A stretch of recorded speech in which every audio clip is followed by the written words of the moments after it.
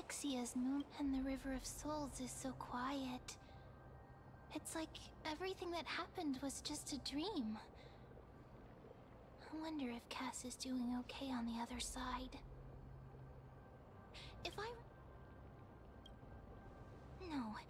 No, this shouldn't be so depressing. Now's not the time to feel down. We gotta pull ourselves together. By the way, it was Miss Cifer who asked us to come here. But where has she gone? Huh?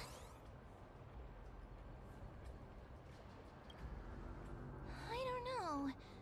But this aura... Let's go check it out together. Hey, what's that on the ground? Careful, careful. It's a piece of black... Now, where have I seen this before? What? How could they be here? Mommy! Look out!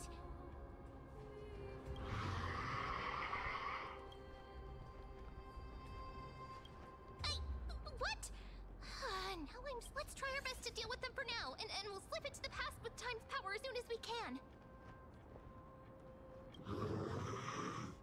The River of Souls is full of fish, big and delicious. What?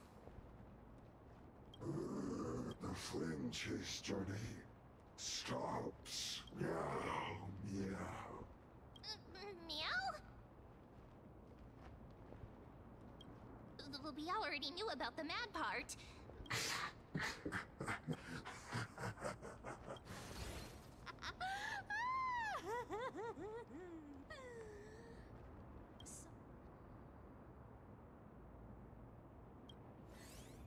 Don't run!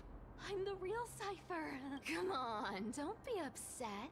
I'm just giving you a kind reminder that Amphoreus isn't safe at all. Hey, I'm just making it up to you. You do this. So, was that a Flame Reaver disguise? Or a magic trick? It looked so real. Disguise? No. It's not as simple as that. For example, what did you think when you realized that piece of cloth came from the Flame Reaver's we thought that maybe the Flame Reaver was around. That's right. And then you heard some footsteps. Well, we thought it must be the Flame... Yep, exactly. I just used some hints and, meant lies are what Zagreus is best at. If everyone believes in a lie. Power to make lies into reality? That's got all my hair. You think I might be lying? The seamstress trusts you for a reason. Someone as honest as you couldn't trick me even if you wanted to. So, besides, we still need to team up to go treasure hunting, right?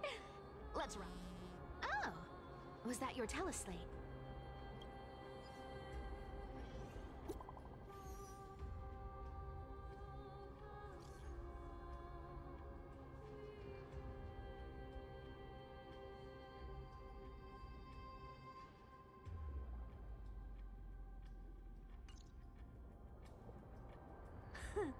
Aren't you a popular one?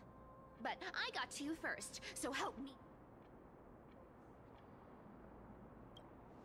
Live handsomely.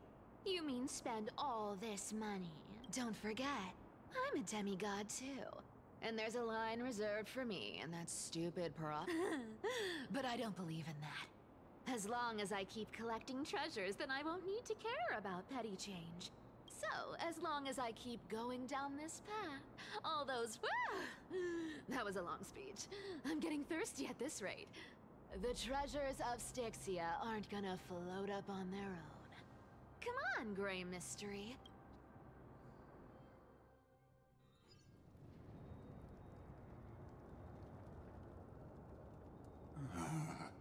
So, this is the car of the Astral Express you've spoken of.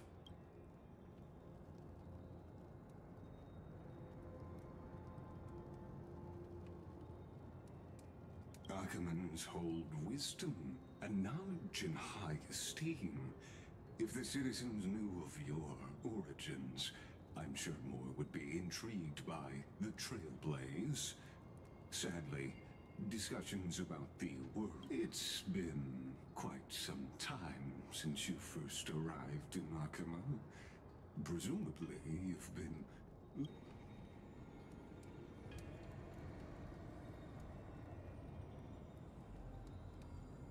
Don't be too hard on yourself, my lord. This puzzle has stumped Amphoreus' scholars for centuries. It isn't something you can solve overnight.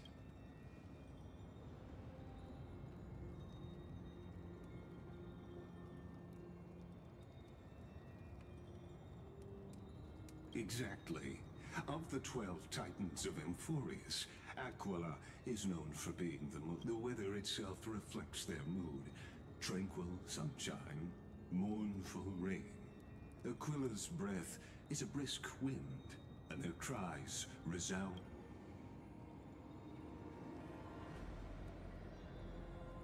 The sky above affects every citizen. It's clear that Lady Aglaea's decision to confront Aquila at the end of the flame.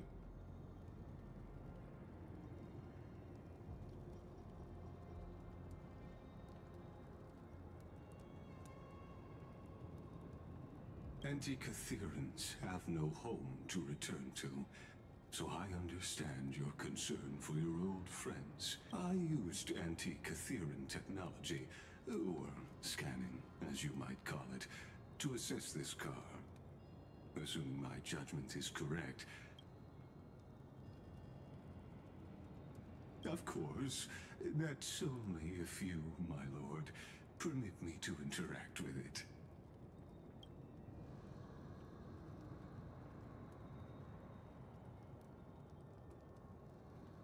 You honor me with your trust. I will be very careful.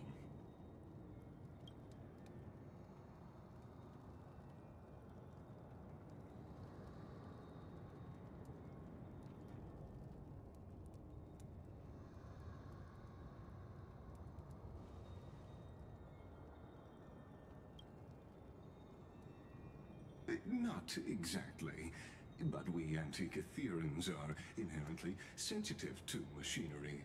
Carefully endowed our kind with a unique advantage for analyzing. If you give me some time, I might be able to fully restore this damaged car to its former glory. Then you and your esteemed companion could set off.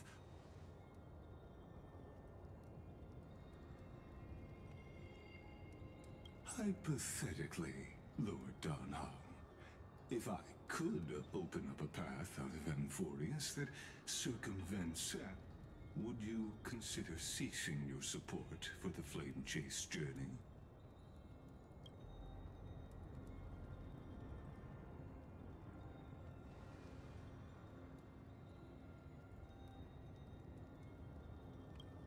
It's best if you don't delve too deeply into that question, my lord.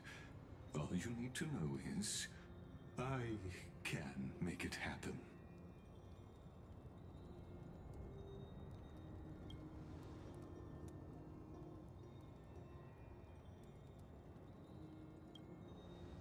The crucial point is, if you and your companion are unwilling to halt your support for the Chrysos heirs, it could offend certain interests.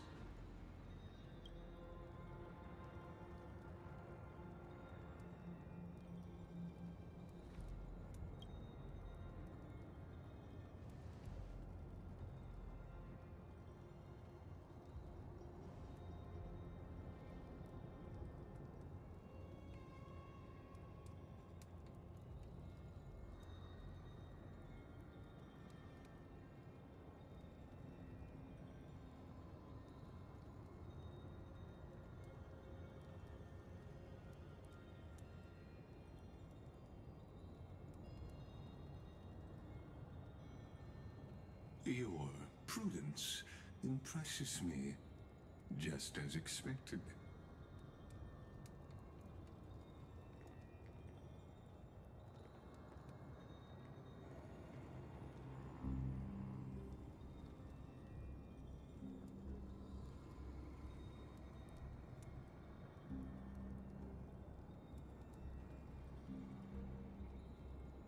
Please don't misunderstand, Lord Donhong.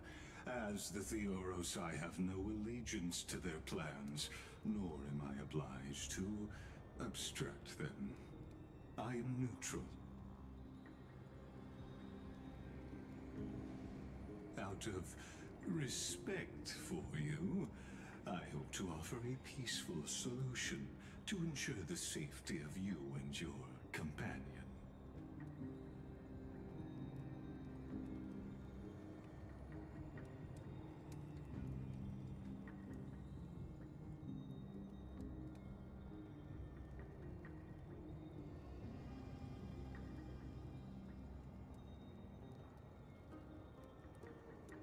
I will not. As I said, I remain neutral. Are you asking this because you plan to refuse my offer and continue supporting the Chrysos heirs?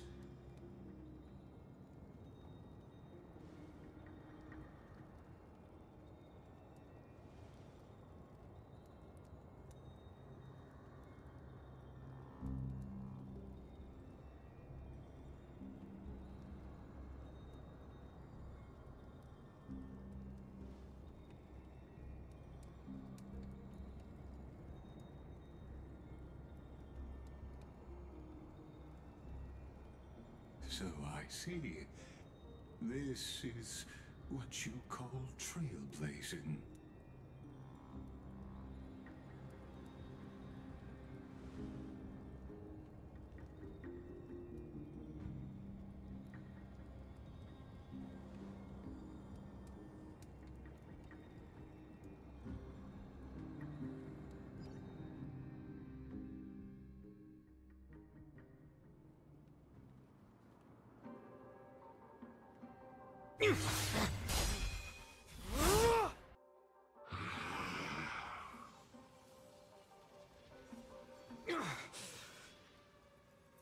You have such overwhelming powers. Why?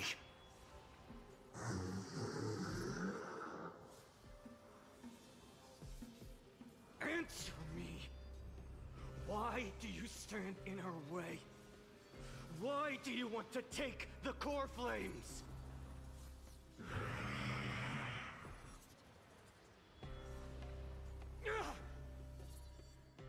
Oh no! He can't hold on anymore! Drag him back here, friend!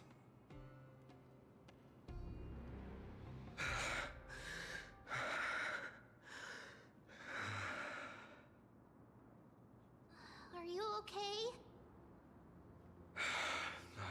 I'm okay. I can handle that kind of hit now. But a few months ago, that would have knocked me out. Thanks for worrying, buddy. Thanks for the help. To face Aquila and other potential threats, I must sharpen myself with the most aggressive methods. Even so, it's impressive you thought of this training method. Battling the phantoms of the past in the River of Time? It's just like the hyperbolic time sanctum that the bards describe. It's working pretty well, wouldn't you say? But combat isn't just about strength and skill. You also need the right weapon. Compared to that guy's weapon, mine feels like I'm swinging a lump of iron.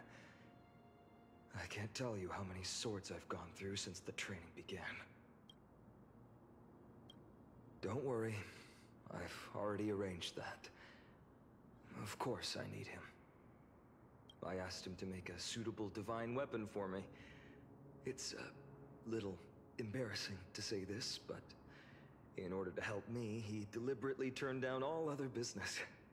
Oh, Cartonis is part of this flame chase journey after all. Full of energy. Thinking about how he's been recently, maybe you're right. But, Phainon, I've been somewhat concerned about you. Lately, you seem more and more fixated on that Swordmaster in black. That's quite the sudden shift in topic.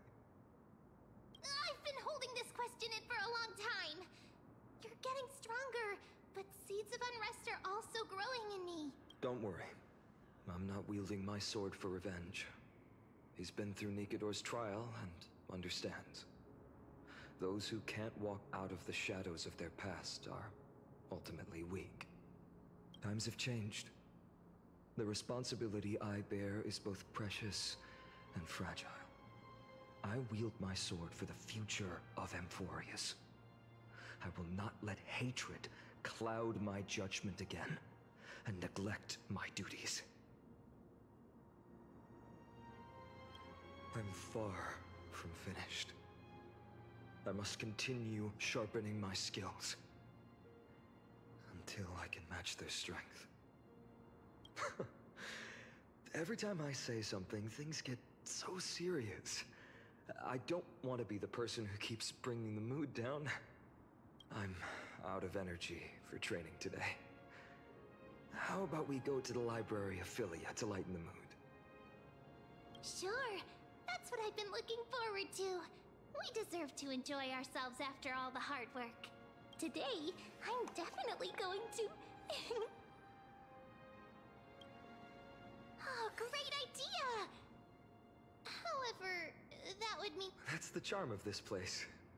You can find whatever you're into here. The three of us might not be into scholarly books, but we could still spend an entire day at the library of Philia. Month of cultivation. Oh, but then again, are there even...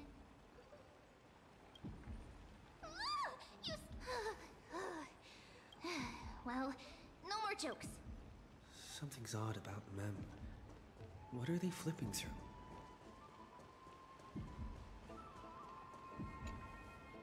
Oh, these cards are so detailed and ruler, waver, travel. But the interpretation for each card is so...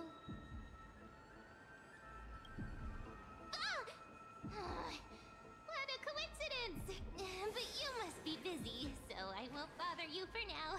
Hope your day, every day, is joyful. So suspicious. Not like their usual self.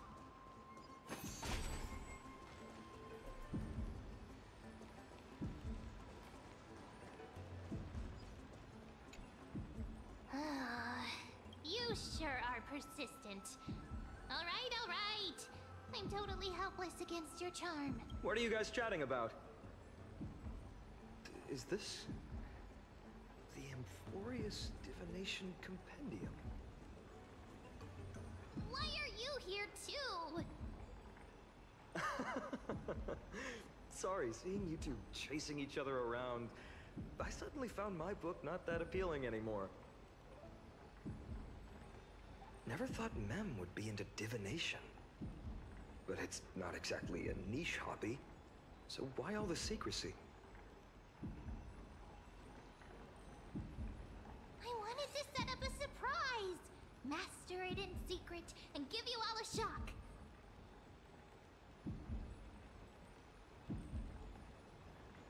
But getting caught halfway through, it's only natural I'd feel shy. A girl's heart is more delicate than Aquila's ever-changing moods.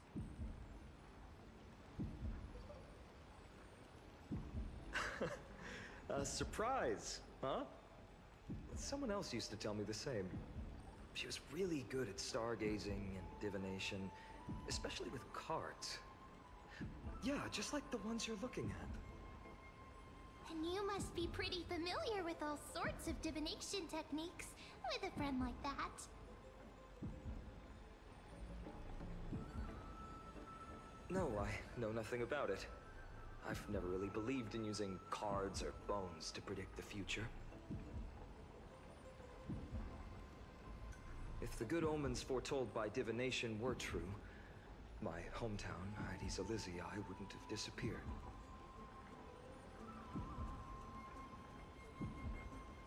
Don't forget, we've got Lady Trina.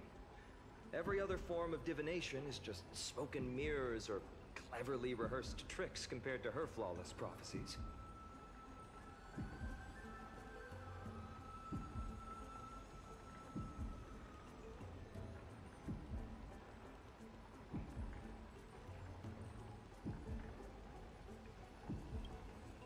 To me, divination could be a power that guides our spirits. Fate always casts a shadow in front of us, clouding our view of the future.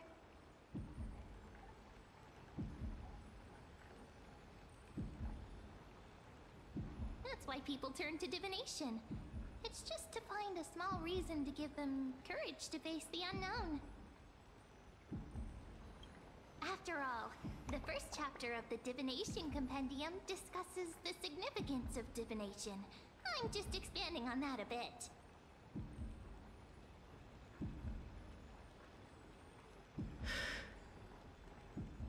Strange.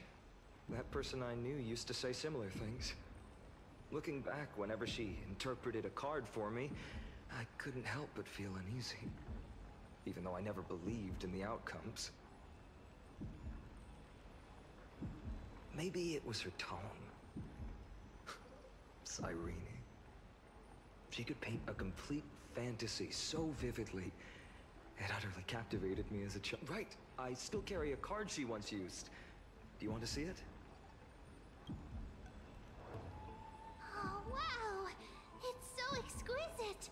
I'd love to have a card like that.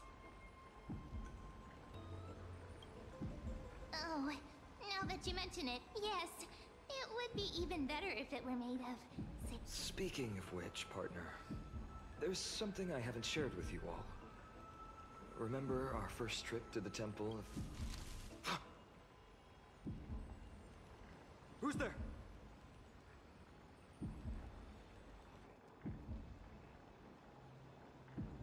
You are...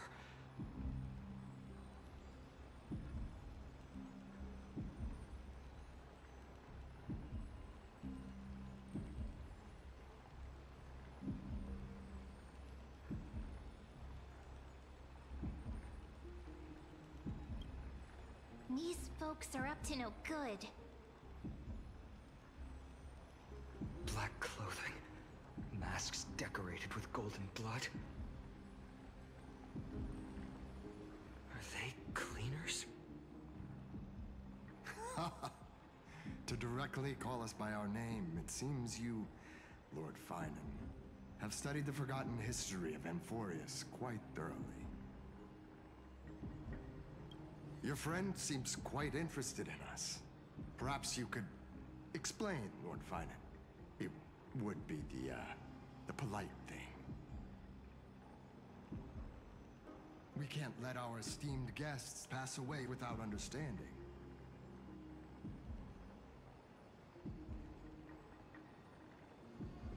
During the Chrysos War, to combat the Chrysos heirs, several cities formed an underground assassin squad called the Cleaners.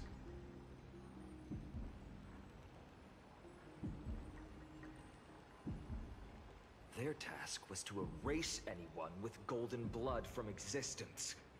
Assassination, poisoning, political persecution. They would do anything to achieve their objective. This historical perspective seems biased, glossing over the Chrysos heirs' abuse of divine powers and their blatant initiation of war in order to defame our predecessors. Could you disclose the name of the author behind this popular legend, Lord Phainon? I'd hate for the innocent children of Oqueima to be tainted by such slanted narratives. You should have stayed buried in the dust of history. The Citizens' Assembly has once again legitimized the mission of the Chrysos heirs. But as for you... not one citizen would cast their vote for you. Executioners lurking in the shadows. What does it matter? We've long since stopped expecting to be understood. People have become too accustomed to peace, and they've forgotten the disasters that arose from allowing generations of the Chrysos heirs to rule. Complete nonsense. Did you really travel all the way to the Grove just to have an argument? I enjoy dealing with people as straightforward as you, Lord Phainon. You've probably figured out why we've come before you.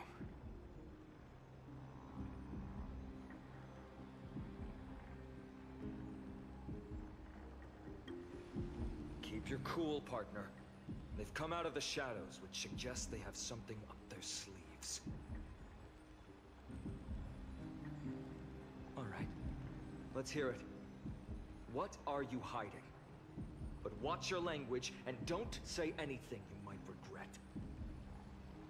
My shoulders might be sore, and my sword a tad dull, but it's still enough to slice off your tongues.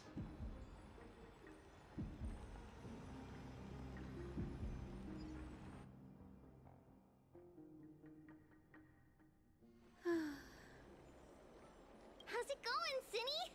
This place fits. It's a bit small, but the lighting is perfect. Thank you, Lady Treby. With this, the Twilight Courtyard can be reborn in Oqueima. Do you like it here too, little Ika?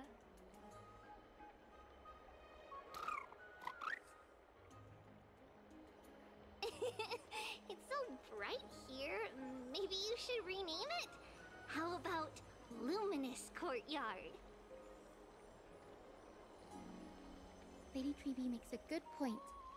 But Twilight Courtyard carries the long history of the descendants of the sky, and I'd like it to continue. Right. How does the legend go again?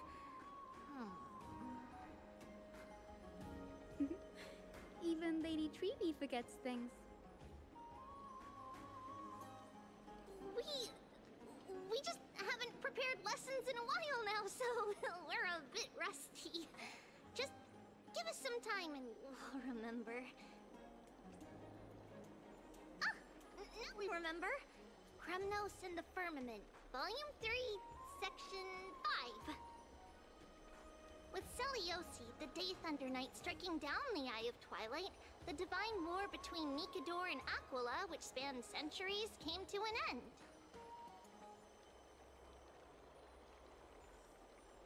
Thereafter, the Skyfolk gradually declined. Numerous sky fortresses were abandoned, and their descendants began to establish themselves on the land.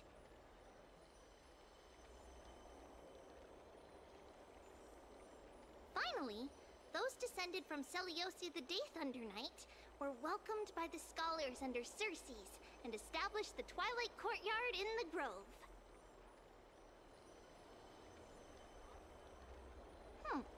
The historical records seem slightly at odds with our memories. But the details from that time have become somewhat hazy to us. Oh, I forgot.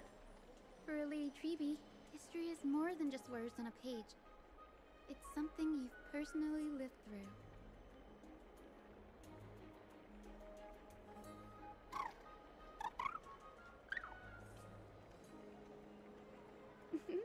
Little Ika loves listening to the stories from the legends. I'm sure you're also imagining one day you'll be as awe-inspiring as the winged beasts by Celiosi's side. That day will come. I believe it. Just keep growing.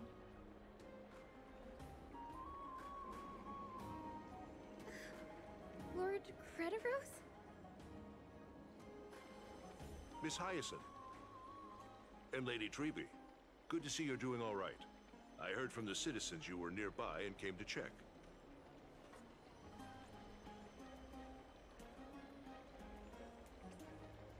Doing all right.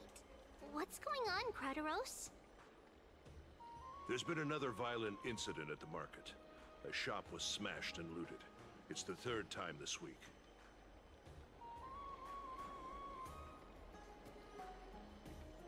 How can this be?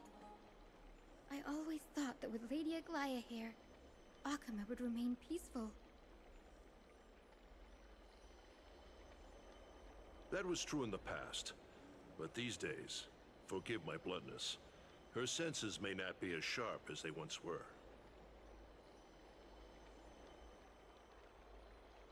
Aggie.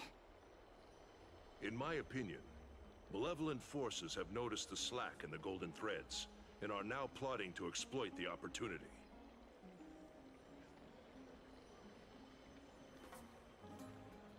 The Citizens' Assembly just wrapped up. Why is there still unrest? The Chrysos heirs won by only one vote, Lady Trevi. From my years of experience, a narrow victory often walks hand in hand with unrest.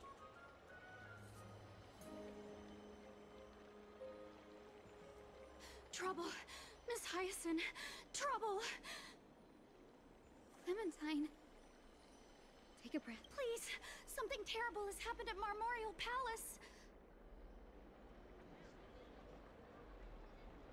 What is it, Doctor? Calm yourself and talk us through. Lady Aglaea! It's Lady Aglaea who's in trouble.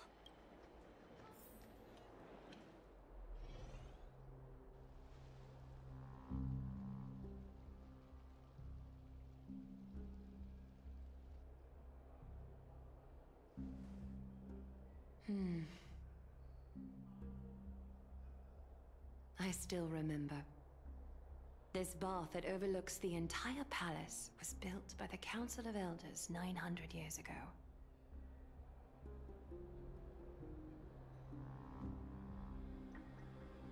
Its purpose was to commemorate the first flame chase journey, and to remember the heroes who made great sacrifices for Amphoreus a millennium ago.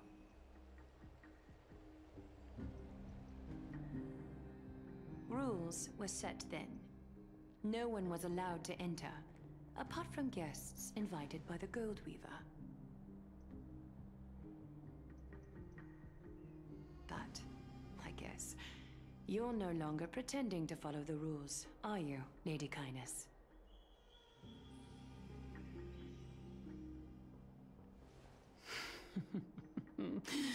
Aglaea, Aglaea. You ageless witch, hiding behind a divine facade to deceive mortals. We've been far too kind with you. Kind? There's no need to use such a word to cover up your...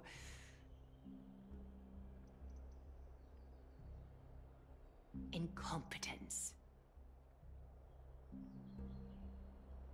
Anaxagoras humiliated all of you before the citizens. If you still had any shred of shame, you'd throw yourselves from Dawn Cloud at the curtainfall hour to salvage the last fragments of your dignity.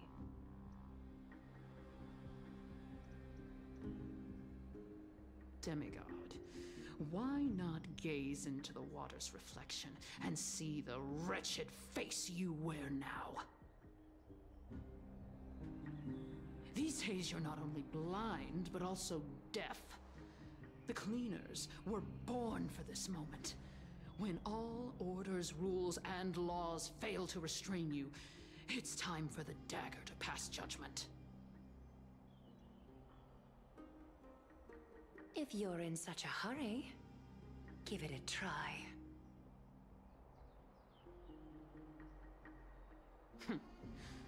Going toe-to-toe with a demigod? We're not that foolish. The dagger isn't at your throat, but...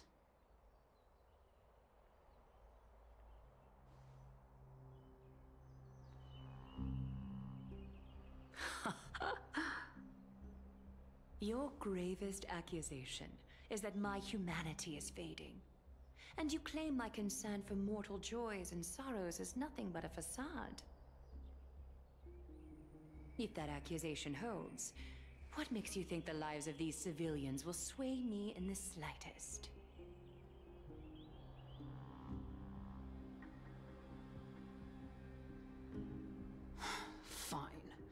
I'll gladly use a few more words to shatter that demigod facade of yours.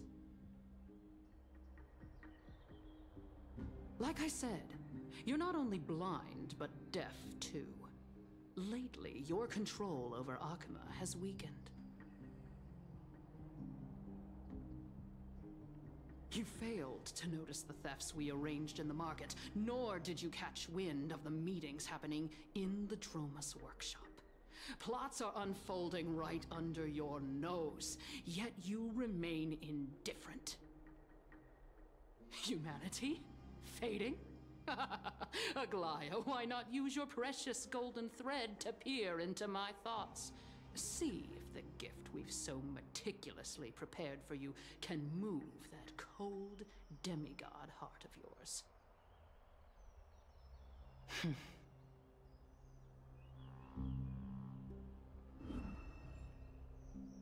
In this moment, I only regret not being more ruthless.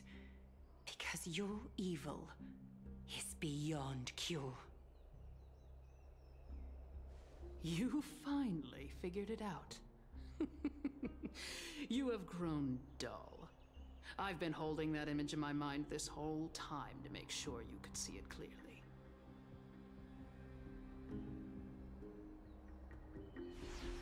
I want you to have this knucklebone talisman, Big Sis. I hope it brings you luck every day and keeps you safe from bullies. That girl who can't speak or hear. What if she accidentally lost her eyes too? You know better than anyone what it feels like to lose your sight. Imagine if 1,000 years ago you, already blind, had also lost your voice and hearing in your youth. Would you still have become the Aglaea you are today? Look at those broken, pleading eyes. How disappointing. We overestimated your cunning. If this plan fails, we still have dozens of splendid parting gifts prepared. Demigod, would you like to hear about them?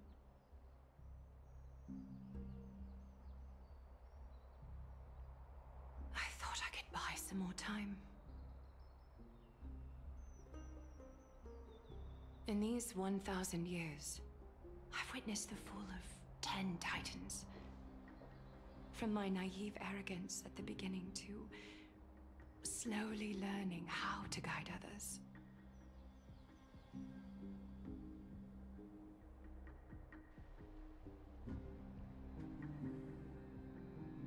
Now, it's time to let go. I should be grateful. Grateful that I've reached this moment. To let my departure become a path for others to follow.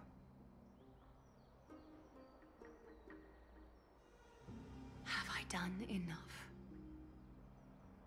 If I embrace that prophecy now, and sink into the warmth of these waters,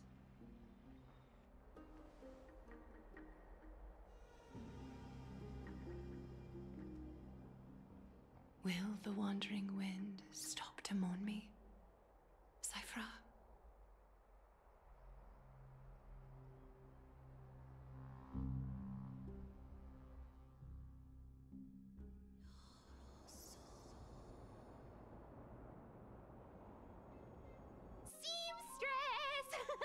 I've come as promised. Look at this box full of gold and silver treasures! I bet there's stuff here you've never seen. Come on! As we agreed, I want to buy the most valuable clothes you have. Little thief!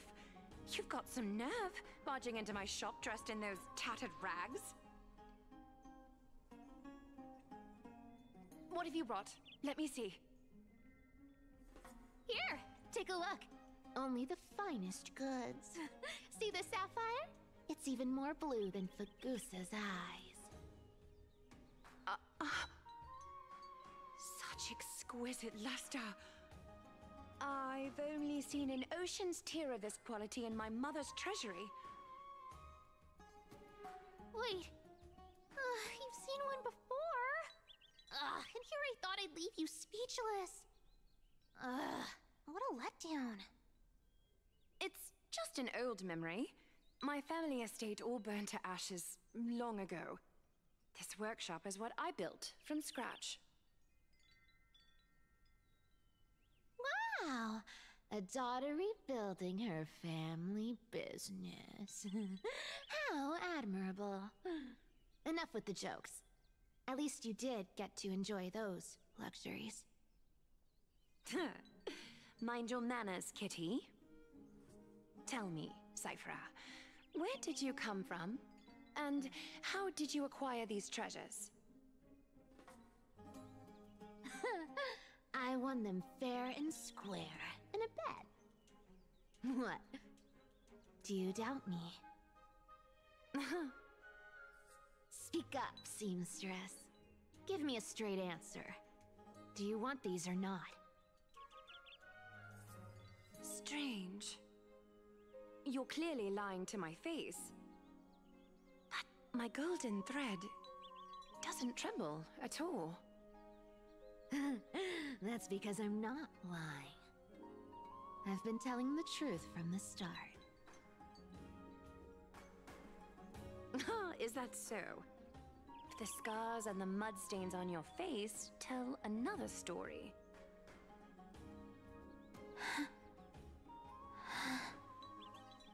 Oh, come on. Can't we just do business without all this chatter? Don't worry. I didn't leave any evidence, so no one will bother you. How can I trust a word you say when you're so skilled at lying?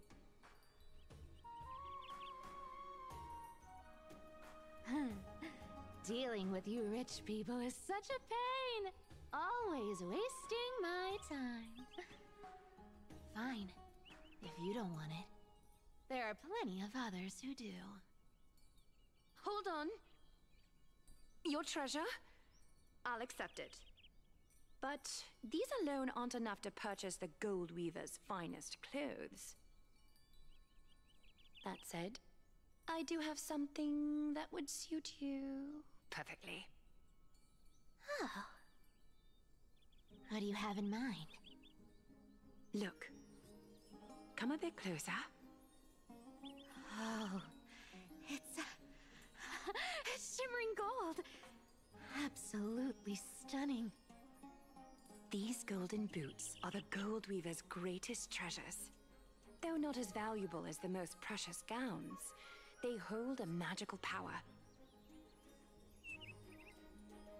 Legend has it that Zagreus blessed these boots, allowing anyone who wears them to move swiftly and silently. Put them on, Cifer. And don't get caught again. A face as lovely as yours deserves better protection.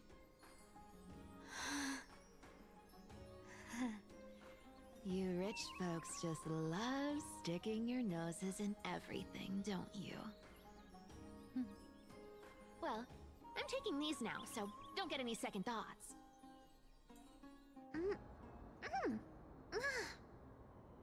What's wrong?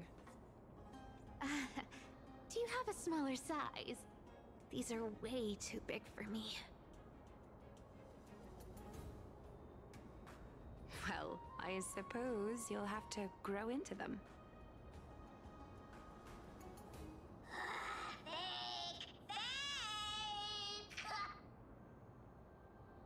Do you have to interrupt me in the middle of my story? Fake? What's fake? Those boots definitely don't hold Zagreus' You're Amphoreus' most cunning liar! And even you were fooled by Aglaea! Watch your mouth, or I'll feed you to the fish in the River of Souls. Weren't you curious how I got tangled up with that seamstress? Well, now you know. Satisfied? I didn't expect such a simple story. How disappointing. But, boss lady, there's a chance Aglaea wasn't trying to trick you? You're defending her. No. I just think the story's so moving, it'd be a shame to ruin it with a lie. If I could cry, I'd be in tears right now. Good thing you've still got a sharp tongue, or you'd have been stuck guarding someone's front door ages ago. Enough chit-chat. Let's take a look at this place. The city of Estigia. Let me take a good sniff of this air.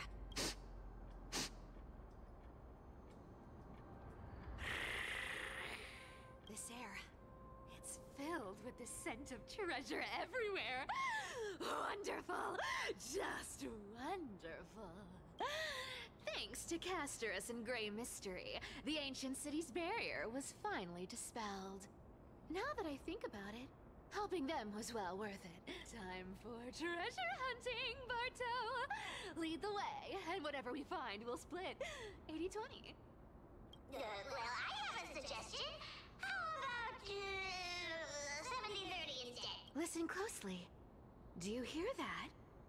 The gnawfish in the River of Souls are growling with hunger. 80-20 it is. How generous you are, boss lady Cifer. Anyway, what's with all this water? It's damp, cold, and miserable here. I hate it. Ooh, the mighty demigod of trickery. Uneasy around water. You wouldn't understand. The people of Dolos are talented in many ways.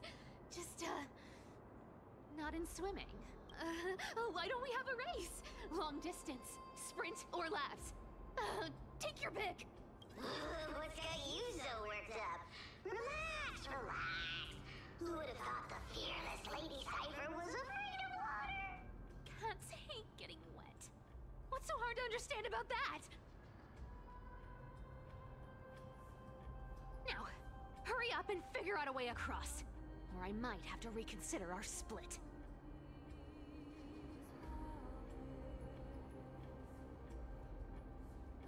Don't rush me! Let me take a look around!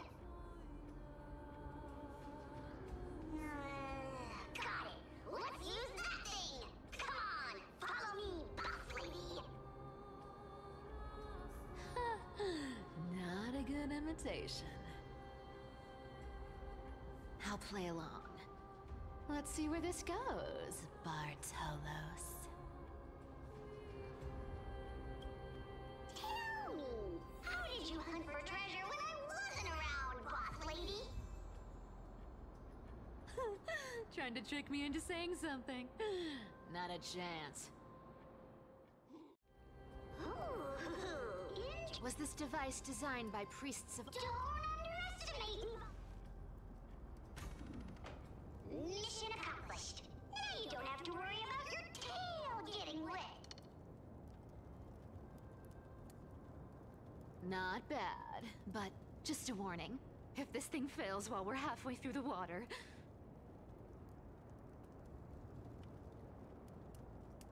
Don't worry, trust me! For that sweet 20% cut of the loot, I'll make sure you're taken care of.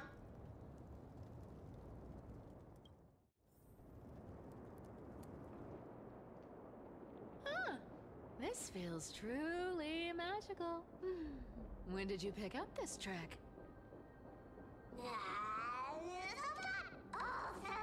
We're here. Can we turn off this spotlight now? It's really blinding. No problem. Just use the device over there to shut it off.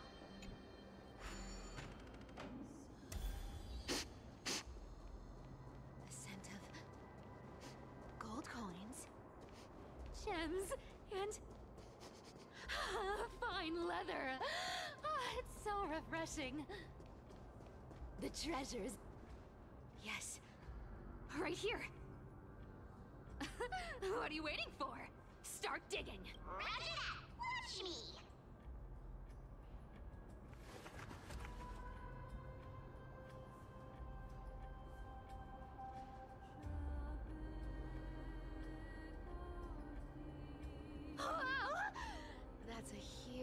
chest. Move over. I want to open it myself. Wow, wow. A massive haul. Unbelievable. It's hard to imagine the kind of luxurious life the people of Estigia once led. As expected for a realm of Fagusa's disciples. This entire chest is filled with ornaments made from ocean's tears. Here, take this. See if it suits you. Thanks for the gift, boss. Much appreciated. Look at the clarity of this purple crystal. It matches my skin tone perfectly. Oh, Cifer, Cifer, you truly have the most refined taste of all the thieves in Amphoreus. Let me try this on. Huh? Where is my treasure?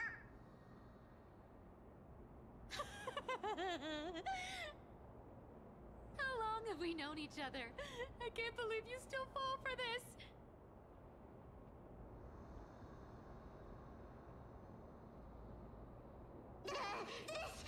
This is...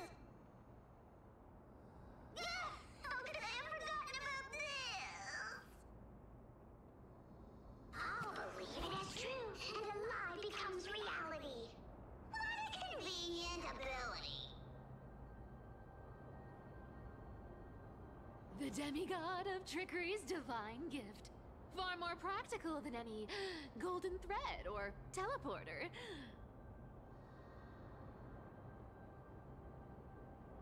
All right, enough fooling around. Here's the real thing. Lead the way. Cifer rules! I've already pinpointed the next trove of treasure! Starting navigation.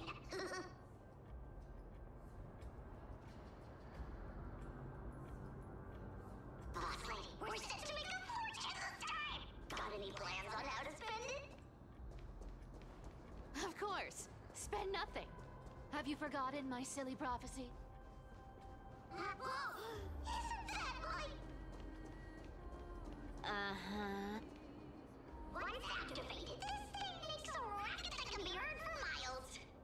It's just too stupid.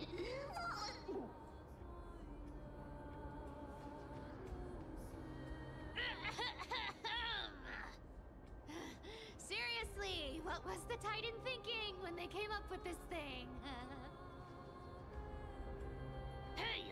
If you don't want the trickery to be exposed, you'd better start by keeping your mouth shut. What do you say?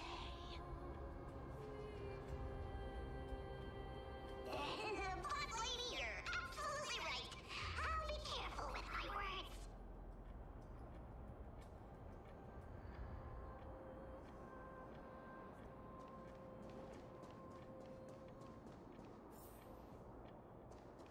Here we go round the river of souls. Spirit he goes. There's a big gut. Look at its face. Oh my, how could something be so ugly? Yeah, so ugly. Ugly enough to make even me, a little imp without a digestive system, feel nauseous. If that ugly brute messes up my face, even the stoic Talantin might end up shedding a tear. Indeed, that would be heartbreaking. Clearly, running away is the sensible choice.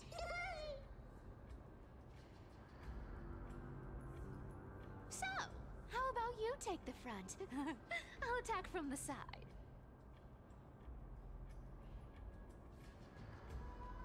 Right. Fleeing fits a rogue nature.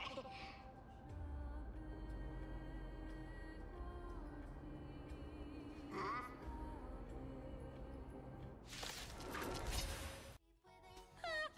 Such an ugly and useless creature, taken down with just a couple of hits. How boring. Hey, Bartholos, are you still alive? Give us a squeak if you are. Here! I mean, squeak! Look at you, all shaken up. Can't handle even this bit of action. It should be safe here now. Get to work. Aye, aye, boss lady Cifer.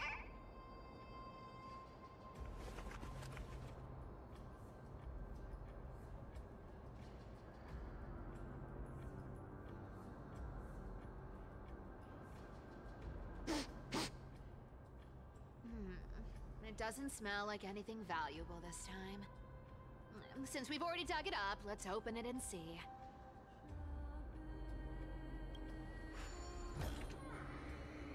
Huh. Is this?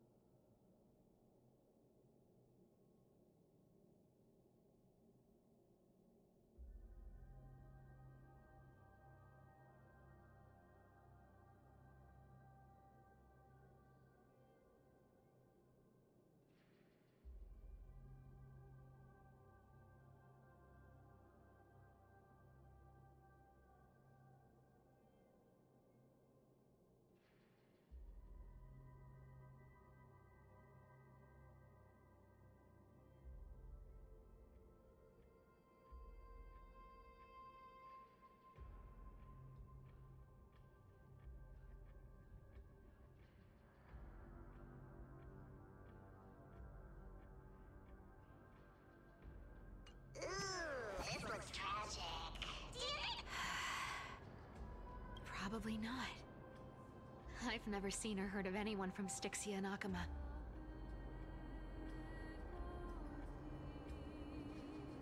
At least, I'm still left for Dolos. Guess this city wasn't so lucky. Huh.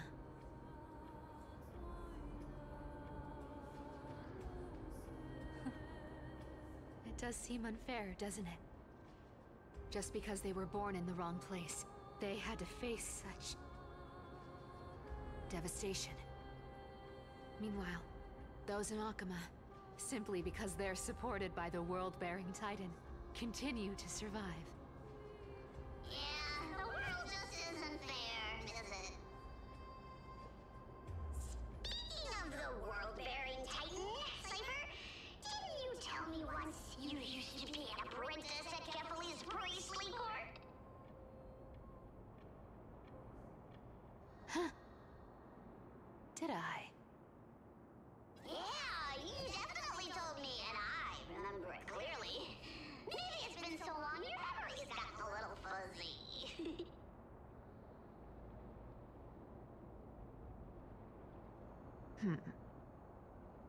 Ah, right.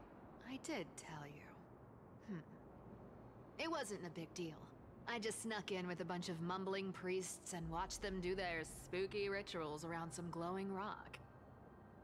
Honestly, I was only interested in the wallets of the old grandpas on the council back then. Don't remember much else. It's been what, nearly 1,000 years? Oh, I see. But you in a priest's robe? Now that's hard to picture. trust you to picture that. Besides, priest robes from 1,000 years ago were nothing like the ones today.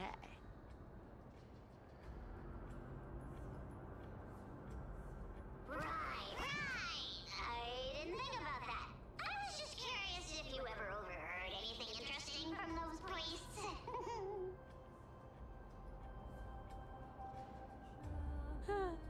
How ridiculous. Come on, let's head to the next spot.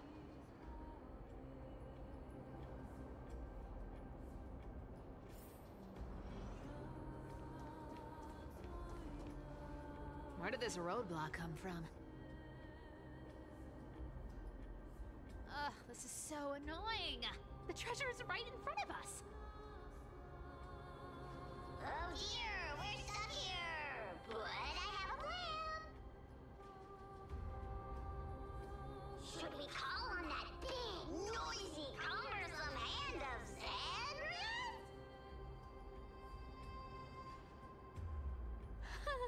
Never thought that thing would actually come in handy. All right. Do you want to handle it? Leave it to me, boss. I don't need a controller. After all, you know.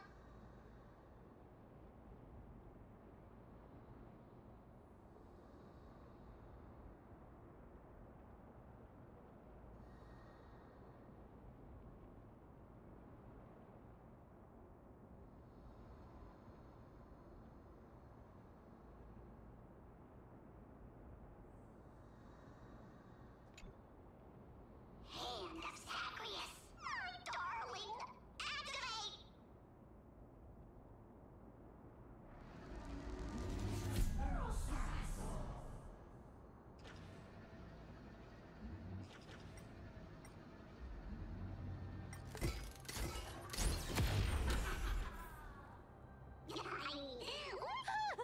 Not bad.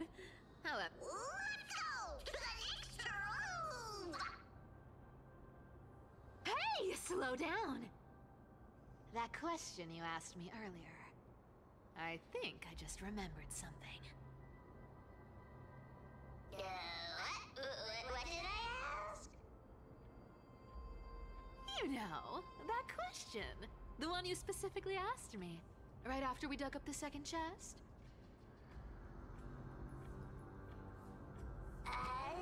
Forgive me, boss lady, but have you been under a lot of stress lately? I didn't ask anything. You must have imagined it. Oh. Is that so? Maybe you're right. I have been a little on edge lately. I need to relax. All right, let's move on to the next treasure trove. Treasure, let's go!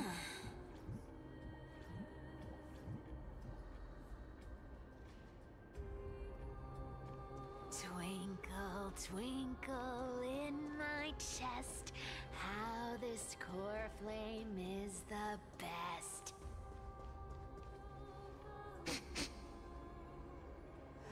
This scent feels like something incredible has been... Incredible indeed! If even boss lady... Do I need to give instructions here?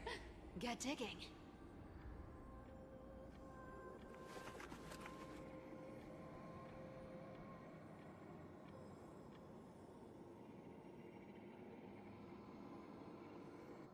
What? Oh, isn't this a golden scapegoat? Interesting. Looks like whoever... Oh, isn't there a myth about this thing? Those who feared fire became sheep. Those who did not became human. Sheep, humans, whatever. All I know is unlocking this gets us treasure. Here, this honor's all yours. Puzzles and tricks are right up my alley. Just leave it to little old me.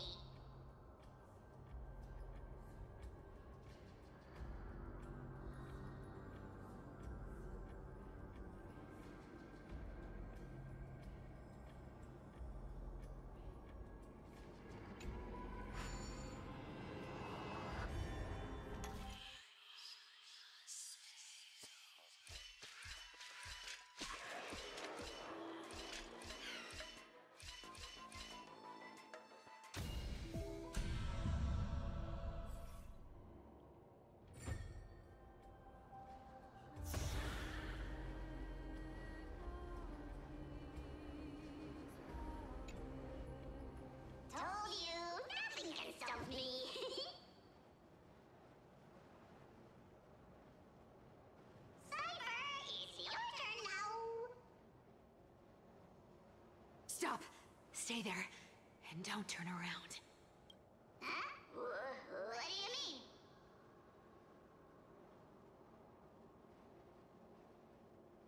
I told you, don't move.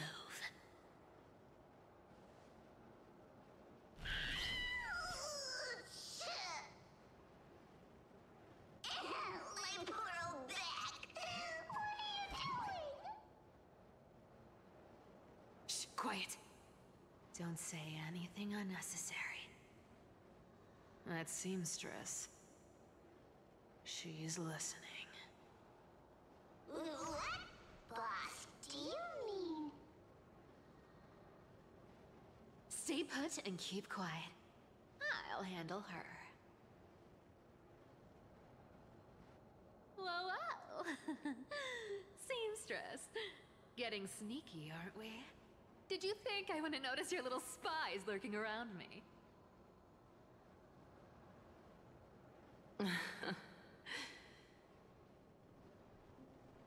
As time passes, I find myself leaning more and more on blind luck. With only the power of this little nymph, naturally I couldn't slip past your sharp eyes, Cifer.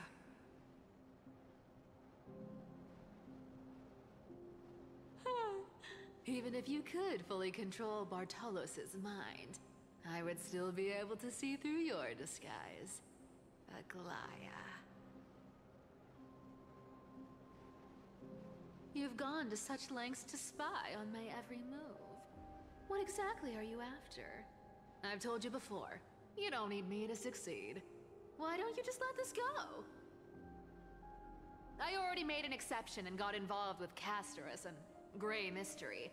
Asking for more now. Isn't that pushing your luck a bit too far?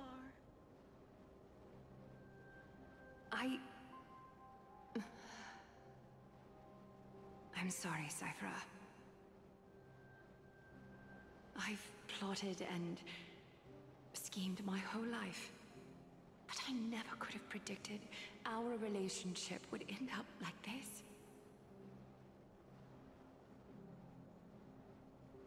I've spent centuries trying to figure out where I went wrong, replaying every moment over and over.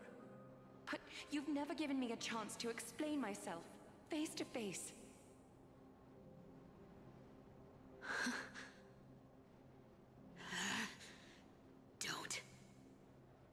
Don't talk to me like that. You know I can't take it.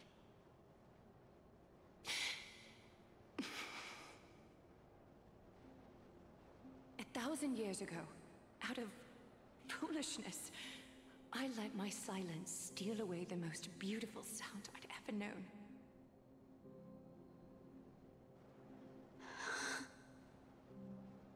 Hyacine. So this time, I must say this to you, even if it's all in vain. I need you, Cifer. The Chrysos Heir's mission needs you. The finale I've delayed for far too long. It's finally here. Whatever resentment you still hold against me will fade once I'm gone. Please, come back to Oqueima. I'm begging you. Without you, they don't stand a chance.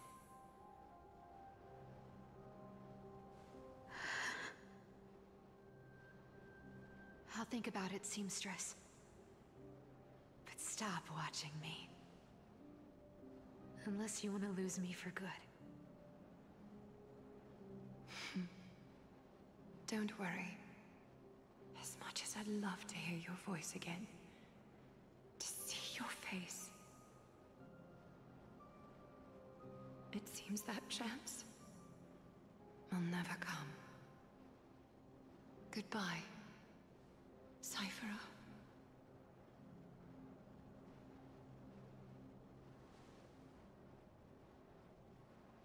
Goodbye, Aglaea.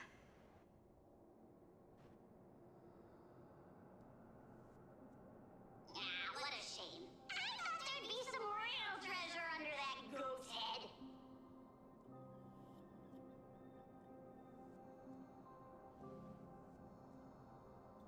Turns out, everything in that chest was soaked in water from the River of Souls. Nothing valuable left.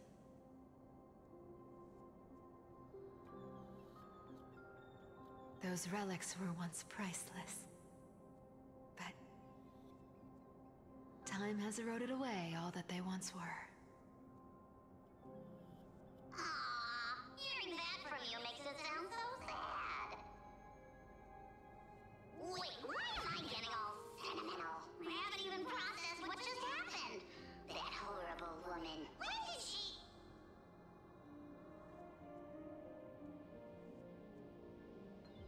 Oh! If you see her, let her know this. As demigods, we can't avoid our duties forever. Could it have been back then when... Do you remember now? Looks like you don't need me to jog your memory. She must have slipped that nymph into your pocket while you were distracted.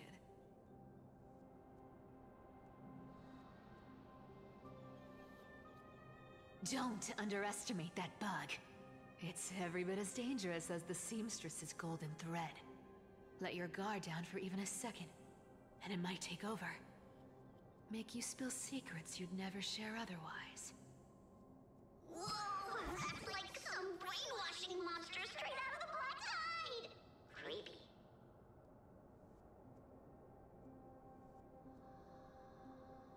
Boss, how did you realize something was wrong?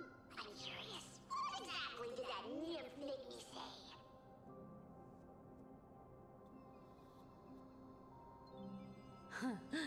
Actually, it gave itself away very early on. Speaking of the world-bearing titan, Cifer, didn't you tell me once you used to be an apprentice at Kefali's priestly court? We've been partners in crime for 1,000 years. We've talked about everything there is to talk about. Except for that one experience at Dawncloud. I never told you about that. I absolutely wouldn't have shared that with anyone. But, boss lady, there's a chance Aglaea wasn't trying to trick you?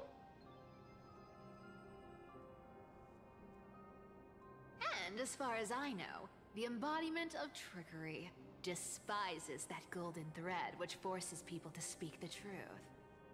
You'd never defend Aglaea. Isn't that right, Zagreus?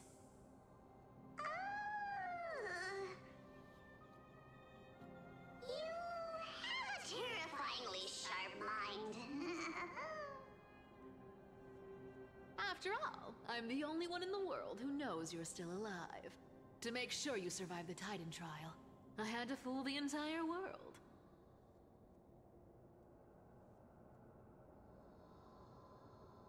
If you want to keep that lie from falling apart, you'd better keep playing your part in the days ahead.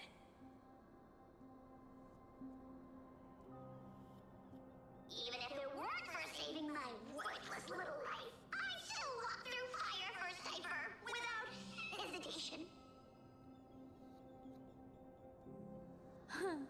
You may have been reduced to this form, but you still haven't lost your way with words.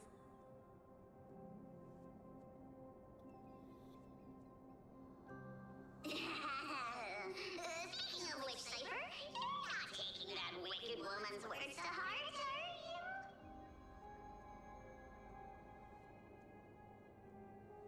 Life's been pretty great lately. Why get into trouble now?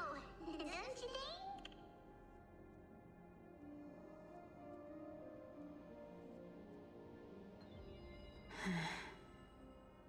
Honestly, I've been thinking. Maybe a trip back now wouldn't be too bad.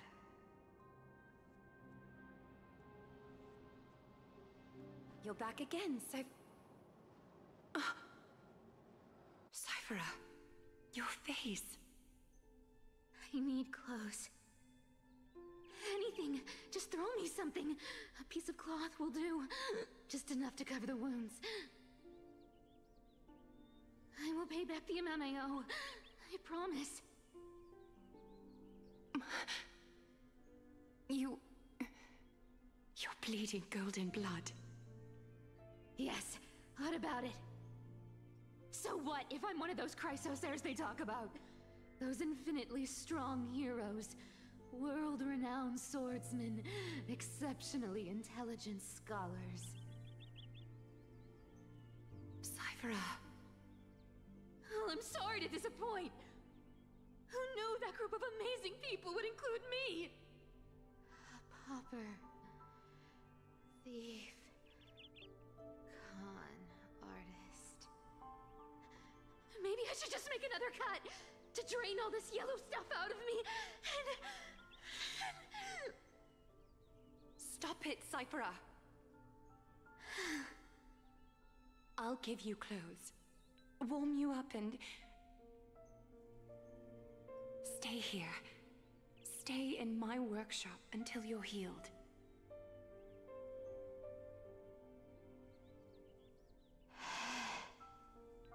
Aren't you going to ask me how I got these wounds?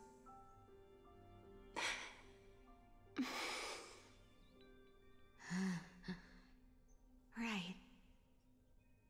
What's the use? I'm so good at lying. Even your golden thread can be fooled. If you can't verify the truth, why bother asking at all? I don't need to ask. Nor do I need to use the golden thread. I know everything you do is for survival, at all costs. Stay here. You won't have to deal with the cold or go hungry again. Stay by my side, and you can start putting yourself back together. Aren't you worried I'll ruin this place's reputation? Or that I might sneak off with your precious clothes and sell them? I wouldn't have invited you if I were worried about those things. You're weird, seamstress. You know, they say a child who often lies remains a liar for life. I've tried not to become a liar, but honestly, it's just too hard. I'm close to giving up. What makes you think I won't disappoint you? Because I can feel it. Not with the power of a demigod, but with the heart that beats in my chest. You love this place. That's why you keep coming by, but also why you hesitate to stay longer. You worry you'll tarnish the Gold Weaver name. After taking over Nestia's divine authority, I became used to letting the golden thread distinguish sincerity from falsehood. However, the mission I need to complete requires me to learn to trust and rely on my heart. Cifer, you're an honest thing I've given to this world. And also a challenge the world has given to me. Stay here with me.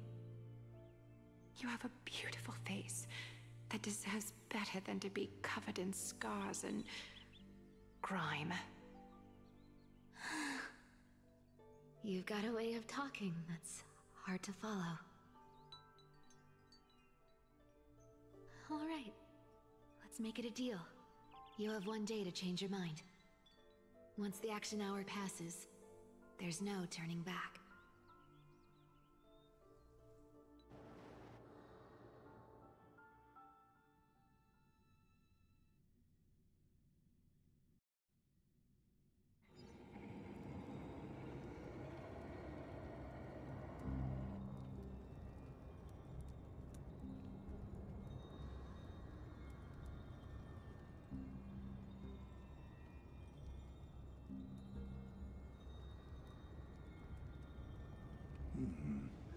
Pressure, fear, planting seeds of anxiety. It seems this is the strategy they've chosen.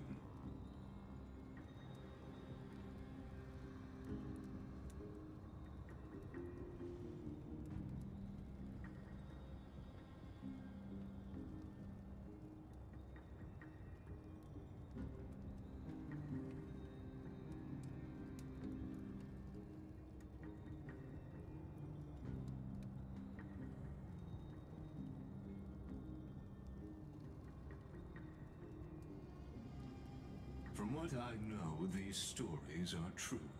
The kindness we know today, strictly speaking, is the 27th kindness. Objectively, the rise of the cleaners was both inevitable and necessary. Yet, their ruthless and twisted methods earned them nothing but disdain and condemnation from history.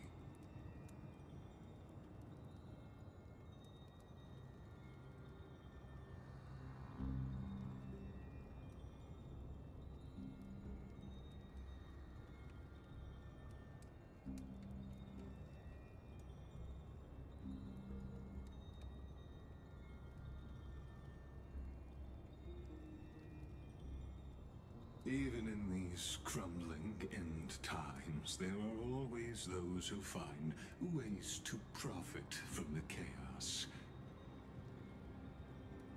To ask the vested interests to abandon their status, wealth, and ambitions in this world for a distant ideal may be no easier than creating a miracle.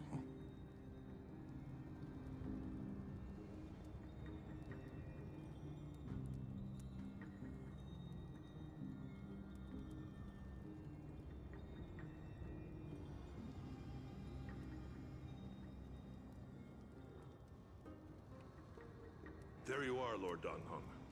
We couldn't reach you on the teleslate, so the Holy City Guard almost assumed you two had met some terrible fate.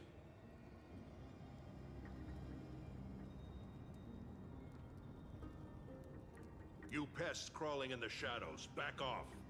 Your plot ends here.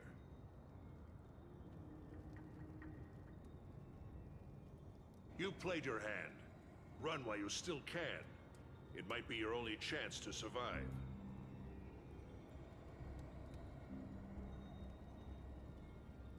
Stay away from Oqueima forever.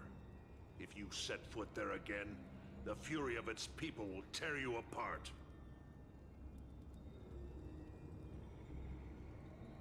Because Aglaea is dead, and in the eyes of the Holy City citizens, her blood is on your hands.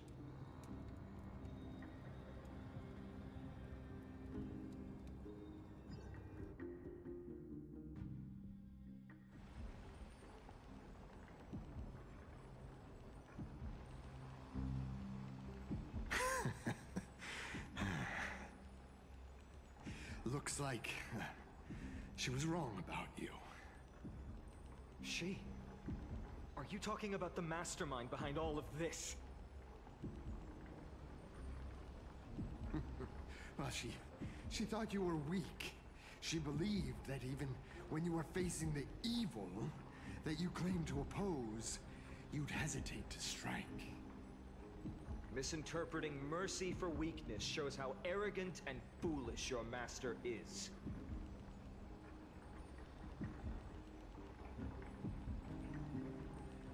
They're still alive. With proper care, they'll pull through in a few days. But I must warn you. I haven't fought a human in ages. I can't guarantee I'll always be able to hold back. They're lucky they're still alive. If you feel as lucky as they are, try me.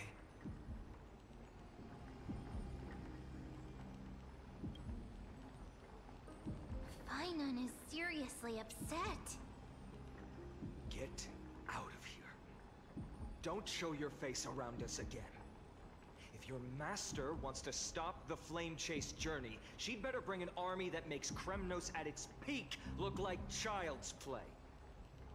I've said it more than once, Lord Phainon. We're not here to start a fight. We came only to ensure you weren't anywhere else.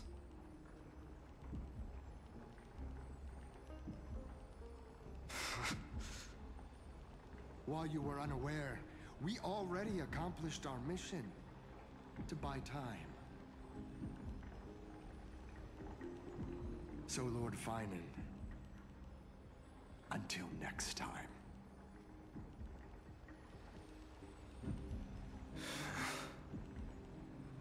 Are you okay? I'm fine. Anyone who uses innocent lives as bargaining chips has gone too far.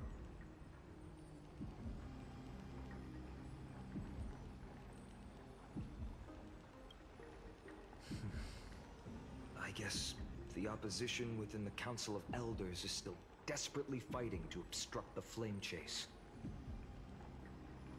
If the conspiracy is exposed, they'll be hunted down in the Holy City like rats with nowhere to run, no matter where they hide.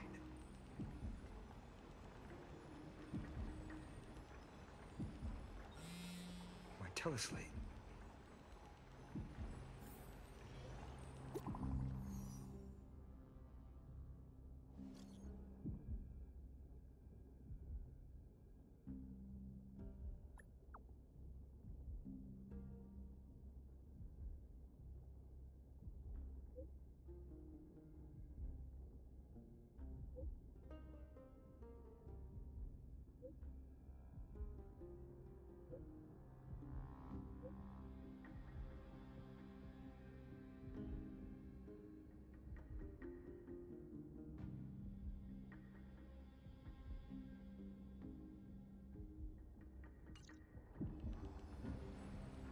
Aglaea? Is this blasted? Those guys.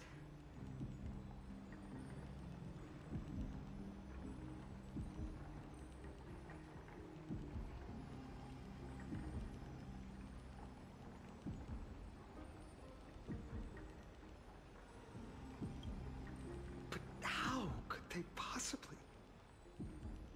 Stay calm. This could just be one of her schemes. I won't believe it until I see it for myself. Phainon, what should we do now? Stay on course. I'll contact Treeby and ask her to keep the citizens calm. We'll hurry back to Oqueima as fast as possible and assess the situation in the city. If we run into any enemies along the way,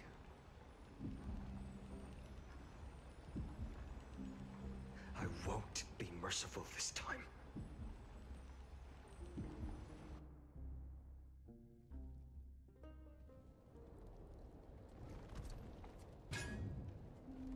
Bartholos.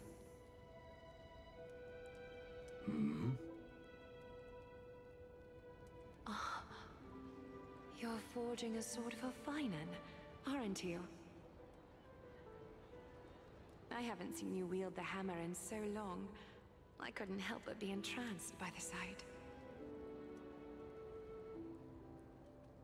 You, Aglaea. In this form, you come to me. It means... That's right. At this moment, my physical form is already shattered. My journey as a human in this world has come to an end. It's time to fulfill our pact. Of course. The pact I haven't forgotten. The thing I entrusted to you, do you still have it? Far too plain this vessel is. Not worthy of you. Do you still insist? I insist. Over the past 1,000 years, every piece of fabric I've worked with has been tainted by my cold divinity. It's made me hate their colors, texture, and scent. This ornament stands apart. It was a gift from a child. She was pure and kind. I often wished my childhood could have been like hers. How to say goodbye to everyone? Have you already planned? I'm afraid there's no such detailed plan at this time. I deeply regret not being able to say farewell to them, one by one. The moment has come. My departure will give them one less thing to worry about. This parting gift should help ease the regret of such a sudden goodbye.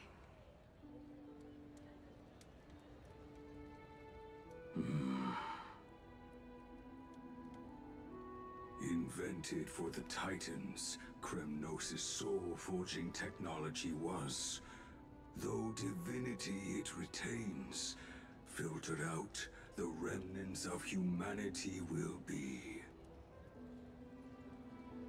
Is that what you want, Aglaea? You have confirmed this with me repeatedly. Yes, Bartholos. I need you to do this for me. Condense my divinity into this ornament. It might still be useful in the future to help them complete their mission. Selfless until the end. Envy that child, there's no need to. Already lived a grand life your humanity has. Your praise puts my heart at ease, Grand Craftsman. Now,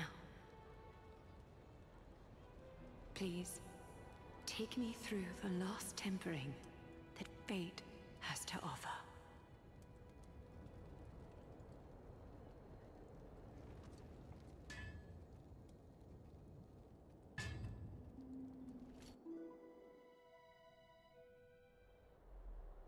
The city is silent, and tension is building with every passing second.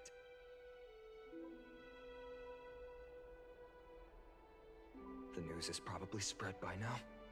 Every household is locked up tight, and all the market stalls have closed down temporarily.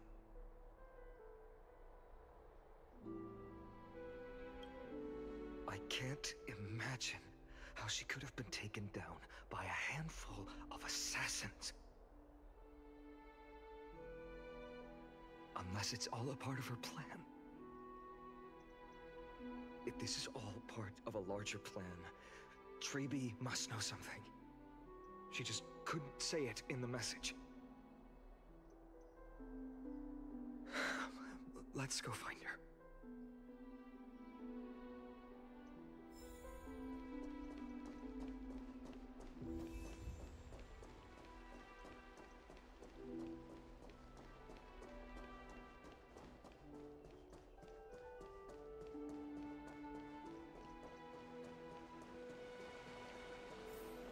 Phainon came back before us. Well,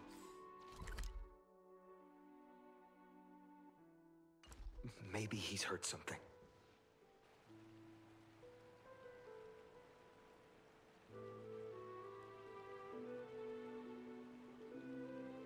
Don't worry.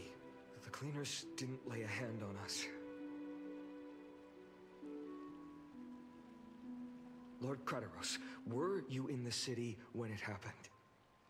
What exactly went down? Regrettably, no one knows the details of that moment.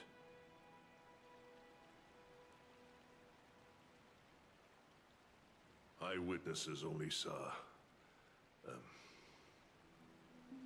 It's fine. Just tell me. Eyewitnesses at the Memorial Palace saw Aglaea fall from the Chrysos airbath. Oh, God.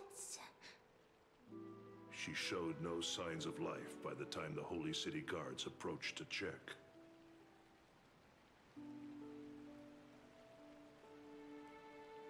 They were too afraid to jump to conclusions.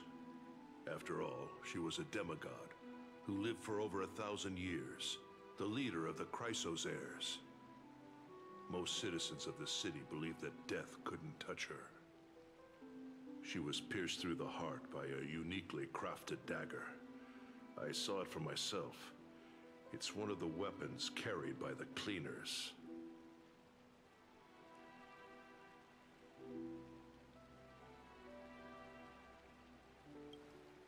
I also don't understand. This doesn't add up. The ones who appeared in the Grove and those who confronted Don Hung in the Abyss didn't immediately resort to violence. They were just watching and trying to intimidate. They didn't have any reason nor the courage to attack Aglaea. Perhaps...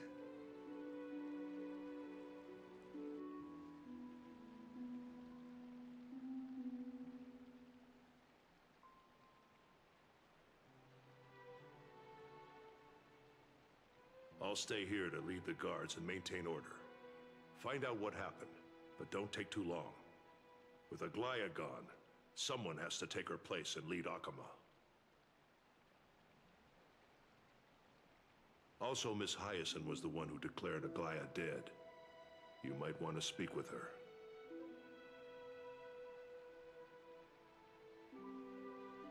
Thank you, Lord Bartholos.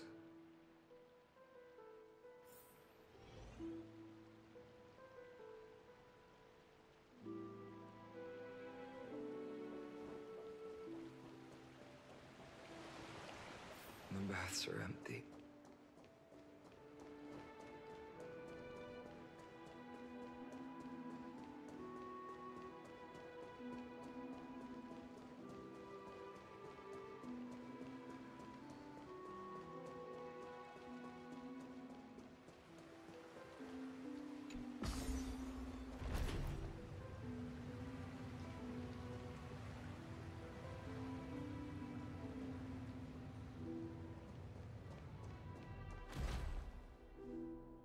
Hyacine.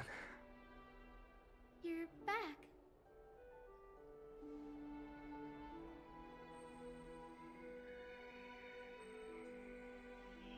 I'm fine. I've been staying close to Lady Treby and Lady Trinan after the incident. It's great that you could come back so quickly.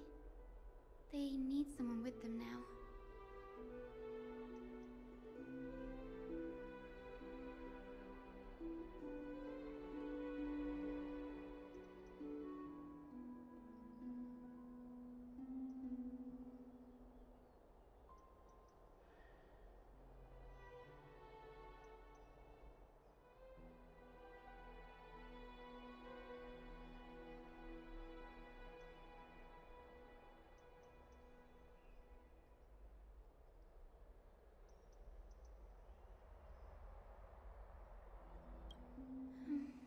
Not well.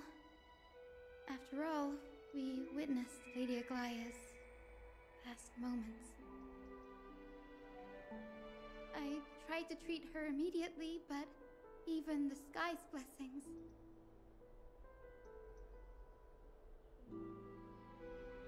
Declaring her death was the hardest thing I've ever had to do as a doctor.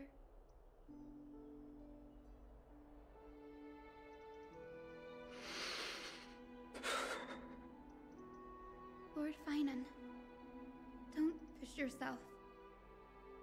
You're carrying a heavier burden now.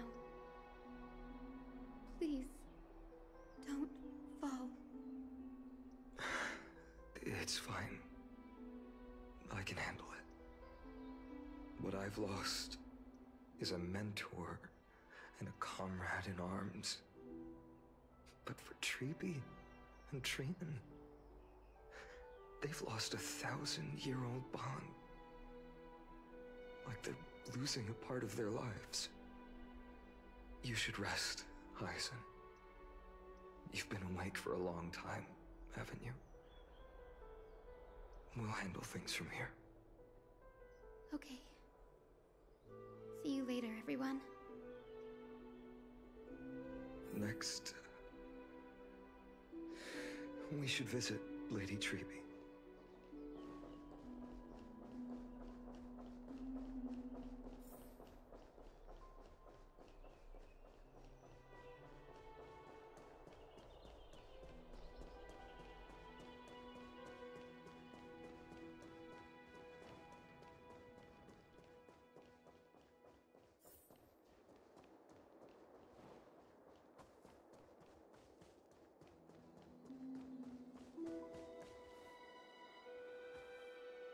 Snowy.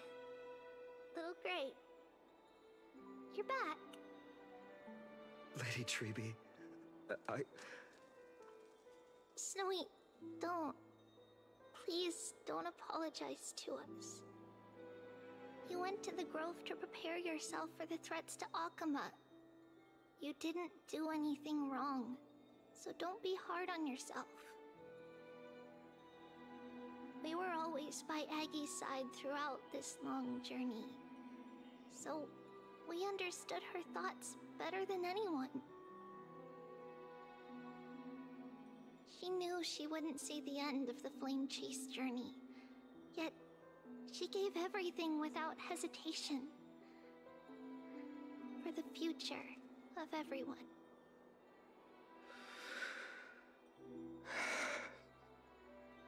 I know what Aglaea expected of me. Right now, the last thing Oqueima needs is a leader wallowing in self-pity. The scroll over there was entrusted to us by Aggie. She instructed us to hand it over to you when the time was right.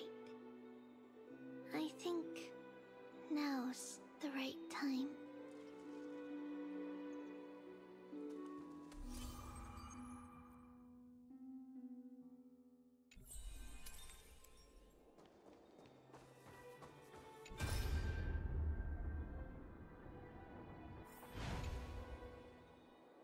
Phainon, my humble student, my trusted colleague. As I write this, you are locked in a battle of words with the Council of Elders, fighting for the survival of the Flame Chase journey on a battlefield where the smoke of war is invisible. I deeply regret and feel guilty for hastily pushing you and the Trailblazer into the debate. But please forgive me. At that moment, I could not afford to show any sign of weakness before you, as it would have crushed your morale. I considered the debate a routine affair, assuming I could win merely with the support and experience we'd accumulated over centuries. But I underestimated kindness, and her party's cunning, and also the deterioration of my own senses. The trap was likely set by the debater Calictus. He had prepared a severed golden thread in advance, revealing it to the public when kindness was faltering in the debate. He claimed I was reading everyone's thoughts with the golden thread to cheat in the debate. I could have countered that low tactic in 100 ways, but my words slipped out before I could even think about them.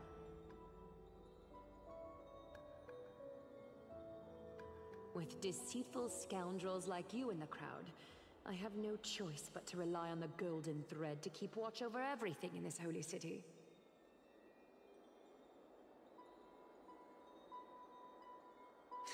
You can imagine the reaction that comment provoked. At that moment, I felt my time was running short. The divinity in this body might be eternal, but that is not the essence of me. I am a daughter of humanity, born of my mother, and I will die as a human. Realizing that my humanity was fading, I began to plan my exit. What kind of departure would not waste such a belated death? I have yet to find the ideal answer. But I knew I couldn't simply fade away in my sleep like anyone else. The serpents have always lurked in the darkness, terrified of their heads being cut off by the golden thread. If my departure were to be calm and uneventful, it would only lead to a swarm of those serpents emerging from their nests. Regrettably, a peaceful death is a luxury I cannot afford. I must feign weakness deliberately to make those serpents lose patience and act rashly. Just as they think they've struck and sunk their fangs into my heels, that's when I'll strike back, igniting the final blaze to burn away the threats hidden in the shadows. The blaze soaring into the sky might sow fear and confusion, but I have no worries about people losing their way. After all, Oqueima still has you to guide them, Phainon. You're not perfect, Phainon. I've witnessed your confusion, recklessness, and deep sensitivity, dawn after dawn. The heavy burdens of your past have always weighed you down, inflicting deep pain. Yet, in your way, you are perfect. You embrace everyone's imperfections, always ready to find the precious qualities hidden beneath their rough exteriors. Unconditionally. That might be what sets our Sky Father Kefili apart from other deities. They recognize the imperfections in their creations, yet still choose to shine their light on them, offering protection with unconditional love. Phainon, while you zealously pursued strife, believing it to be your destined path, from the very beginning, my thoughts have never changed. You are the destined world-bearer of Amphoreus, the gate to Amphoreus's future. Go, complete the flame-chased journey of the prophecy, ignite the stars, and inspire hope in the hearts of humanity. I will be waiting at the end of the West Wind, looking forward to the miracle you will create.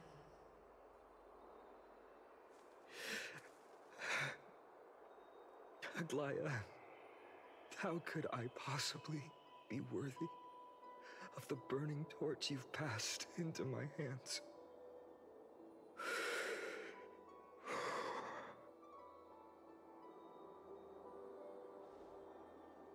Looooong, can you do me a favor?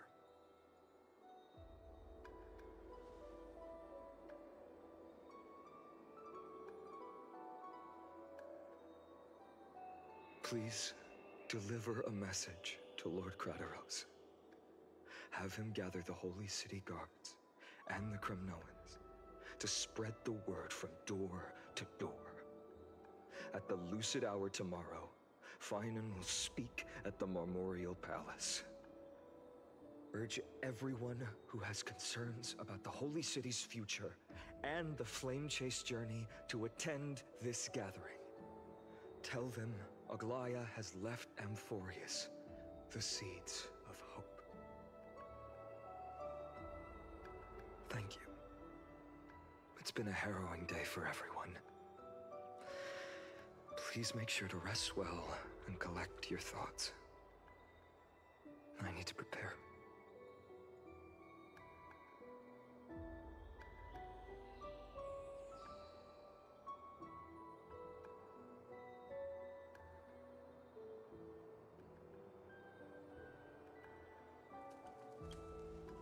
Cartonis, what brings you to Marmorial Palace?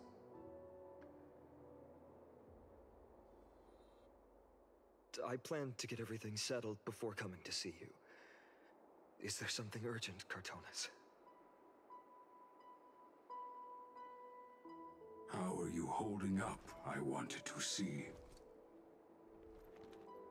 Better than I expected, you seem. There's no room for doubt anymore. It's time to take action and show everyone that the leadership of the Chrysos heirs is still strong. Right. Your assessment is... Now, here. Take this. Is this it? You've completed it. Dawnmaker. The name I've chosen for it.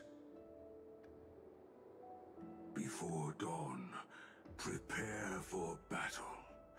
For tomorrow, wield your sword.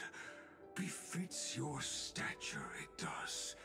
Chrysos heir. Dawnmaker. Unbelievable. You've never seen that black-clad swordmaster. Yet you've recreated this so precisely, just from what I described. Precise your description. Imbued it with the power of dawn I already have. Guided by your will, gleam with golden flames, its blade will. Wield it, may triumph always be yours. Thank you, Bartholos. I will use this sword to protect the beings of Amphoreus. Another thing there is. What's this? Stored here, the remnants of Aglaea's divinity are. This was her commission. Her death she had long foreseen. Can she still hear us? It's difficult to confirm. About divinity, we know very little. In this way, she wanted to be with you. Always. I understand. Let me keep it. With this, I'll have another constant companion by my side. May this world never have a need for a deliverer. Someone told me long ago. But when the world dashed her hopes and fell into disarray, if she could see me now, leading from the front, rallying people against their destiny, she would surely smile.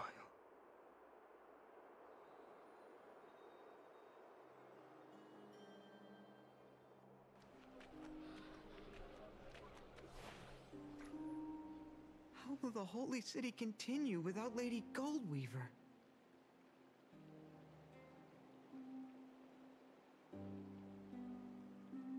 Look! Lord Phainon is here.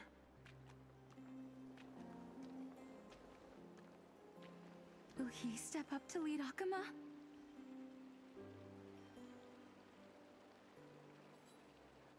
Not long ago, I spoke at the Citizens' Assembly at Dawncloud. I wrestled with every word, searching for the right ones to rally support and keep the Chrysos heirs' flame chase alive. In the end, I remembered a lesson from one of my teachers. In battles where words are weapons, outrage and blind passion often overpower reason. I followed his strategy. I painted my opponents as nothing more than pests, tore apart their character, and laid out their crimes. The strategy worked. I secured enough votes to achieve my goal, but afterward, there wasn't even a flicker of joy. I realized That apparent victory masked a deeper failure. In my pursuit of success, I fueled division and strayed far from my very purpose that led me to the flame chase journey. This journey was supposed to unify, not divide. To strengthen us, not weaken us. It was the gold thread that mended our rifts in the past. Some saw it as a means of surveillance, a tool of control. But no one can deny that it was Aglaea who held this city and even this shattered world together. Now she is gone. Yes, as you have heard, the demigod Aglaea, who guarded the holy city for a millennium, has indeed fallen.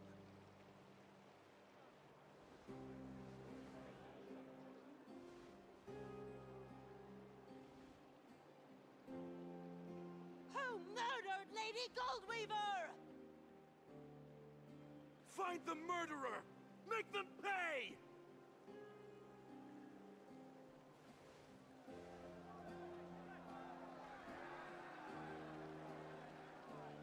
I felt the same as all of you initially. I wanted to stand here beside you, to condemn the sinners, to discuss retribution, and to see justice brought down upon them.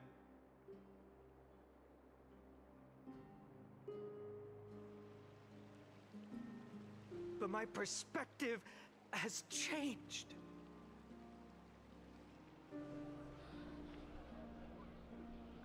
The golden threads that once bound this city have unraveled.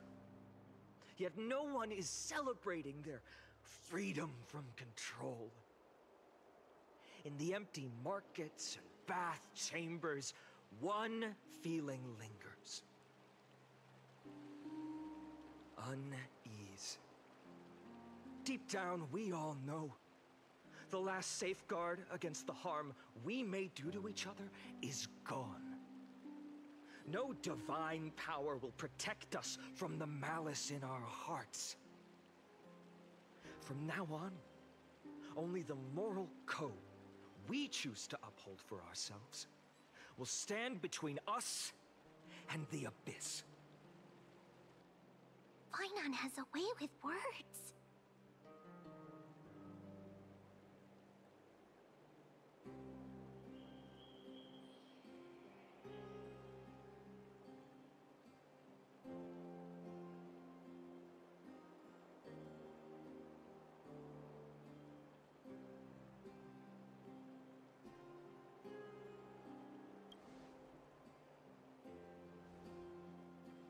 Oh, all right. The flame chase journey is nearing its end. With only one titan left for the Chrysos heirs to conquer. Aquila! Before I rise to the skies, I challenge you. Cast out the shadows and malice within your hearts.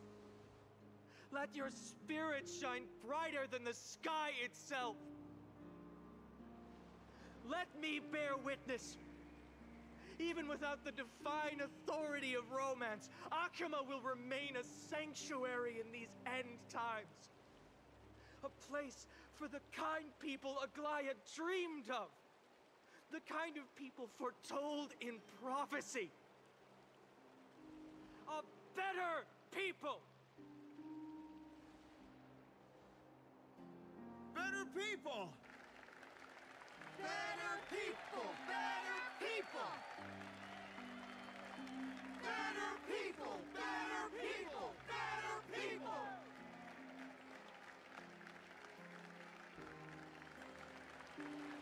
I appreciate your willingness to accept the challenge. You have reminded me that Aglaea left me perhaps the simplest duty in the world. To bear the burden of creation, I need only to give one thing. It's a gift she once gave me without hesitation, and now I share it with each of you. Unshakable faith. There's still a long way to go before Amphoreus is reborn. But we will not forget the past as we move forward. For the memories of Amphoreus will always benefit future generations. Allow me this moment. I want to borrow a few minutes of your time to commemorate a demigod who protected the holy city for a millennium. She was Oqueima's dressmaker, the leader of the Chrysos heirs, the Gold Weaver, Aglaea, and her greatest feat was being a selfless person.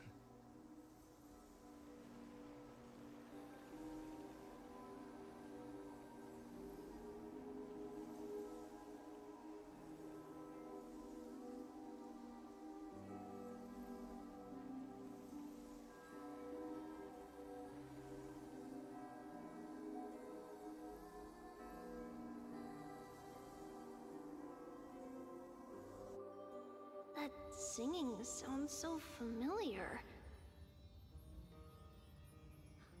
That's our song, and Snowy used to love it! Yes, Lady Trian. For that child filled with anxiety. Your songs always dispelled the clouds in my heart. Even if for just a moment.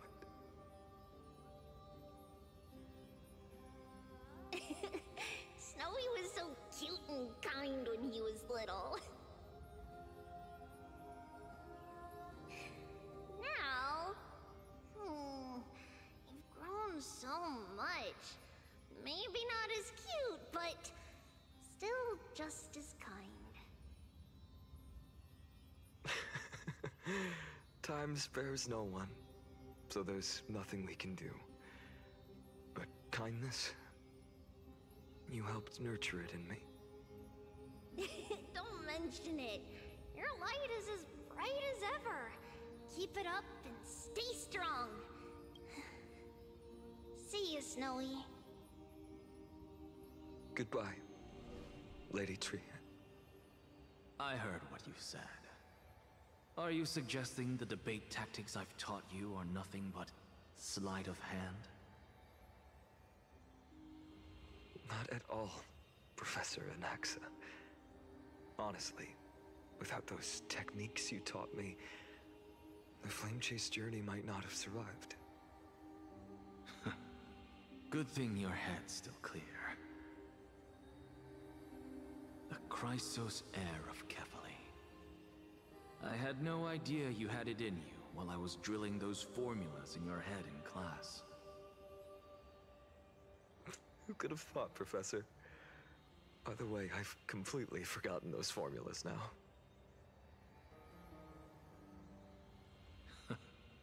Some things never change. In our next lives, I'll teach you how to truly embrace your divine duties.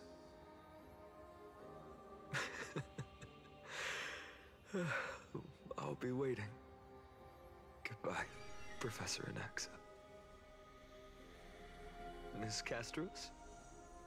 Aren't you going to say something? Lord Phainon, you have always been so approachable. Ever since we first met, you've seen me as a friend. It was the first time I understood what everyday friendship was like. But that's dangerous. Dangerous? Laughing and chatting with you, I sometimes forget who I am. And for someone with my kind of power, that's a real hazard. I hadn't thought of it that way. Sorry, I forgot to consider your perspective. Please, no apologies. Despite everything, thinking back on the times we spent together makes me really happy. I feel the same. Goodbye, Phainon. Goodbye, Gasteras. Aglaea. Remember, Phainon, after completing the flame chase, leave the decision to initiate the miracle of Genesis to the Amphoreans. The Chrysos heirs are the executors of the prophecy, yet they, the people, are the true masters of this world. Rest assured, I always keep your teachings in mind. The difference between a presumptuous hero and a tyrant is a fine line. Well said. You've got a good memory. It's late. Anything else you'd like to add? Anything else? Even in your imagination, I'm not one to show my vulnerable side.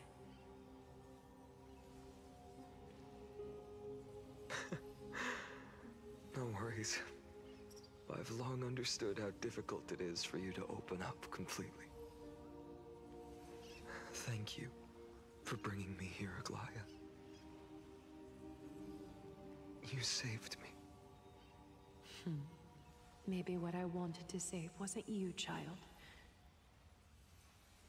but this crumbling world. Goodbye, Phainon. Goodbye, Aglaea. Did you forget me? Forget you? Like I'd ever. We aren't parting ways forever. You're just off to guard the gates at Castrum Kremnos. Let's not make this a tearful farewell. You know just how to make a person uncomfortable. I have a feeling we'll meet again in this lifetime. Let's have another showdown then. Deliver. That's very confident of you. I've changed since then. Have you seen this sword? It's a masterpiece freshly forged by Cartonis. A bold statement for a mere mortal who hasn't yet claimed the power of a titan. See you around, Phainon of Ides Elysiae. It's a date, Mightimos. What a poignant, yet splendid journey. And it's still not over yet, is it? Yes, Cyrene. I was right. In the end, you did become the deliverer in this story. A lot has changed while you were away. I've met so many people, and tried so many things. I've found new resolve. And I've let go of some attachment. I'm not the same person I used to be. But to me, you've never changed at all, Phainon.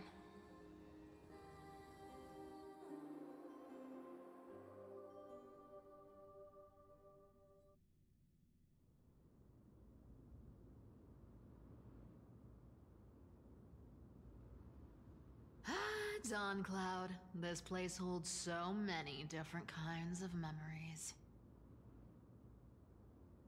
I remember you could see the Gold Weaver sign from here, all the way down the mountain.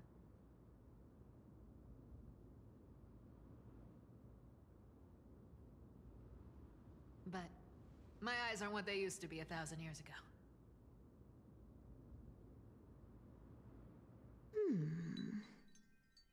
Cifer, you...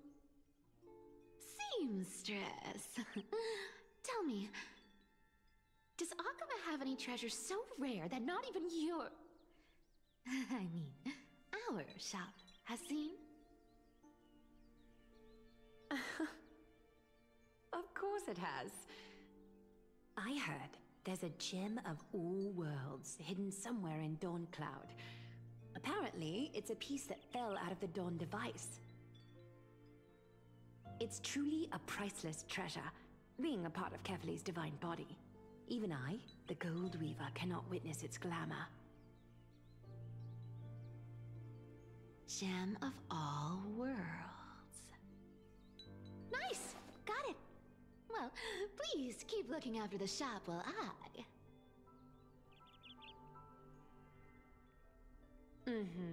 Let me guess, Cifer.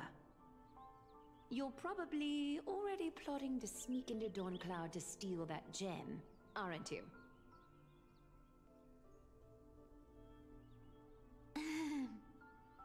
And your next move is probably trying to sell it to the highest bidder, then distribute that money to the poor and the refugees in the Holy City? Look, seamstress. Are you sure you aren't peeking into my head with your golden threads?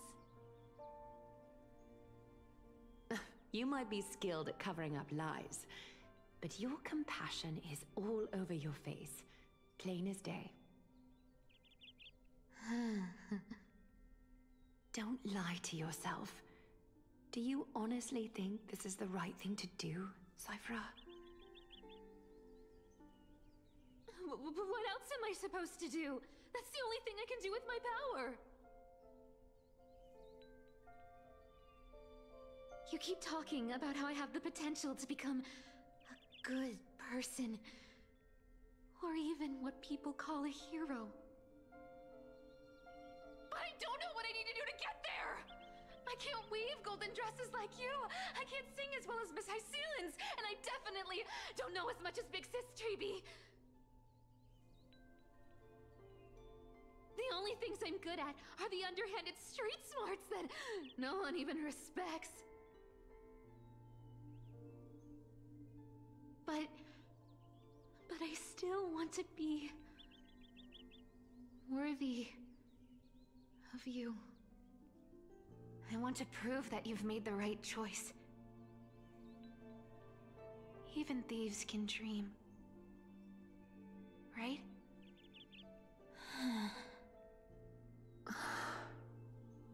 I know, Cifer. I know. You are justified in your anger. Destiny is never fair. And your path is doomed to be even worse than everyone else's. You are fated to walk in the dark and bear the world's misunderstanding in this journey. But you have to believe that everyone in this world is unique in their own way. I am convinced that you're the only one who can bear the authority of trickery, even if you have to contend with the legendary 300 master thieves of Dolos. Aglaea. I just want everyone to believe that the world is beautiful, and that everyone is simple and kind. If only I could get everyone to believe that. Would that lie become reality? If enough people believed in it, even though it's a lie. Lies will always be lies, Cifer. But sometimes they can be more noble than the truth. Huh. Are you really planning to just stand there forever? Honestly, sneaking around doesn't suit you, Deliverer.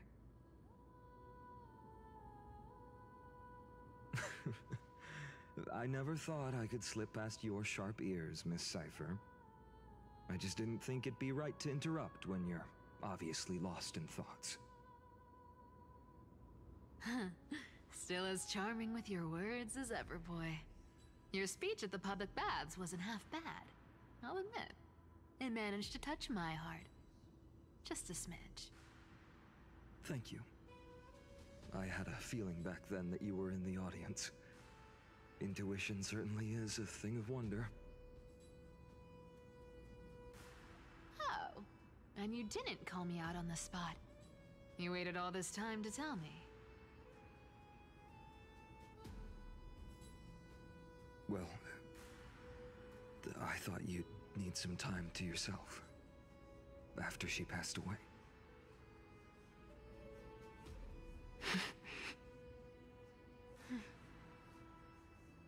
None of your business. Enough small talk. Tell me, what kind of trouble did you run into that you need me, the super old-timer, to step in?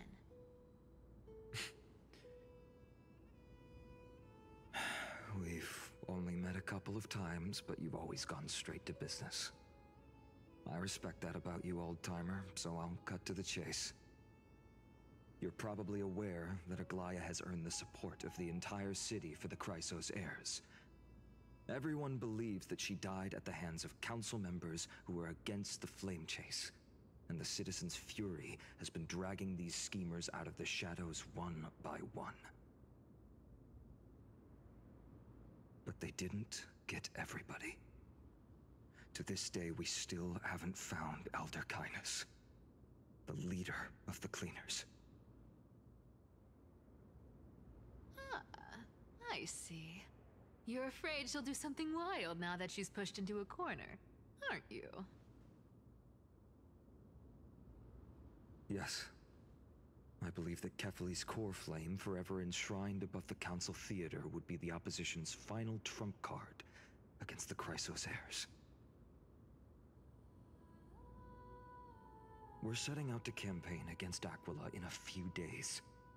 With the Chrysos heirs gone, it'll be their best chance to strike. You think those desperate dogs will try to snatch the core flame while you're gone?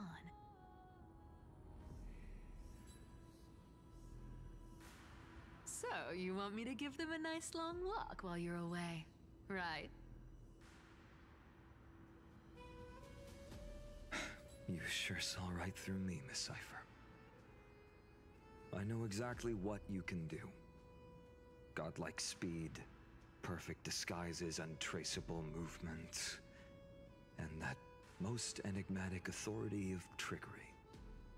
I have only one request. Please, use whatever tricks you need to protect Kefali's core flame. Even if you have to deceive the rest of the Chrysos heirs as well. Uh-huh. Hey, Deliverer. Do you honestly think that there's no way I'll turn you down? Do you even have any plan Bs if I decide to nope out on this?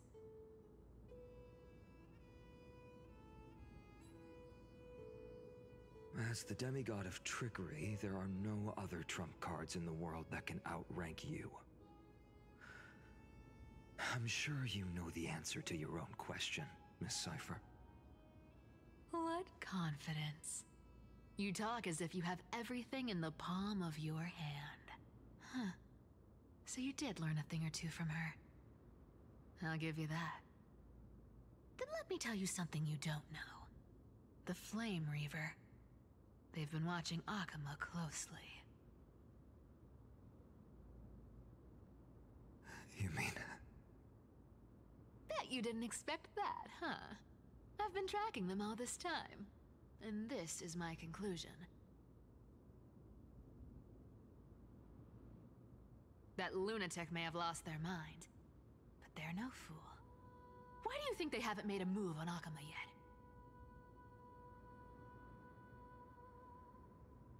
Professor Anaxa once analyzed this. He thought it was probably because Kefali's core flame was protected by the Council of Elders' secret arts. Ha! Sacred art's my foot! I could break those mechanisms with a flick of my finger. Allow me to let you in on the actual secret. They probably held off from attacking Oqueima because the seamstress's defense network was way tougher than you thought.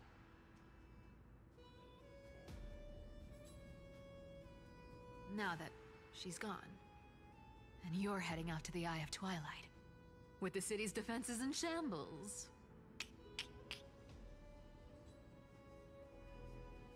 What a dangerous situation we find ourselves in. But since you're the one who brought it up, I'm guessing you already have a solution in mind. Just look how ridiculously calm you are right now. But you guessed it right. Consider this a 2-for-1 deal. I'll keep that lunatic entertained on top of protecting Kefali's core flame. You owe a big favor after this. You have my deepest gratitude. That Flame Reaver's power is truly unfathomable. Please be careful. Don't forget, Deliverer. There's a fundamental truth in this world. Cifer will always get the last laugh. No need to worry about a demigod. I'll do my job.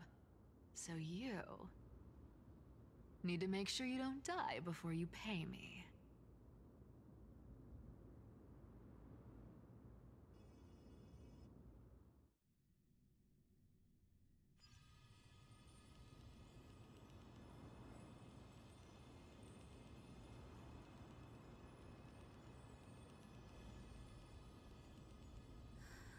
I'm back. I've been trying to stay away from here since the Black Tide destroyed the grove. And through that, stay away from the memories that might make me sad. But the wind keeps pulling me back. Maybe that's the Twilight Courtyard's duty, after all.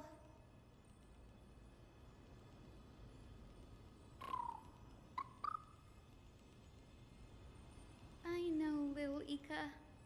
I know. I too miss the days when we all studied together.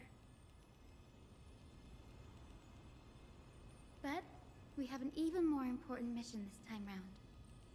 Lord Phainon has already set the date to campaign against Aquila.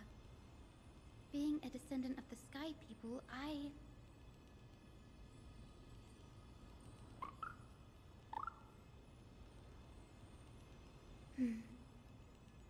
You're right. At least I can still afford to get lost in thought once in a while.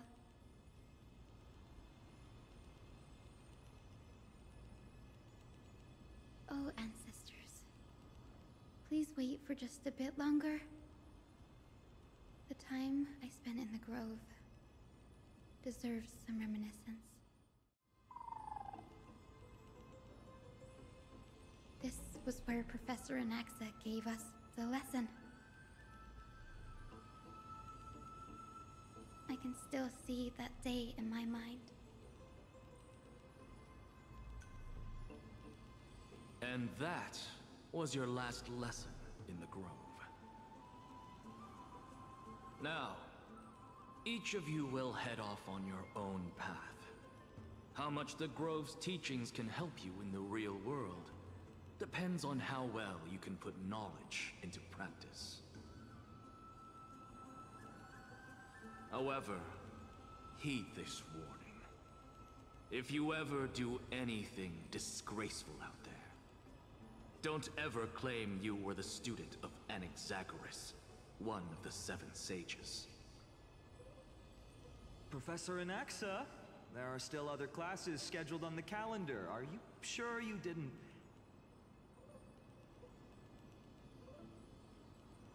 Firstly, call me Professor Anaxagoras. Secondly, to clarify, the last lesson means the last lesson I will teach you. I will be entering seclusion from today onwards to research ancient alchemy, and all my teaching activities will be put on hold. Ah, I see. So you're saying that the lessons taught by all the other teachers aren't good enough to be considered lessons?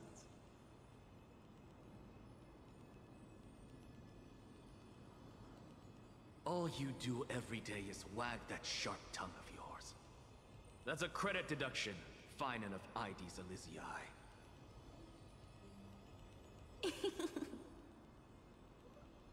I have nothing left to say. Next. Please wait, Professor.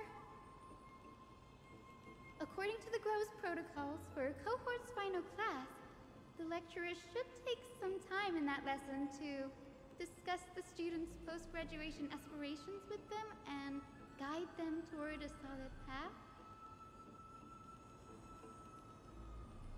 Surely you can't skip such a crucial step, Professor.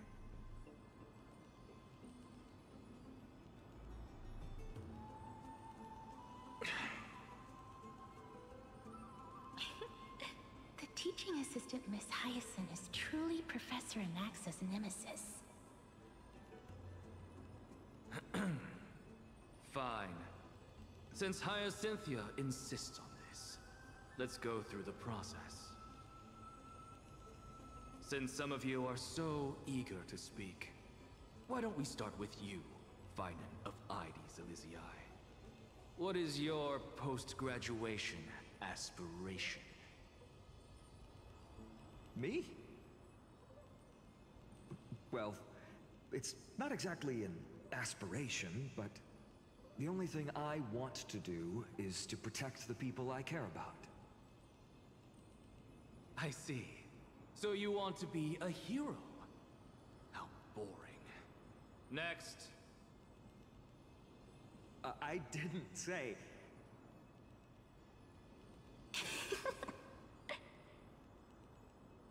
Castorus, you've been giggling for quite some time. How about you go next?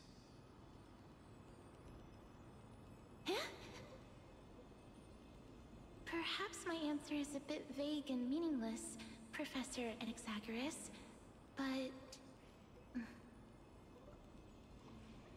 I hope the world can be freed from the agony of death, so that every living being may find calming peace. How naive. So naive that it makes me want to weep for your fairy tale. See, this is why I don't want to follow those outdated protocols. All I get are boring answers. Since you suggested this whole process, why don't you wrap this up, Hyacinthia? Share your aspiration with everyone, and let's see if yours stands out. So it's finally my turn. Good thing I came prepared. My aspiration is nothing less than completing the final blank page at the end of the hero's epic. Blank page? An interesting description. Do explain, Assistant.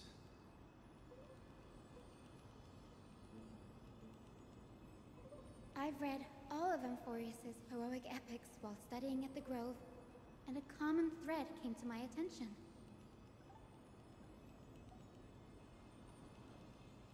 Almost every epic ends with a description of the hero's achievements. But few mention how the everyday people of that time lived. No one recorded the struggles and suffering the commoners endured.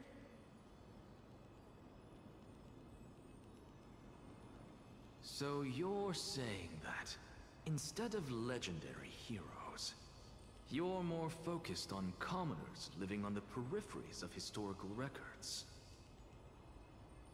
Perhaps I'm influenced by my background. My ancestor, Seliosi the Day Thunder Knight, raised her spear against the sky and ushered in the flame-chasing era that continues to this day. Her story is told to every child descended from the Skyfolk. We have no doubts about Celiosi's greatness, yet her towering figure overshadowed every record from that entire era. What about the Day Thunder Knight's family, allies, and friends? What about the survivors and those who died in the great battles? Whenever I think about their stories by the campfire, I realize the details of those legends have been long lost, and only Celiosi's name remains. Her brilliance had become as blinding as Aquila's, lording over everything on the ground. That's why I'm glad that my era does not lack heroes.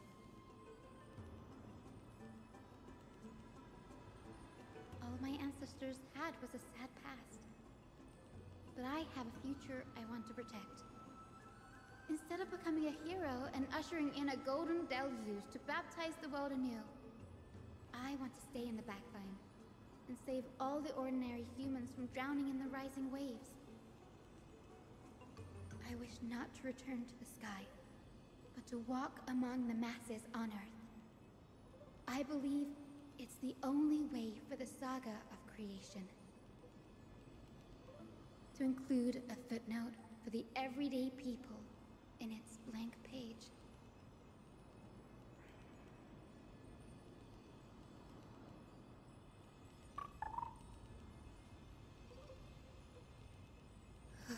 I'm getting embarrassed from remembering how I said all that. But my beliefs have never changed. Now I really have a chance to stay behind the hero's front line and realize my dream.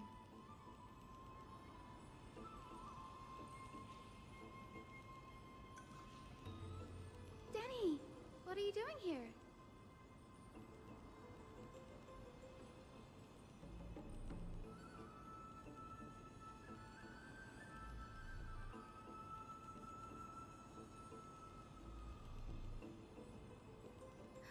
You guessed it.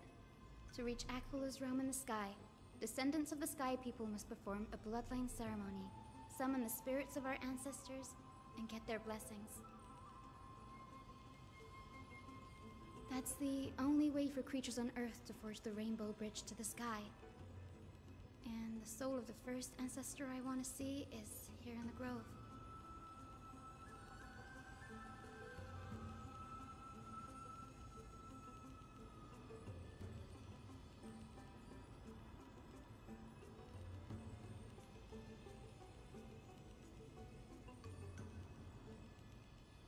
Don't worry.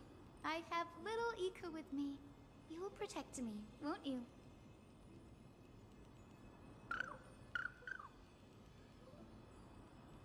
Good, Ika. Well, what brings you here, Danny?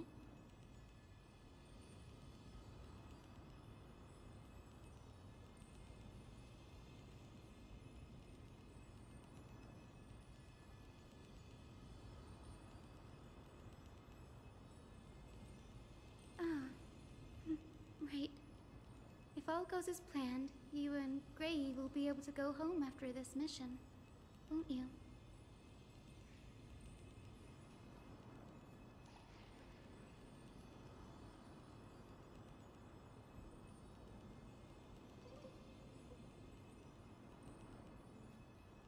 Oh? Could it be that you too have some kind of hidden powers to make prophecies now?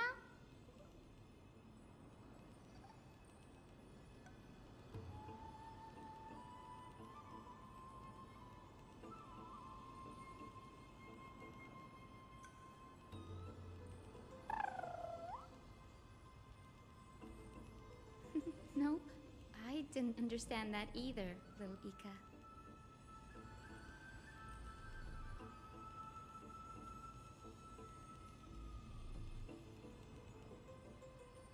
Since we've already met up, why don't you come with me, Danny?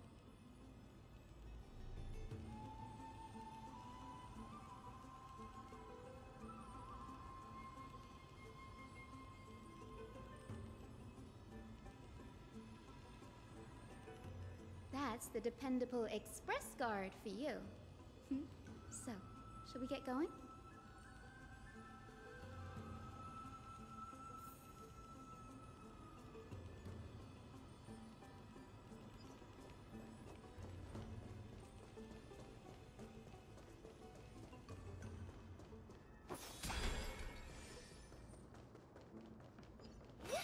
The chroma coffer is vibrating. There must be...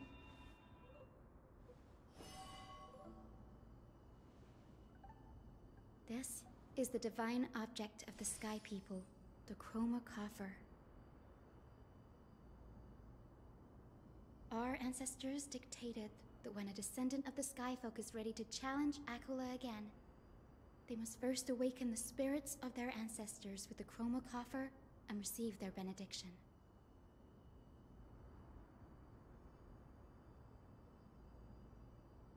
Only after this can the chosen Skyfolk reascend to the heavens.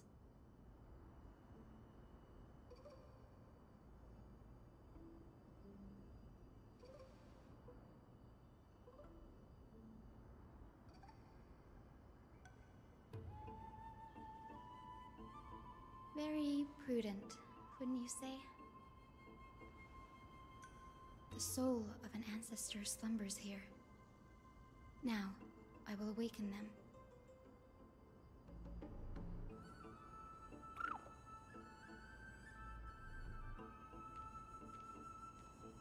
I am Hyacine from the Twilight Courtyard, a descendant of the sky who has inherited the duty of flame chase.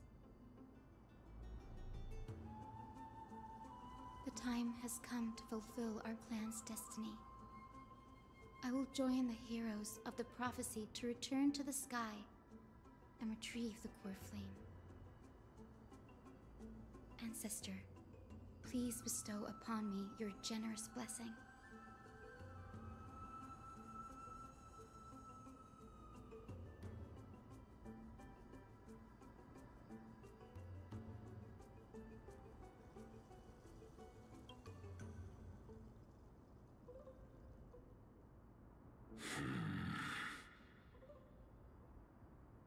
Who has awakened me?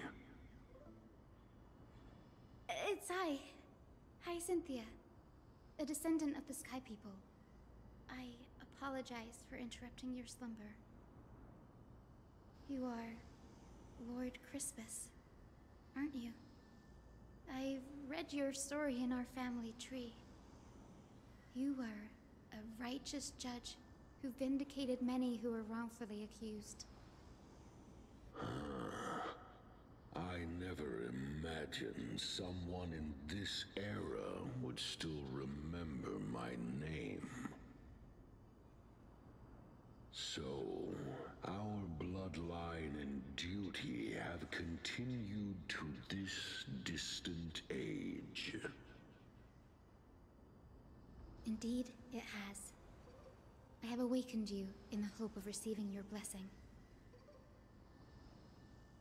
For the flame chase journey is nearing its perfect conclusion, and retrieving the core flame of Aquila is the final challenge the heroes will face. Perfect conclusion. Hyacine, you look very young. And you do not have the bearings of a warrior who can contend with a titan. How can you convince me that this blessing will not turn into a curse, leading a child like you to your demise? 1,000 years ago, Celiosi, who conquered the skies, left behind legends and a will, entrusting the mission to return the Sky Titan's core flame to her descendants, to people like you and me. Though I'm not a warrior, I will not turn away from the mission that has flowed through our blood for 1,000 years.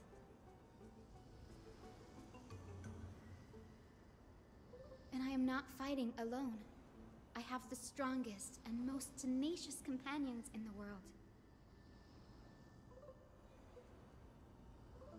Amphoreus is in an era brimming with heroes. The burden of retrieving Aquila's core flame no longer rests solely on the shoulders of the chosen Skyfolk.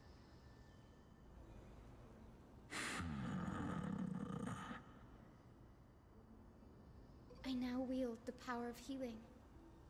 I aim to mend the fissures in the sky and heal the wounds of the people. I desire to define the mission of the Skyfolk in my own terms. To conclude the vigil that has spanned millennia.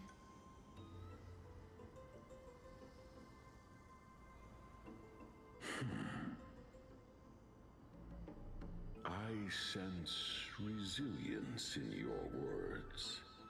Not an outward resilience, but something deeper within.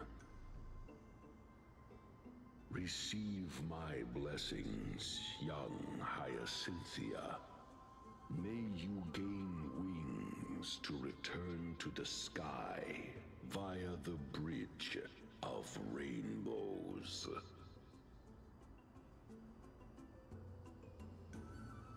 Thank you for your trust, Lord Crispus. We won't let you down.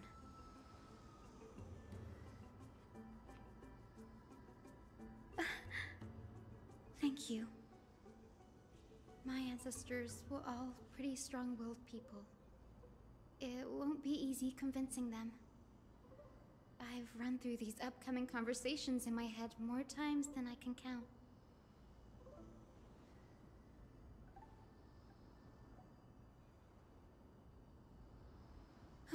Now, the next ancestor on the list. Her spirit is said to rest in the vortex of Genesis.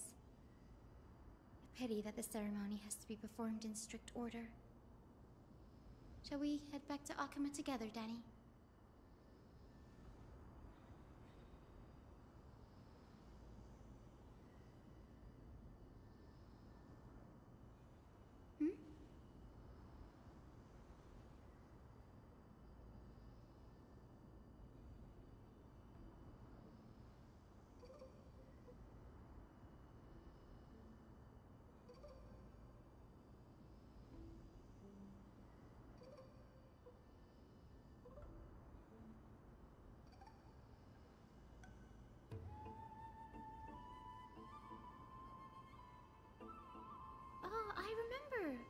I didn't expect you to keep at it this long.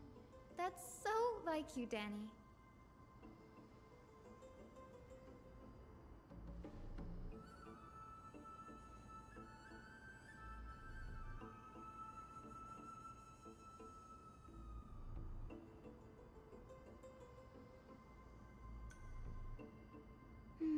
That makes sense. Bagusa was always described as a fickle titan in the myths.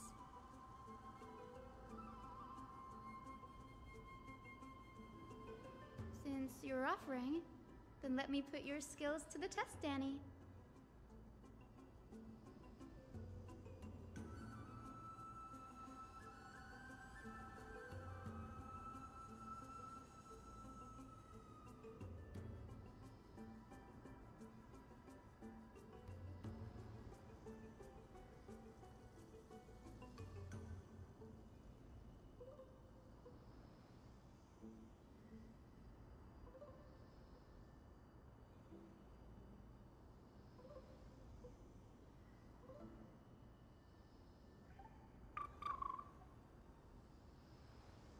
Got it.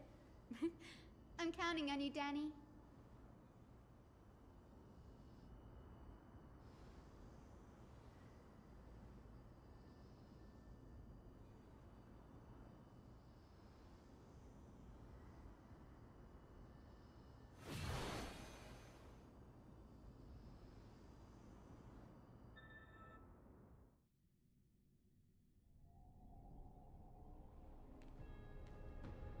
Vortex of Genesis. Unbelievable.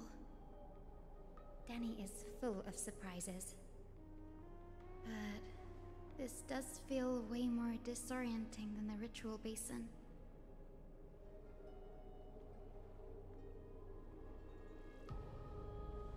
Wait, is Lady Treeby here too? And who is that next to her? Oh, I think I know who that is. Do you have to go already, Cifer? It's been ages since you were last in Oqueima. You could have taken some time to rest, and we could have caught up. It's alright, big sister Treeby. I've gotten used to life on the road. Staying in this bustling city actually feels off. Besides, your prize student gave me an incredibly tough mission to handle.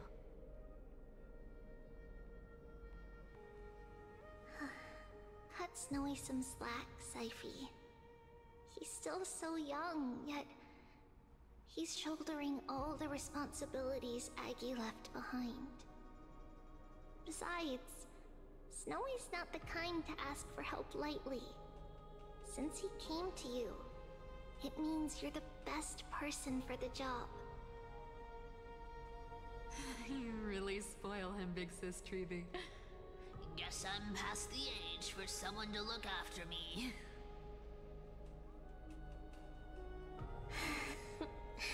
Cifer.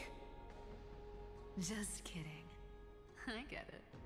That deliverer boy does have a certain charisma about him. It reminds me of Aglaea in her prime. Anyway, I'm about to head out. Oh, big sis Treeby, before I go, got a little gift for you. Well, didn't expect you to be so thoughtful. What's in it? That's a part of the game too. If you want to see the full picture of what's inside, you'll have to wait until nightfall. A gift with a mysterious twist? Seriously? Huh? Looks like we have company. Lady Treeby, and this graceful lady must be Miss Cifer. I'm Hyacinthia from the Twilight Courtyard. Everyone calls me Hyacine. Pleased to meet you.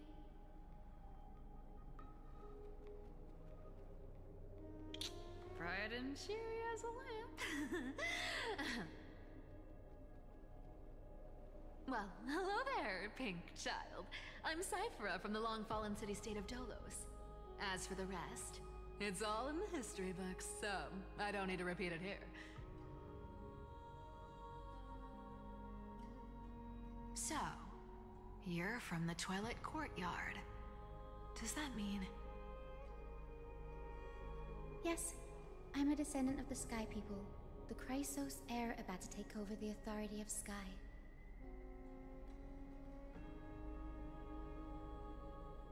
Whoa! That's unexpected. I figured Celiosi's descendant would be, I don't know, taller, stronger. Don't judge a book by its cover, Cifer. Cinny is a master of her craft. She's the most skilled and dependable physician in all of Amphoreus. Don't worry, Lady Cifer. I may not be as strong and warlike as Lady Celiosi from 1,000 years ago, but I'm confident I can carry out the mission of the Skyfolk.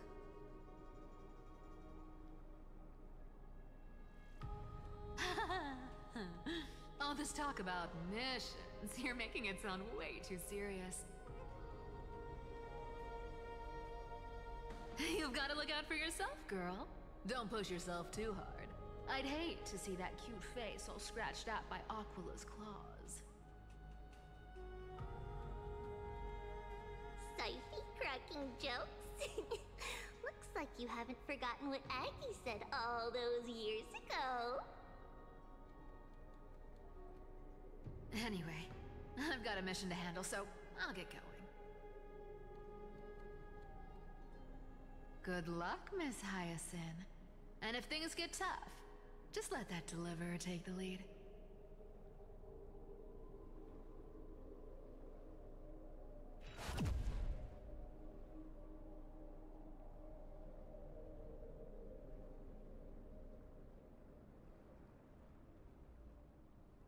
Miss Cifer is in such a hurry. Don't worry, she's always been like that. It's good to have her back in Oqueima lending a hand. Oh, well, enough about her for now. You're here because of your mission, aren't you, Cinny? It's the perfect opportunity for me to go and tuck Sipey's gift away somewhere safe. The Vortex of Genesis is all yours.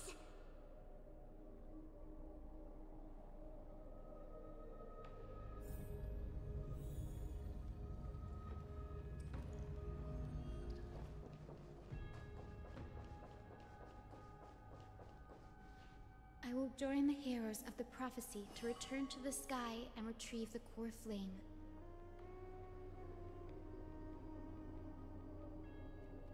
Ancestor, please bestow upon me your generous blessing.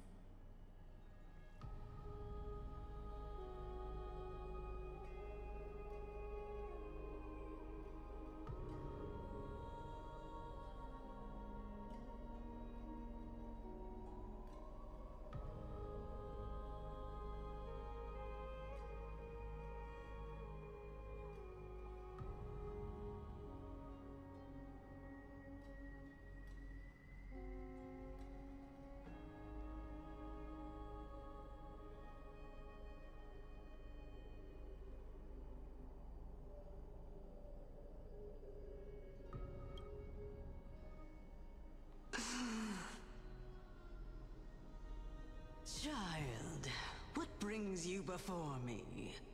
Could it be you're a descendant of the Sky People?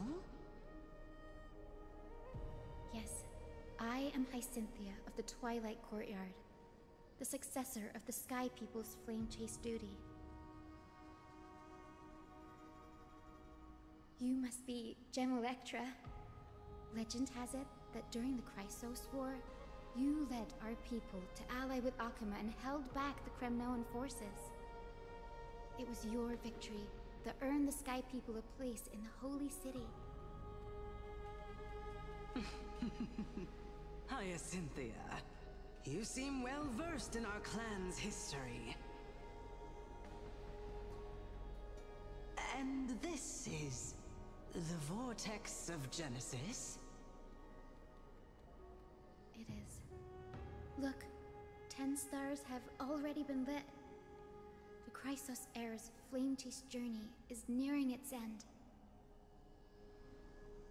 Are those the core flames of Fagusa and Giorios? Does that mean Hyacines and the Mountain Dwellers successfully carried out their duty?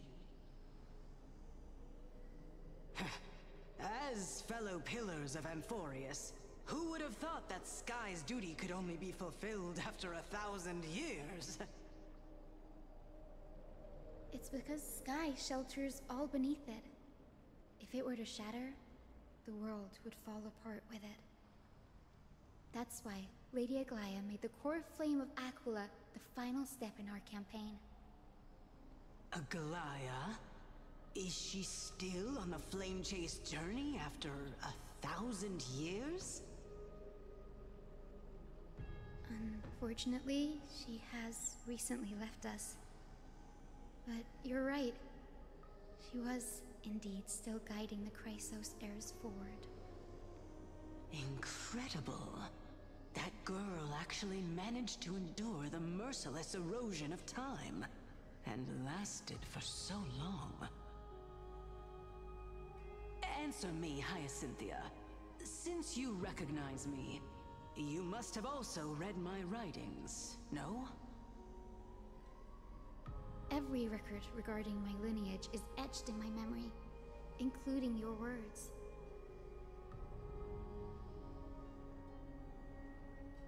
In that case, you're probably aware of the prophecy I sought from a certain Trebios. Yes. At the end of the Rainbow Bridge, the Sky Folk will mend dusk and dawn. But unfortunately, no ancestor has ever been able to truly decipher its meaning. I see. Yet, Trebios' prophecies never fail. Perhaps you'll be the one to witness its fulfillment, child. May the prophecy lead you to a gentle fate. Thank you. Lady Ectra.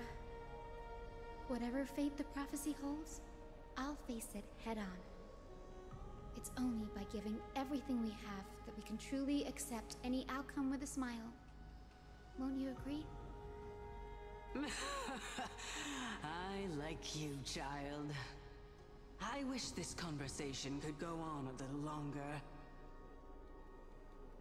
Take my blessing, Hyacinthia.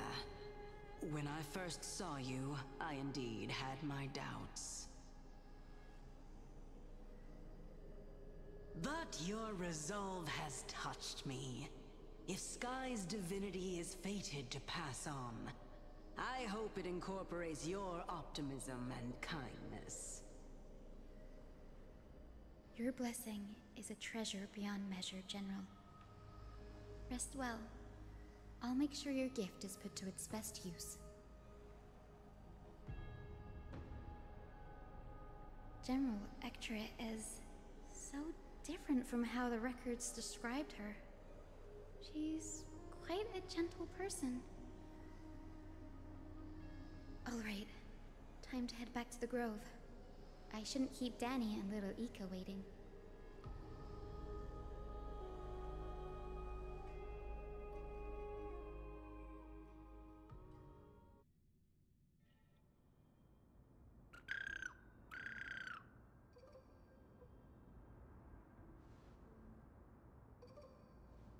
It went great. Your spirit water art was a huge help, Danny.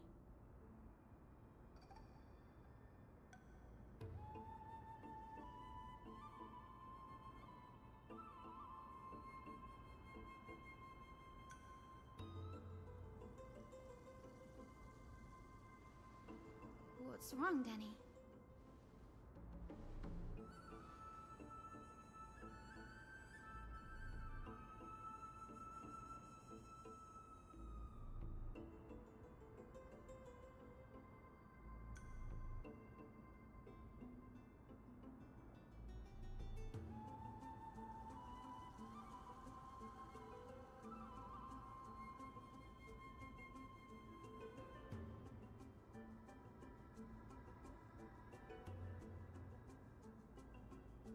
You've always been a bit of a sensitive soul, haven't you, Danny? Lady Trinan deciphers countless prophecies every day, and this one's just another among many. Don't worry too much about it. Come on, Danny. Don't look so gloomy. We're gonna have to take a long trip for the final visit to the ancestors.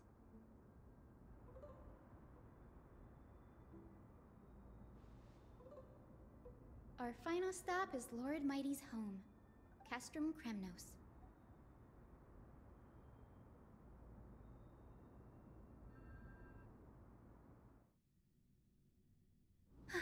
We're here. This is it. Lord Mighty has been fighting the Black Tide here, alone day after day. I'm worried about him.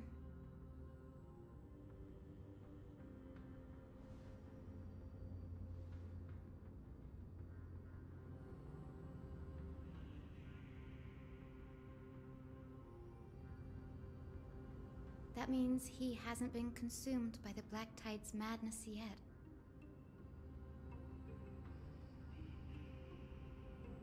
We're here to complete an important mission. We shouldn't interfere with this battlefield. Don't you agree, Danny?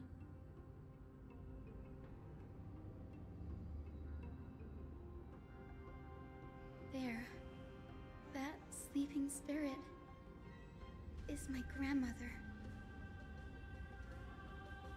Yes, my grandmother Jacintha was a warrior. She represented the Twilight Courtyard in the Kremnos Festival. She fought her way through every challenge and reached the final stage of the Kremnos Festival. She was just one step away from securing a peace treaty for the Skyfolk, but was ultimately defeated by the champion warrior of that time. I've never looked too deeply into the details of such ritualistic violence. The scroll simply described it as a glorious duel. But behind the glorious duel was a tragic end. Not long after the festival, my grandmother's injuries worsened, and she passed away far from home. This prophecy tablet was left here by the Cremnoans to honor her final wish. Her death marked the final collapse of the Twilight Courtyard, already fragile under the shadow of war.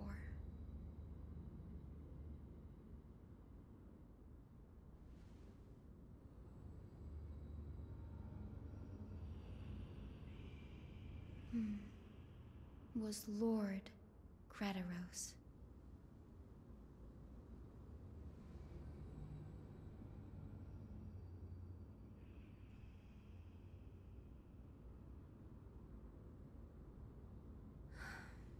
Seeing him lying there, gravely wounded, bleeding out, I can't put what I felt at that moment into words. But when I heard Lord CARAJO took that fatal blow to protect Lady Trianne, all those tangled feelings faded away. To quote Lord Phainon, CARAJO must have done that to become a better man.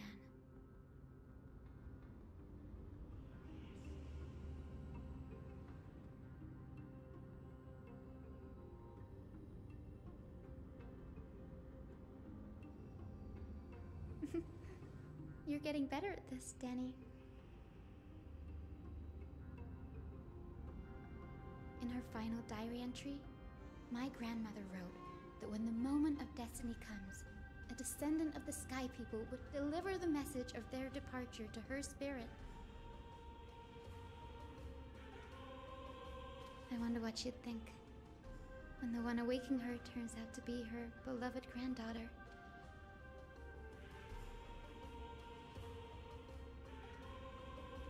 I will join the heroes of the prophecy to return to the sky and retrieve the core flame. Ancestor, please bestow upon me your generous blessing.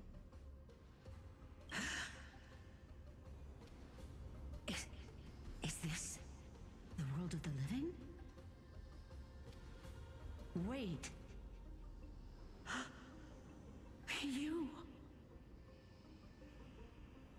Could you be... Grandmother? It's me. Your Hyacine. Hyacine, my little hummingbird. Why? How?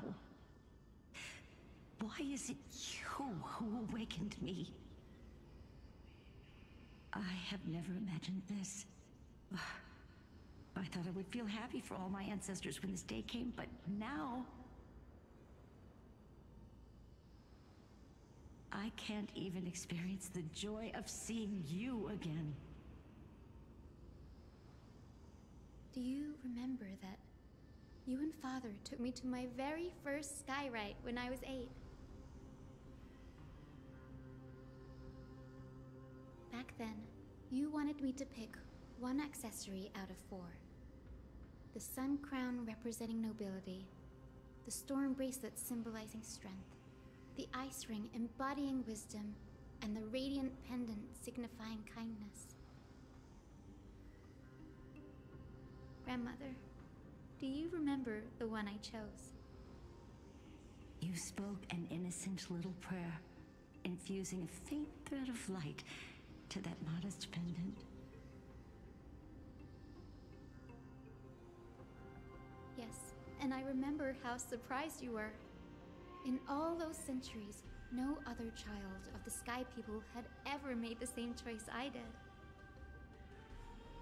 Hyacine, there was a time when I thought you were a timid child.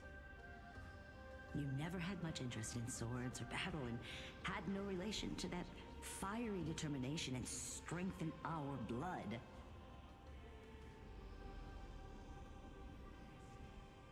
Yet I've told myself, that's not a bad thing. If my hummingbird could live her life in kindness and optimism, then it'd be a good thing.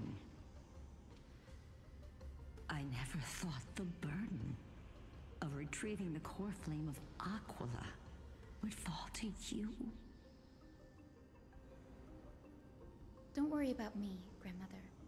I believe what makes someone a Skyfolk isn't just outstanding strength, but the capacity to shape the world. When the world cried out for a hero to challenge the gods 1,000 years ago, Zeliosi stepped forward and began the flame-chasing era. And now, as the flame chase journey nears its end, this broken world is crying out for something else. Healing. Isn't it poetic? A saga that spans 1,000 years, began with Sky, and will also end with Sky. You're still as optimistic as ever, just like when you were a kid. If your mind is set, Hyacinthia, then carry your resolve through to the very end. Return to the sky with my blessing, and watch over this world on the threshold of salvation. Grandmother, thank you. But I have one last request. Speak, Hyacinthia. We should still have some time. Before you go, could you tell me the tale of the Sky Hero once more? Just like you used to.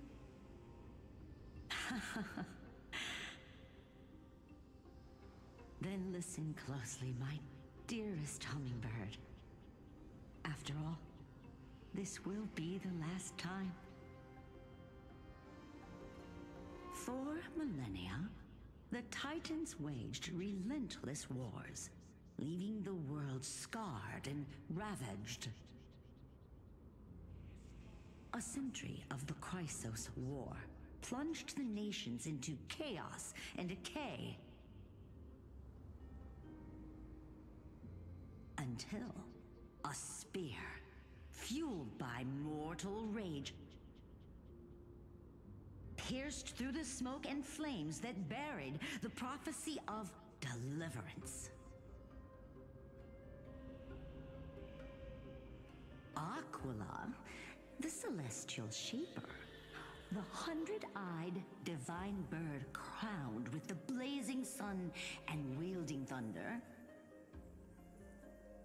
those struck blind in 99 eyes by Nicador, they kept one eye glaring at the children of Twilight who received divine blessing, yet turned their weapons against the gods. The Chrysos heir of the sky, Zeliosi, the Day Thunder Knight, ascended the forbidden lands of the Eye of Twilight at dusk, clad in wings.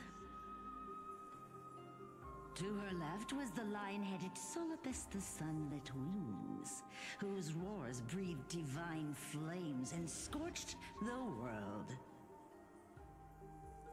To her right was the horse-bodied Lunibus, the Moonlit Plume, whose graceful steps trampled the stars in the heavens.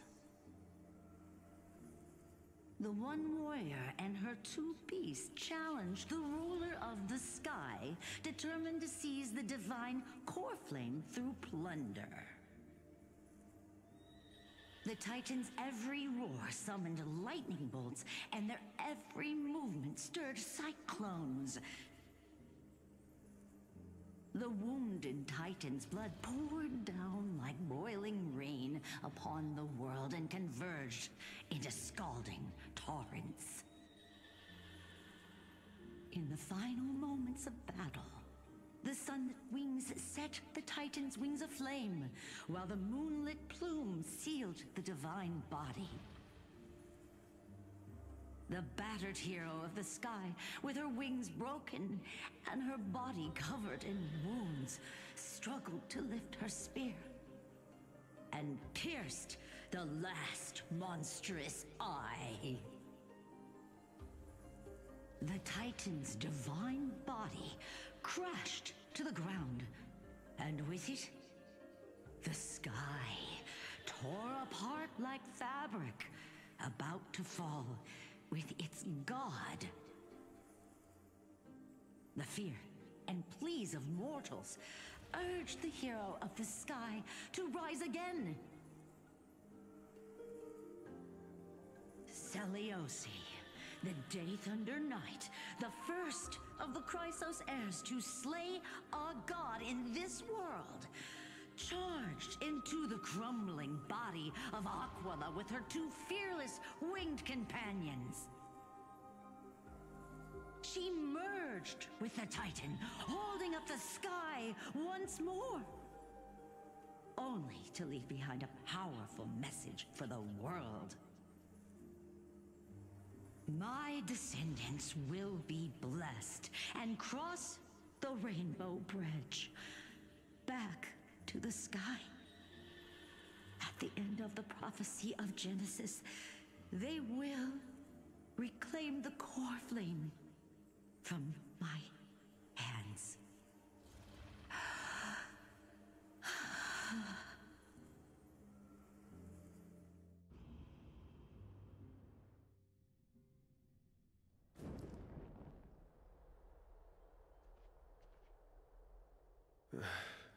Today's the day. Wow, I didn't expect it to be so lively up here. Are these people here to send off the Chrysos heirs?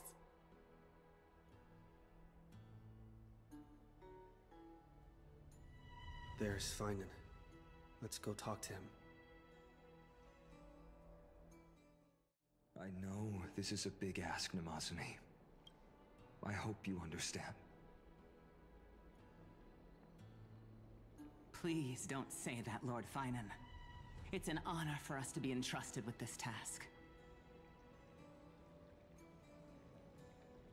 Go then. Let's hope our concerns don't come true.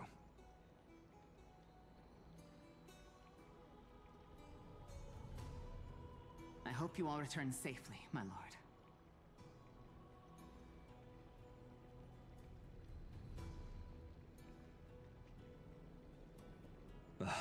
There you are, partner. You didn't oversleep this time, did you? You like calling me that, don't you? Oh, well, I've embraced it now. It doesn't even faze me anymore. Ready, comrade? If all goes according to plan, this could be the last battle where we fight at each other's side. If the curse separating Amphoreus from the world beyond the sky is truly Aquila's doing, then you'll be able to return home after their fall.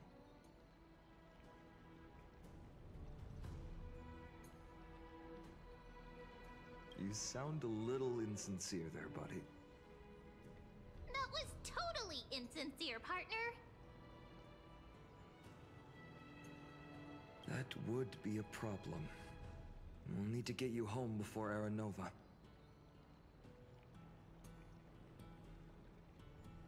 Let's leave the emotional goodbyes for later. That'll give us some time to figure out what we should be feeling at that time. Besides, when we were playing the Seal Slammers,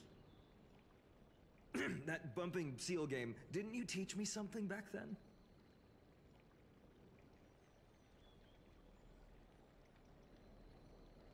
Crack the champagne at halftime to watch victory slip away. Well, then I have to use something else Don Hung taught me as comeback. The last mile is the hardest.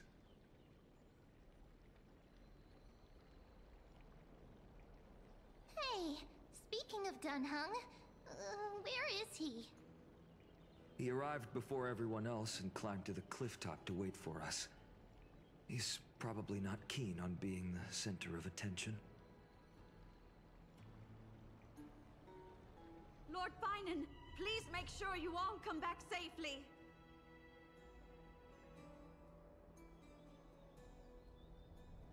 Please defeat the indifferent eye of twilight and restore a compassionate sky to Amphoreus. Thank you all for your blessings. Rest assured, we're fully prepared.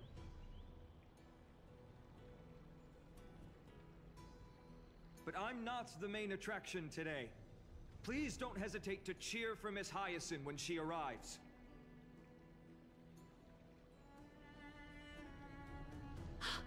Miss Hyacine, the chosen daughter of the sky, the pride of the Twilight Courtyard. She's not just the pride of Oqueima, but all of Amphoreus as well. And furthermore, while the Flame Chase journey is led by the Chrysos heirs, it's not just those chosen by Aglaea who contributed to it. Let's extend our gratitude to the 2 warriors of the Outlands who bravely stepped up and risked their lives for those they've never met.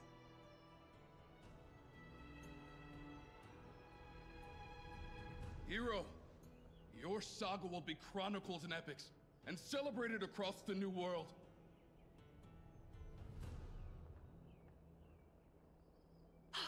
Warrior from the Outlands, endowed with the might of Orynyx, the vanguard of deliverance.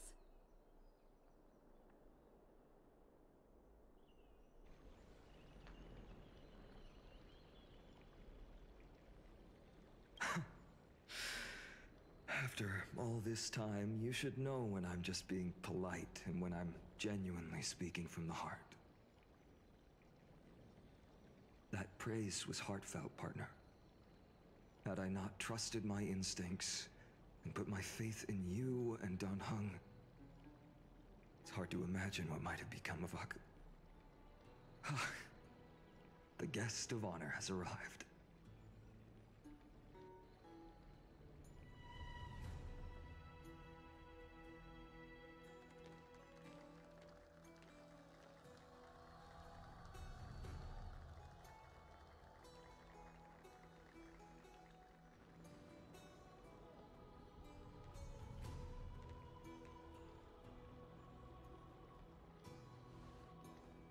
People of Oqueima, I've been blessed by the ancestors of the Sky People.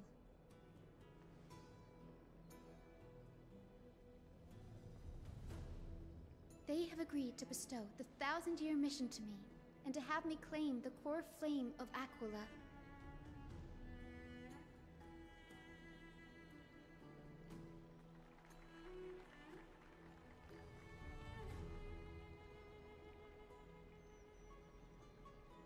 Today is the year 4932 of the Light Calendar. 1062 years since the hero Seliosi initiated the Flame Chase journey. I, Hyacinthia of the Sky People, am prepared to lead the children of humanity back to the sky.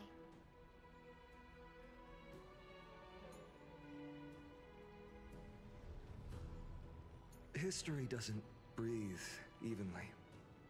At times, it suspends its breath for millennia, as though time is frozen. At other times, it pants rapidly, as if poised to topple the world and our civilization in an instant. Its hurried gasps have sparked a tempest, sweeping all of us along. Hyacine, as an observer, you've witnessed the return of 4 core flames. And now, it's your turn to fulfill your duty. Please, guide us into the heart of the storm as the executioner of this mission.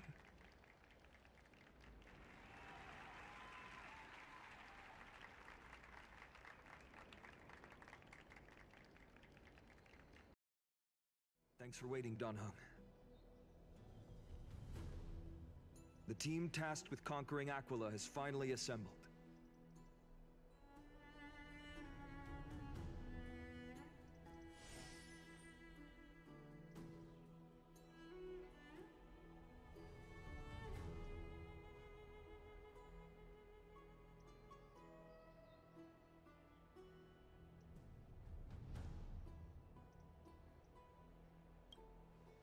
so full of energy, comrades. Seems I chose the perfect day.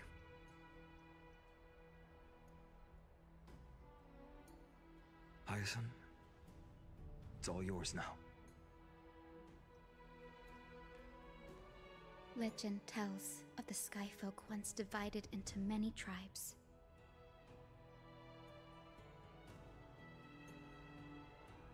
The Sunfolk worshipped the sun. The Rainfolk were devoted to storms.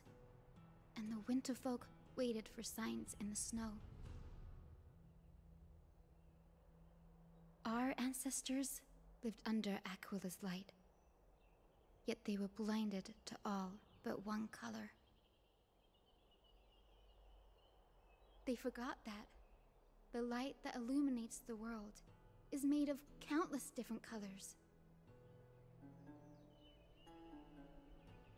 That's why the rainbow is my favorite, for not only does it reflect the many colors, it is also a bridge.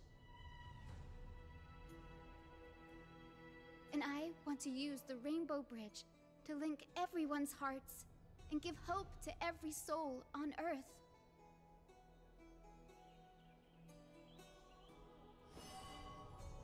Ancestors, with the rainbow as your guide, lead me back to the home of the Skyfolk, a land we have not seen for 1,000 years.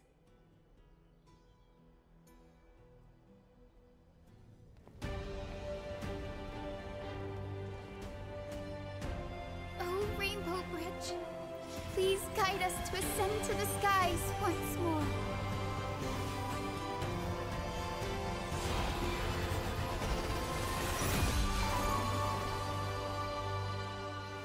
Friends, let us soar together.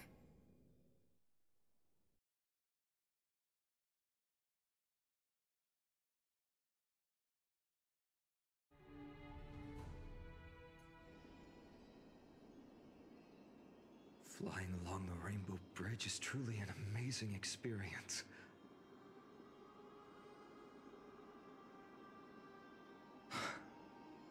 The Eye of Twilight. It's the legendary sky fortress of Aquila. I never imagined that one day I'd be able to step foot on it.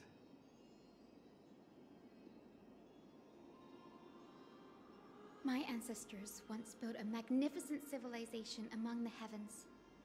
The Eye of Twilight, which we are standing on, is the home of Aquila and the heart of the city-state in the clouds. This must be where the hero Celiose stood when she challenged Aquila and began the first step of the Flame Chase journey. We are here to end the journey she began.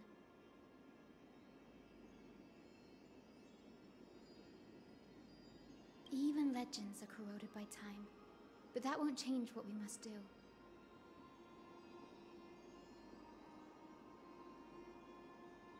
According to historical records, the civilization that worshipped Aquila once mastered advanced technology, which made their strategically located Sky Castrum the only force that could face Castrum Kremnos head-on in the Chrysos War.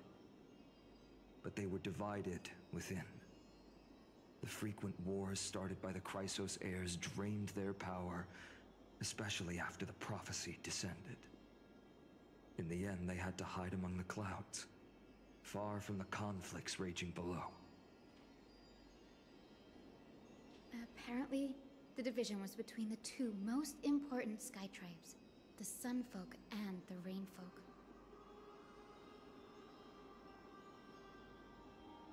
And Celiose's frustration towards the endless strife among her people made her turn her spear towards the Titan above. After driving the enraged Titan to the brink of defeat with her two-winged companions, they all vanished somewhere in the sky. Her courage was unparalleled. Yet she still could not end Aquila, nor bring back the core flame of sky. Some say she sealed the wrath of the god within herself, trapping them deep within the Eye of Twilight to support the heavens of Amphoreus forever. In other words, she became one with the Titan. I would have considered it a fairy tale, but after seeing what happened with Professor Anaxa, not anymore. Has that Titan and that fused hero been looking down on the world from here for 1,000 years?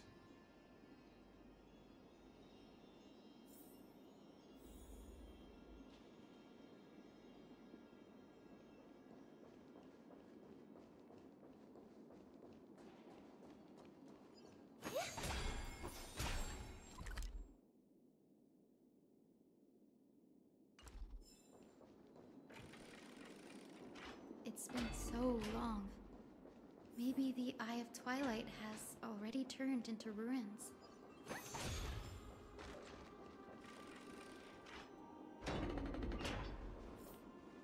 Something's not right. I can kind of feel how big and empty this place is, but all I can see is darkness.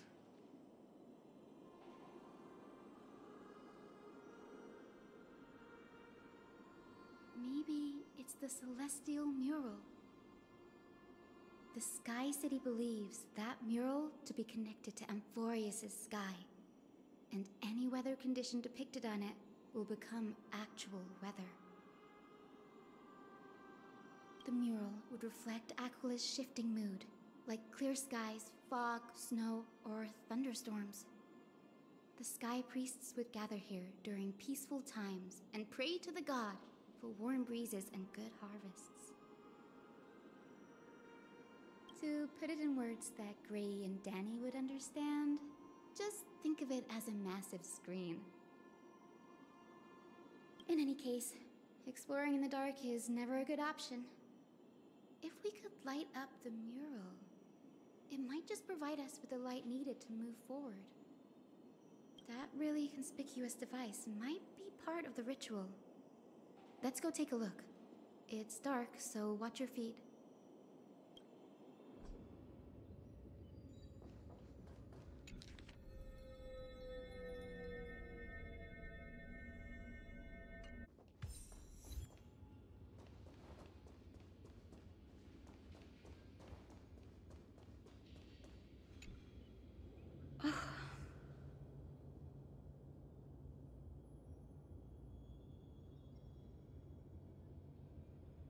I have no idea how to turn it on.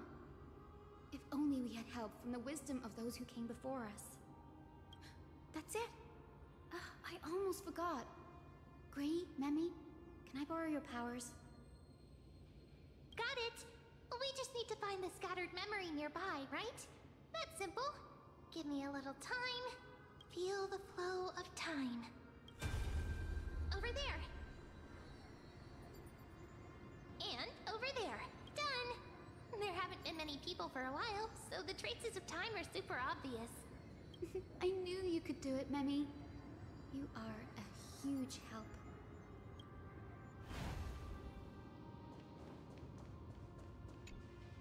Arrogant sunfolk. The Titan will condemn your brazen disrespect. But Aquila, you that shaped the sky, why do you avoid the pursuit of dark clouds? Are not clear skies and stormy rains equally your creations? The Sunborn see your behavior as an act of favoritism towards them, and weaponize this reason to oppress my people. The Rainfolk will not suffer in silence. Oh God, if you remain silent, we shall have to forge our own weapons and resist the malice concealed under your brilliance. May the Eye of Twilight never open. And may torrid rains descend forever. Avoid the pursuit of dark clouds. Aquila doesn't like rainstorms. It seems a little hard to believe, but we should write this clue down first.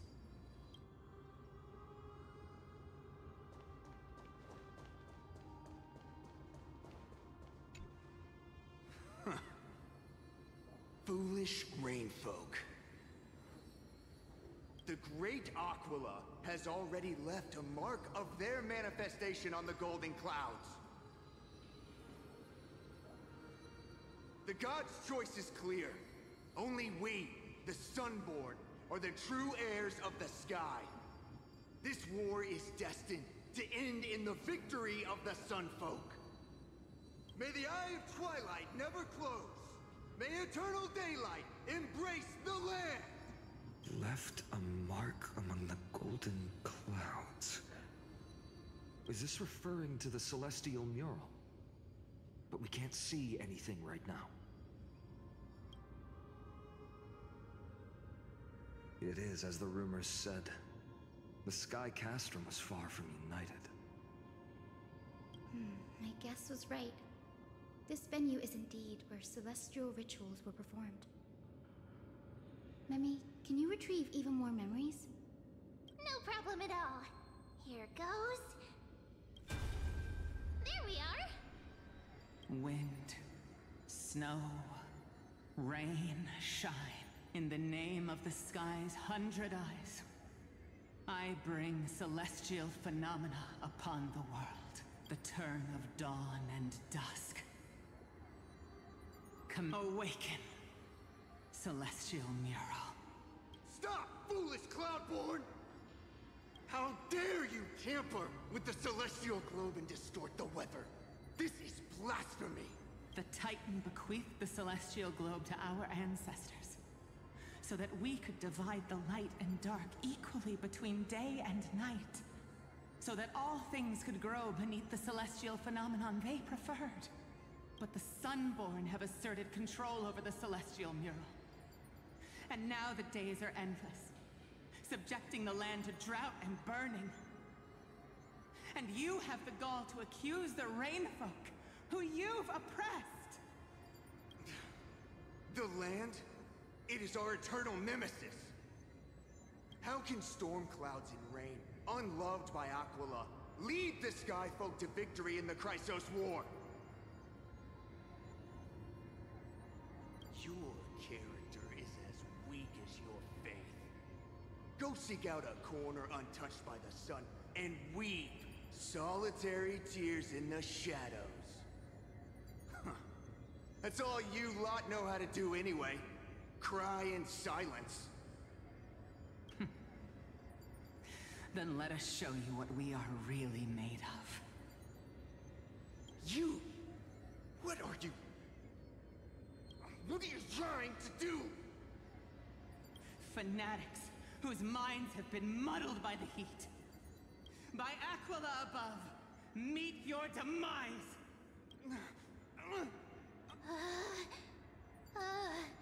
What a terrifying memory. The brutal internal strife is sad to see. It appears the Sky Cities didn't fall to external threats after all. The proud Sunfolk saw themselves as divinely chosen, exacting long-standing oppression on other tribes. And the Rainfolk suffering beneath them began resenting the divine, and plotted their retaliation.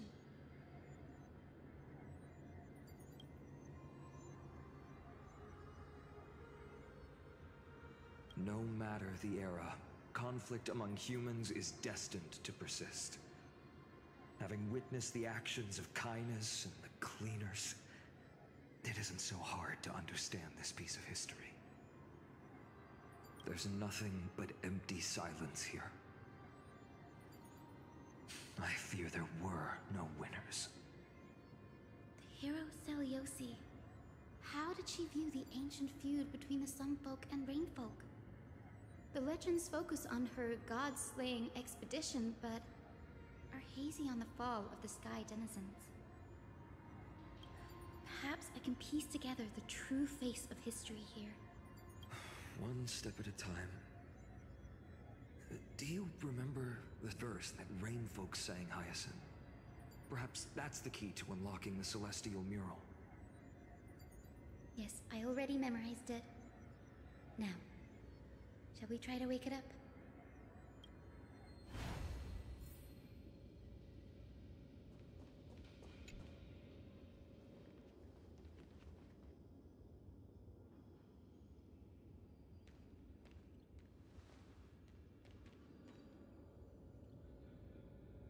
Wind, snow, rain, shine.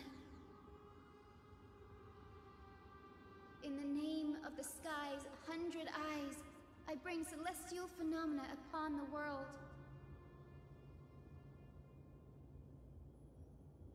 The turn of dawn and dusk, commanding the celestial globe. Awaken, celestial mural!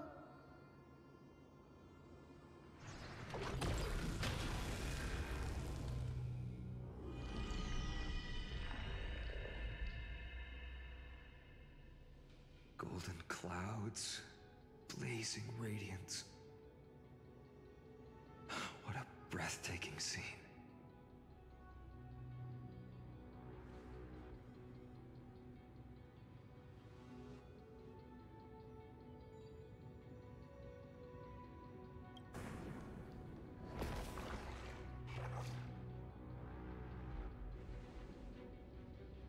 How chilling. I wonder if Aquila is also watching us. I remember the Rainfolk mentioned the Titan dislikes overcast days. We might be able to use this to our advantage and change how the mark is behaving by changing the weather on the mural.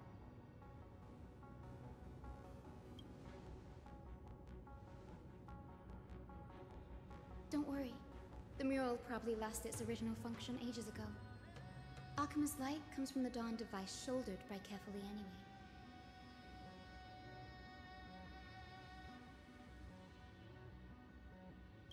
That being said, there's no power in this device anymore. We have to find another celestial globe if we want to change the weather on the mural.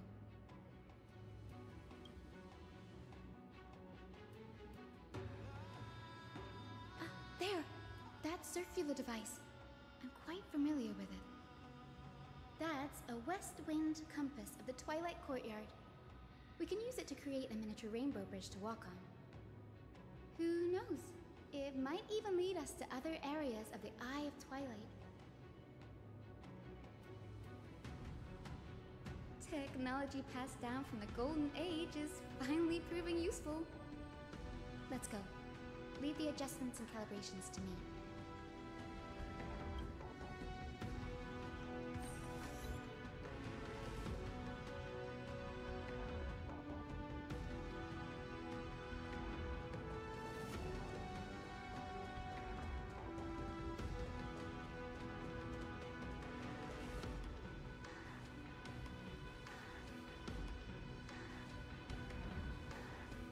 Boiling pool of gold, said to be the energy source that powers the Eye of Twilight's divinity. You should watch your step as you walk. The mechanical structure is a bit different from the one used in the Twilight Courtyard. How should I put this? It's a little more complicated. Can you handle it, Hyacine? This might take a while, but I think I can manage.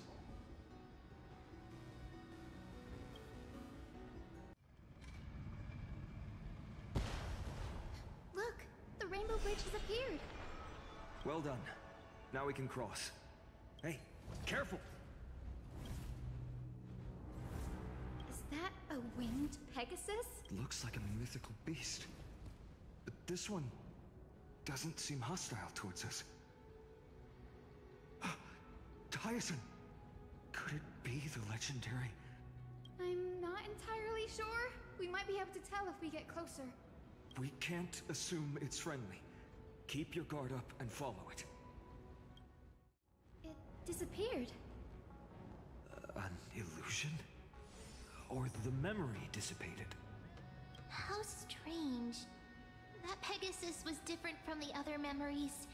It was surrounded in an air of sorrow. Oh, it's so heavy that it's hard to breathe. Was that Lunibus's phantom? Did it appear here because it has unfinished business? If that's really the case, there must be a super strong obsession keeping it in one piece. Could it be some remaining bits of Celios's will? We can't be sure of that yet. Let's take the elevator up to the Eye of Twilight's core first. Careful! It's not a memory phantom! It looks like it's alive! But it's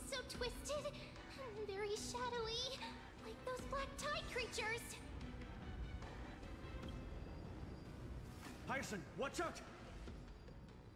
So, you're Lady Lunabis, aren't you? Then that corrupted being before us must be Lord Solibus. Did you lead us here so we can free your companion?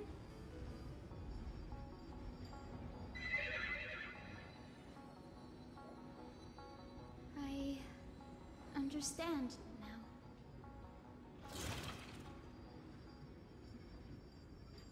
You must have been tormented by pain for so long. But you didn't give up. And you've held on to what little is left of your will with such tenacity. Don't be afraid. You're not alone anymore.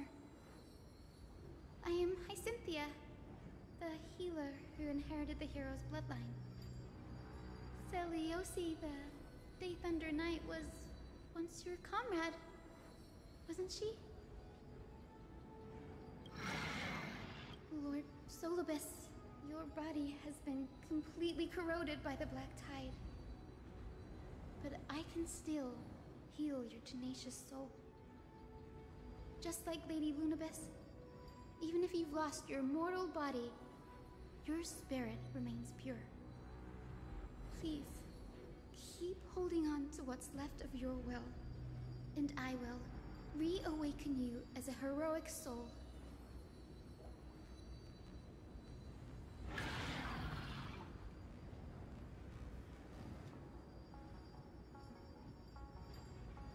No need, Grey. Solibus isn't an opponent that can be defeated easily. Besides, it must be looking forward to an all-out battle. Solibus, the sunlit wings that once accompanied the hero. If this battle can remind you of your great deeds from back then, it would be my honor.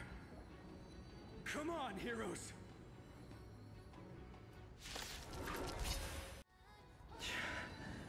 It's over. Solibus!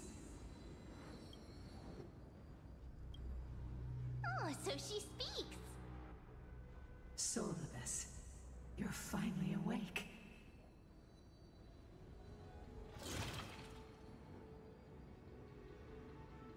My consciousness has been lost for far too long.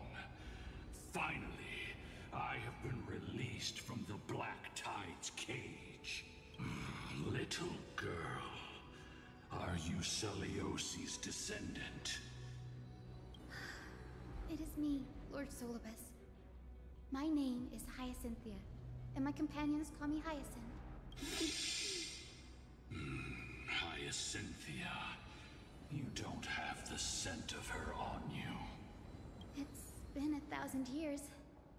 Celiosi's blood may have thinned in my veins, but the resolve of the Sky People has never been eroded by time. I've journeyed here to fulfill her dying wish. How much do you know about her dying wish? I know that in order to support the Shattered Sky, she merged herself with the divine body of the Titan. And I also know that she left behind a message, calling on future generations to one day ascend to the heavens again and reclaim the core flame of Aquila. Has the legend changed so much since your people fell to the earth?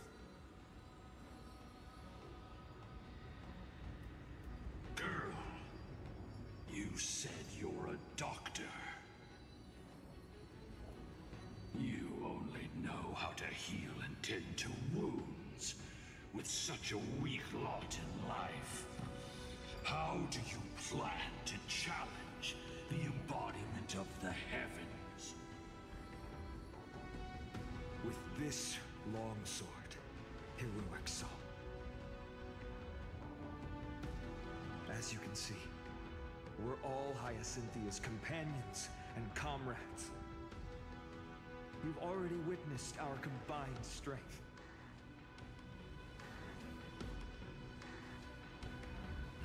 It It's not bad, but still lacking compared to her.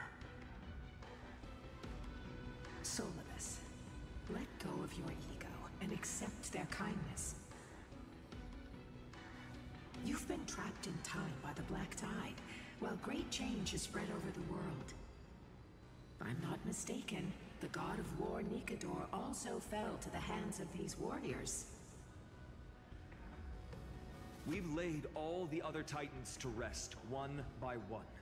Now the final target for the flame chase is the master of this sky fortress. Please guide us to an audience with Aquila. Heroic souls. Seleuci initiated the era of slaying gods and attaining their flames. Even if she could not witness the end of this era, you will all at least bear witness on her behalf. Confidence and fierceness. Yes, I do indeed see a shadow of her in you.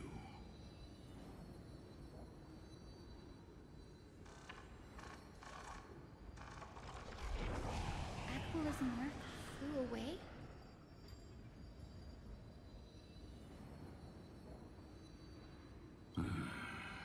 Maybe they detected our awakening. Well, perhaps our presence stirred memories of the fierce battle from 1,000 years ago.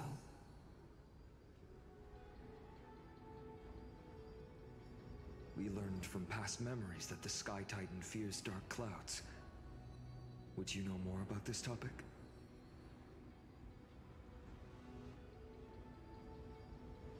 What the memo sprite said is true, but you all still need a guide. Follow me, Hyacinthia and fellow warriors.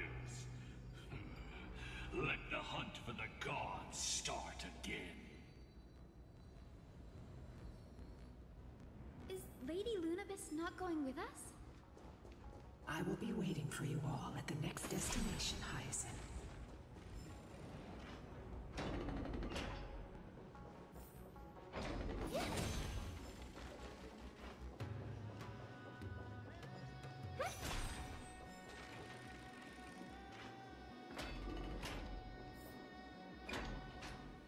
1,000 years have passed, and yet this place feels the same.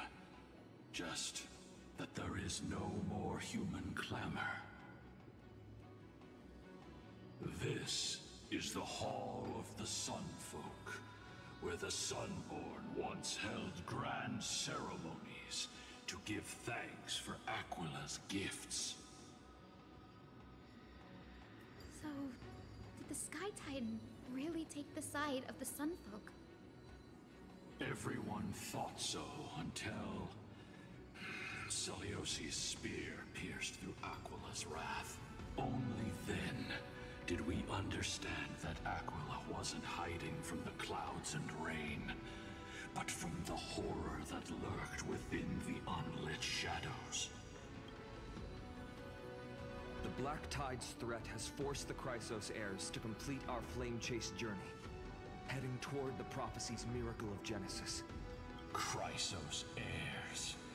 In our time, that title used to stir up waves of outrage.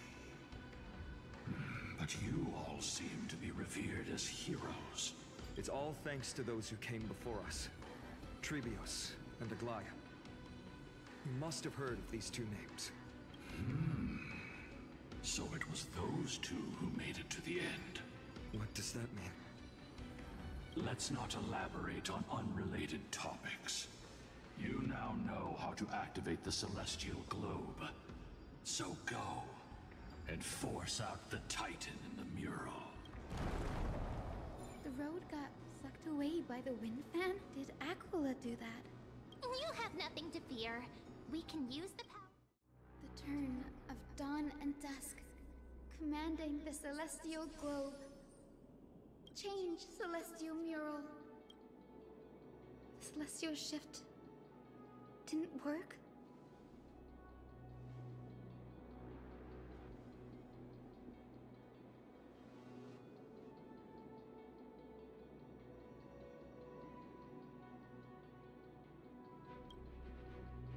circuits all seem to be corroded by the black tide. Here's hoping those 2 prophecy tablets can help us out.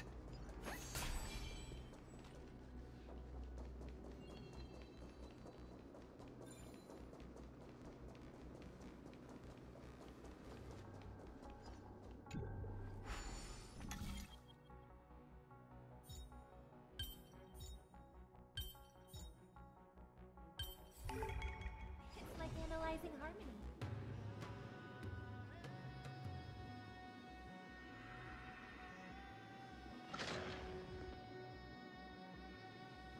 Smooth sailing so far. We've got one more circuit. Let's keep going and find the tablet on the other side.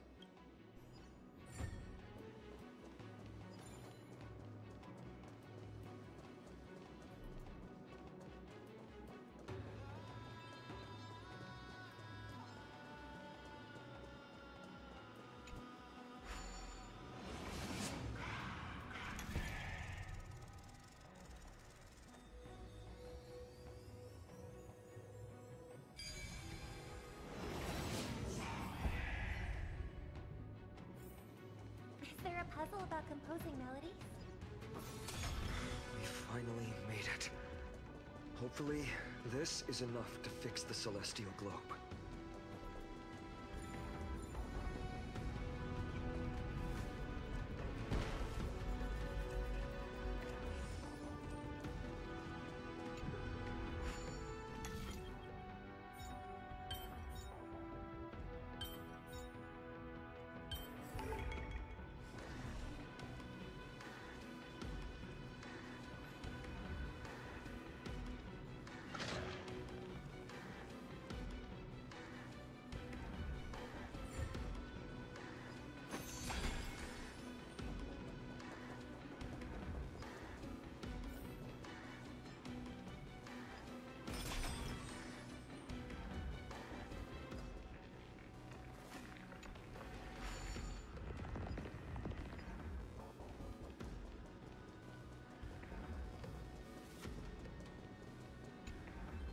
Turn of dawn and dusk, commanding the celestial globe.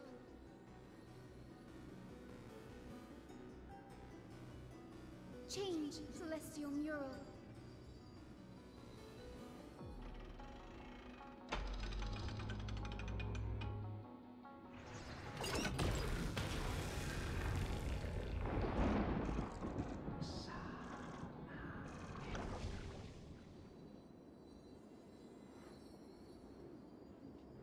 Looks like they're still avoiding us. I wonder if it's cowardice, or if they have something up their sleeve. I fear the Aquila of present has long lost their sanity, but instinct still drives them to flee from the shadows, to evade the black tide's encroachment. I have no knowledge of Celiosi's situation, but I am certain that the will behind that mark is not hers. She would not abscond like a disgraceful deserter, willingly exiled by the pursuit of dark clouds. It is time to leave this place. Lunavis awaits you at the next stop. A moment, please, Lord Solibus. I have one more thing I wish to do.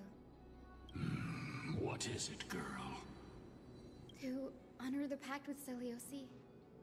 Her descendants spent a millennium looking up at the sky. I believe my countless ancestors who lived for that purpose deserve to know the truth behind her legend.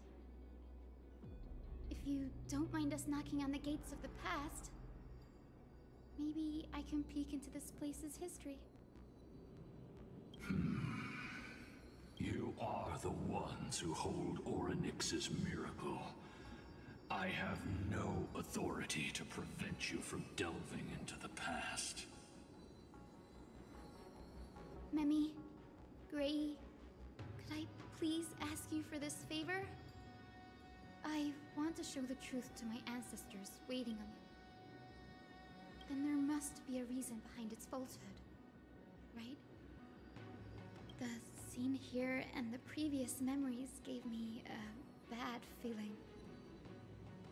What else did the Skyfolk encounter after Seliosi challenged the god? I must figure out the truth behind the legend, even if it's for my ancestors' sake. Hyacine, you're such a good child. Don't worry, I'm here. The memories surging here are even more intense than at the entrance. I'll gather them up now, and mold them, and mold them. All done! Thank you, Memi. Everyone, please. Witness history.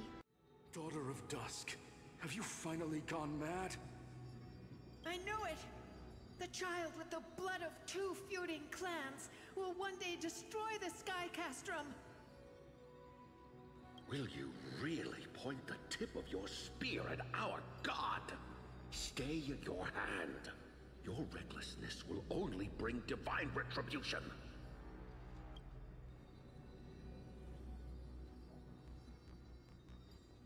Divine retribution?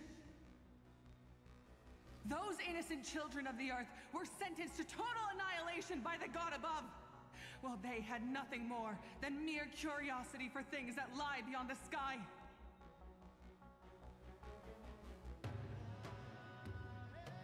Look at yourselves.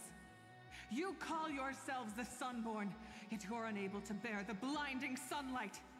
You even consider sunburns and blisters as a gift from the gods.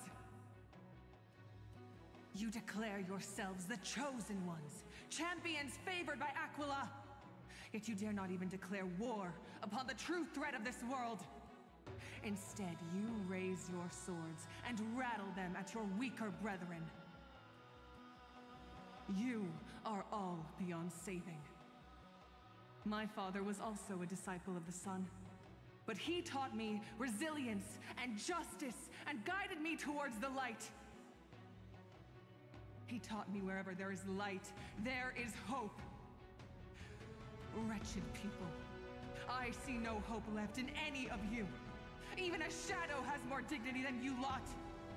Even so, Daughter of Dusk, even so, you should not shatter our faith. Not just our faith. Aquila forged the sky. Nay, they are the sky itself. If they fall, what will this world turn into? A prophecy echoes from the horizon's edge. It heralds the advent of a new age. One not ruled by the Titans, but created by mortal heroes. I choose to believe in that prophecy. I must believe in any sign that promises to break the chains imposed on us by the old era. Any sign that will lead us to a new chapter of the world. If you wish to stop me from slaying the god, you'd better muster your courage and draw your bows. Let's see if I will be pierced by a hail of arrows first, or if you will be burned to ash by sooooooo! How can we even fight you? You're the powerful Day Thunder Knight, a warrior goddess capable of trampling all lands. I am not a god, but the only mortal in this cage who is brave enough to defy the Warden.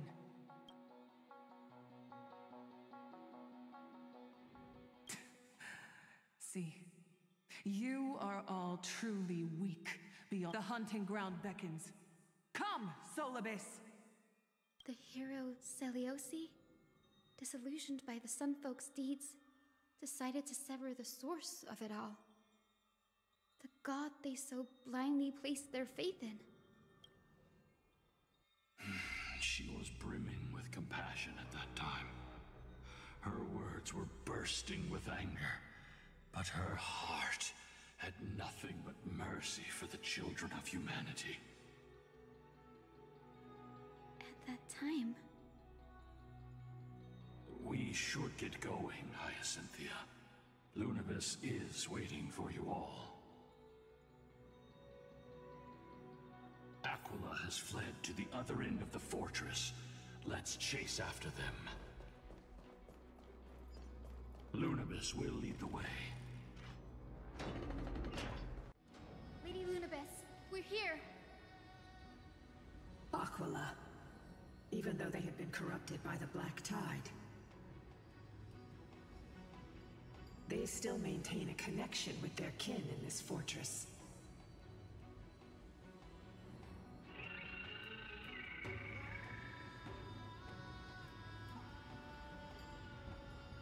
You think to hinder us, imprisoned Titan? Then we will make you understand that resistance is futile!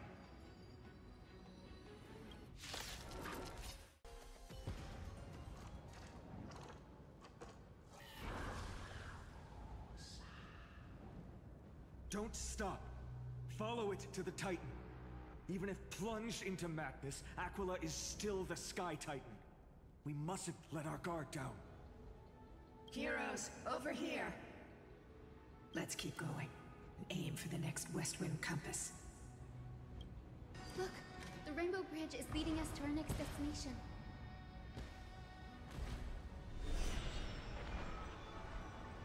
Let's hurry on.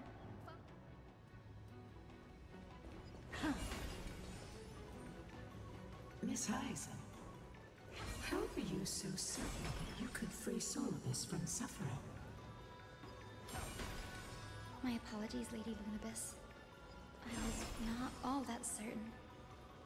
But if even the healer loses hope, then how will the patients repossess their hope for life? What a kind answer.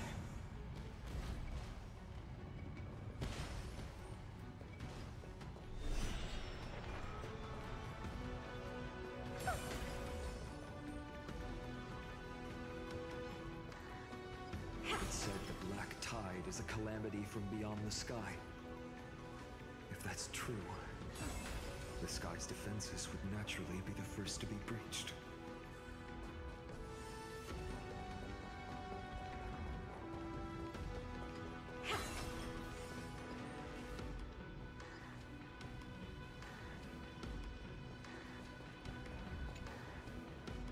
Medusa's Chalice of Plenty.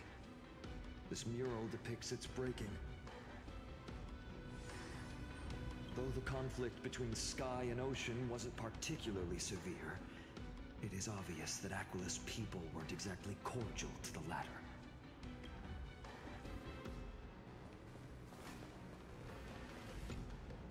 No question about it. This mural depicts the Eye of Twilight. Aquila once engaged in a long, grueling struggle with Nicodor in their prime. Best not to underestimate them. Let's go. If nothing goes wrong, we'll be able to see their true form very quickly.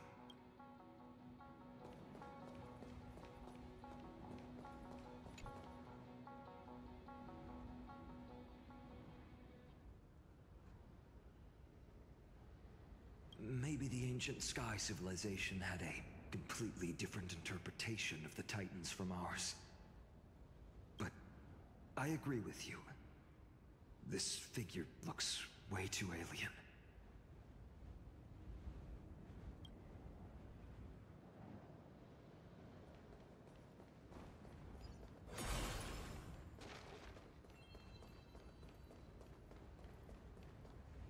Now, I shall lead you into the Rainfolk's Hall. Legend has it Celiosi's father was a Sunfolk warrior who spent his years fighting and rarely returned to the Eye of Twilight. Her childhood was mostly spent beside her mother, a Rainfolk priest. Correct. That was true. It was also during her formative years that the conflict between the two tribes began intensifying. The Rainfolk feared the other half of Celiosi's bloodline, and never truly saw her as one of their own.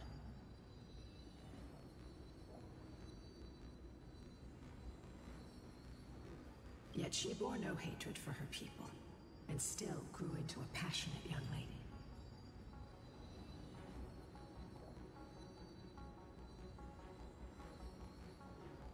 Until people discovered golden blood ran through her veins. That was was the final straw that turned disdain into terror. What? But the epics said Celiosi left to live in solitude, so she could train her spirit and hone her martial skills.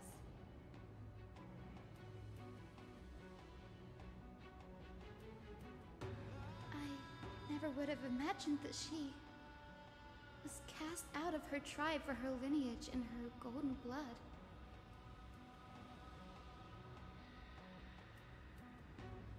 Even so, she did not despair.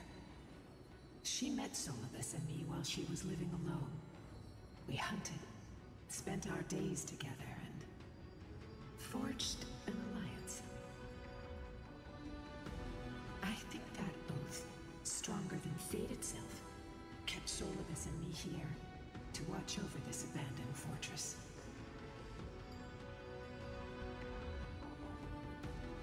Despite experiencing betrayal and exile at the hands of her own people, she was still willing to set out on the path to slay the gods for them. Was Celiosi's love for humanity truly so boundless and unconditional?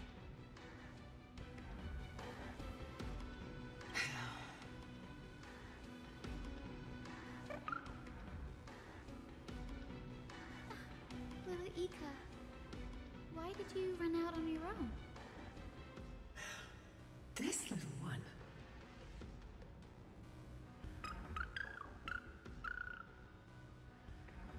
You're saying you smell a familiar scent on Lady Lunibus? They look completely different. But little Ika should also be a winged beast, right? Could it be? Truly, a miracle of fate. Perhaps we did leave something behind for this world. Celiosi. Lady Lunibus? Is little Ika your... Please press on, flame-chasing heroes. I can sense it. The radiance of Aquila shines ever brighter. Where did the Skyfolk go after Celiosi challenged the god? Just like the countless tribes throughout history, they were drowned in the dark clouds of time.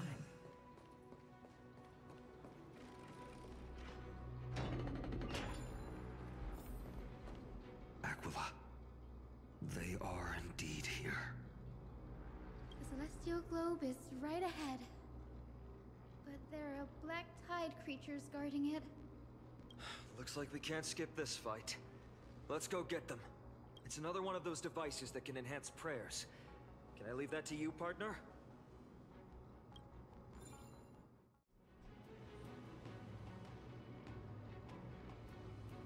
Before it was consumed by madness, it must have also faithfully served the Titan, don't you think? No healer can heal all, especially faced with souls that are trapped deeply in the clutches of pain. Granting it a dignified end may be the most compassionate act of all. Rest now, Titankin. The celestial globe looks complete.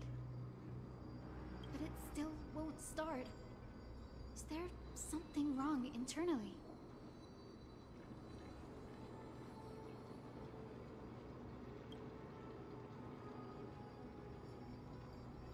Hard drives?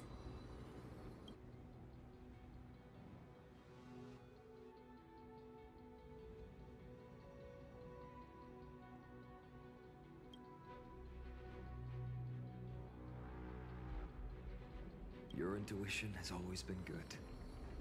Let's look around and see if there are any mechanisms. That didn't take much effort. The hand of Zagreus always appears when it's most needed. Lady Lunibus, if it's not too much trouble, please wait for a little longer. It's you all who have to do the work. I've wandered around here for 1,000 years, so this brief moment hardly qualifies as waiting. Furthermore,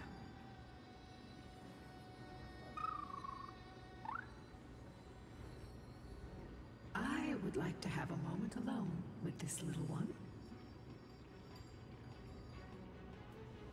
The turn of dawn and dusk, commanding the celestial globe.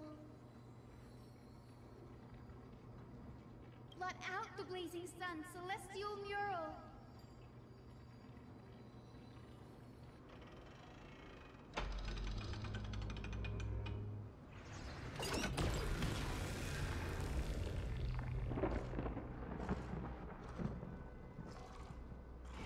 Aquila has left. We've already changed 2 scenes on the mural. Where else can they go? In the direction that the denizens of the sky have prayed to their whole lives. Upward.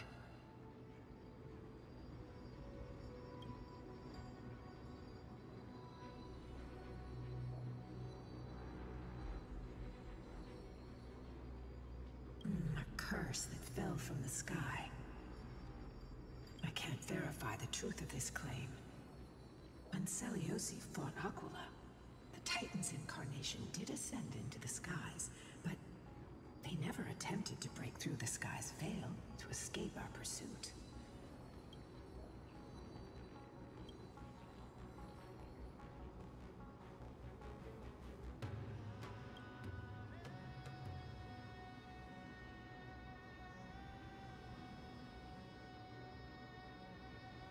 Regardless, we can only know the truth after we've defeated them.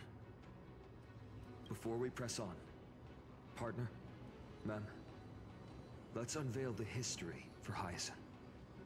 The true story behind the legend is yet to be fully revealed. Okay, leave it to me. Flowing, gathering, recollection, reveal!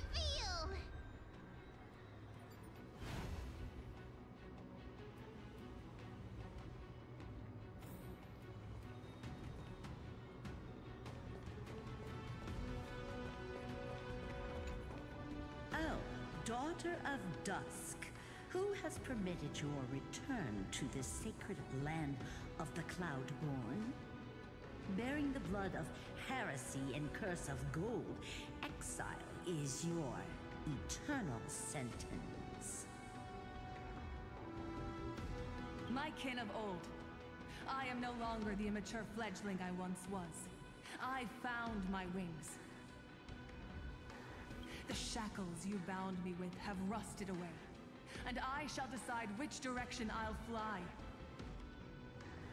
As for this return home, before I embark on my god-slaying quest, those who worship the god who is about to die deserve to know everything.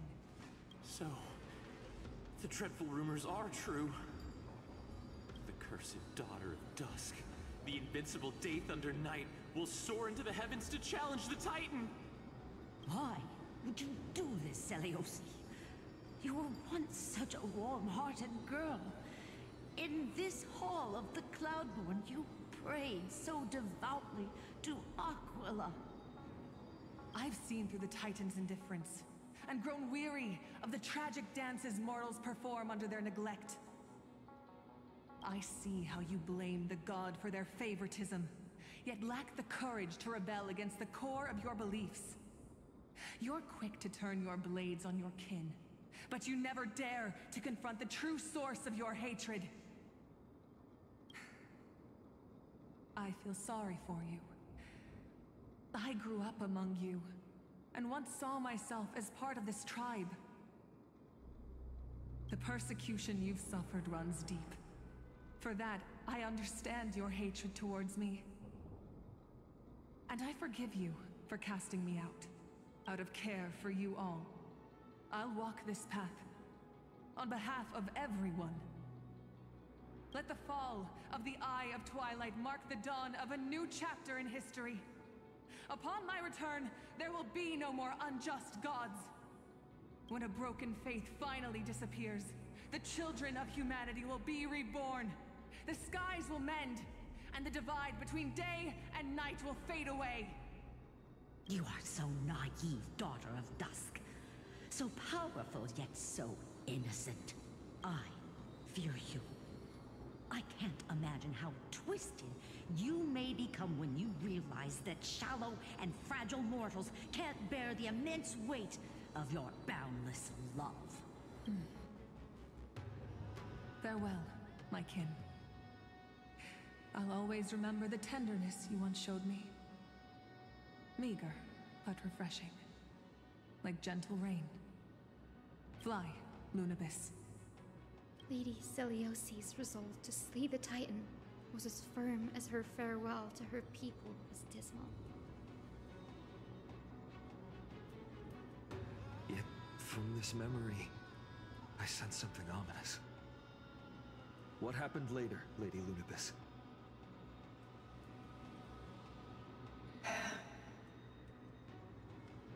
Rather than listening to me, continue onward and witness for yourselves.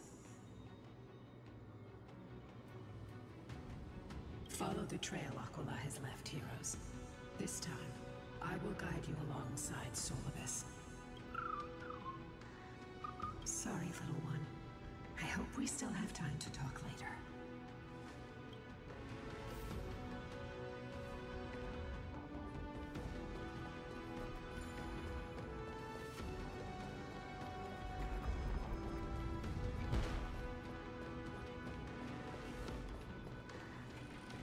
Celiosi is such a mighty hero. Yet her partner, who must have walked with her to pass on her bloodline, was completely unrecorded in legend. Was he also a warrior? Or perhaps... You will soon have your answer, Miss Hyacine. Lord Sooooooo is waiting for us.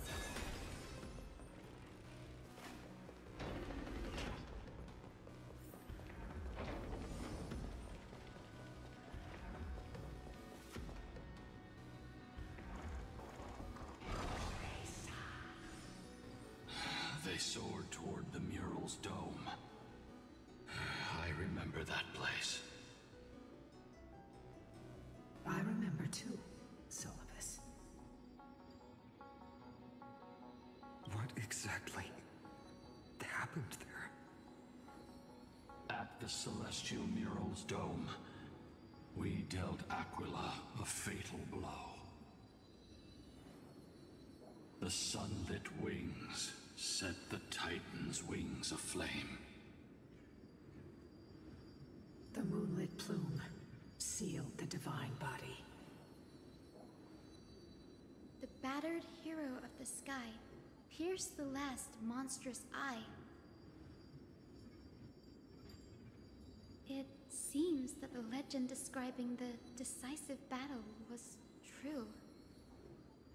But some things cannot be recorded. They were only witnessed by us.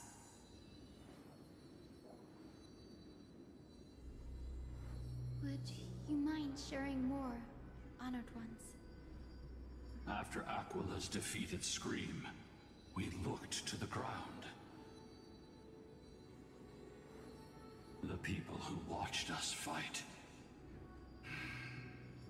We saw the expressions on their faces. Old and young, adults and children alike. They all shared the same expression.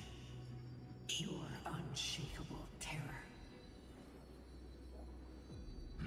Our victory brought no cheers or celebrations. The terrified crowd became chaotic, screaming and trampling each other. When they realized that their centuries-old faith had been overturned by a cursed child of two clans. They regressed into senseless beasts that devoured their own kin. No, that would be an insult to beasts. Sooooooo and I have never witnessed such madness. Not even in the wildest corners of Amphoreus.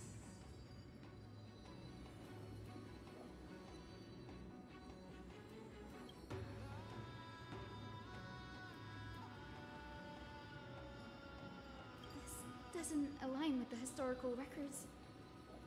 According to the legends of the Sky People, Aquila, gravely wounded, was determined to fight to the end. To prevent Aquila from using the sky of Amphoreus as a weapon to crush the earth, the hero Celiosi chose to sacrifice herself, sealing the Titan in the process.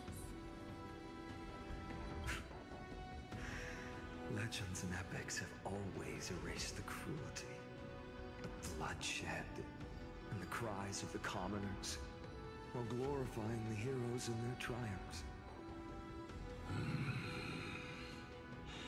You'll witness a side of the legend that's never been told, young Hyacinthia. With a truth hidden for a millennium before you. Can you still walk with the same conviction? It will be a harsh truth. One that is bound to shake your beliefs. Be ready to face it, Miss Hyacine.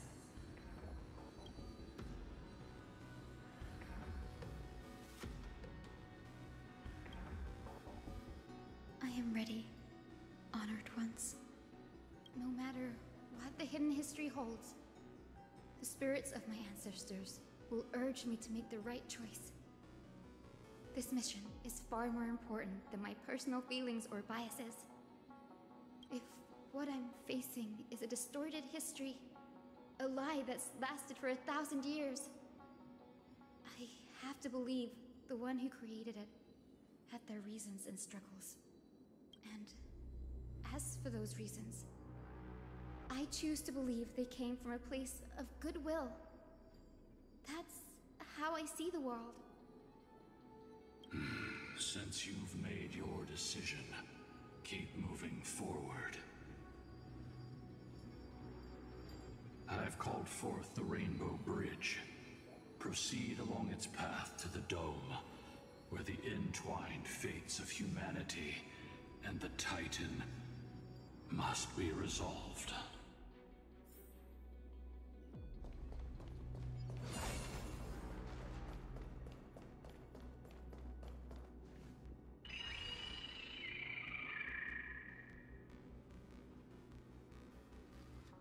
They're desperately struggling to block our path, but we've backed them into a corner. This hurdle is trivial compared to the endless flame chase journey. I'll restore the bridge every time, no matter how many times the Titan obstructs us.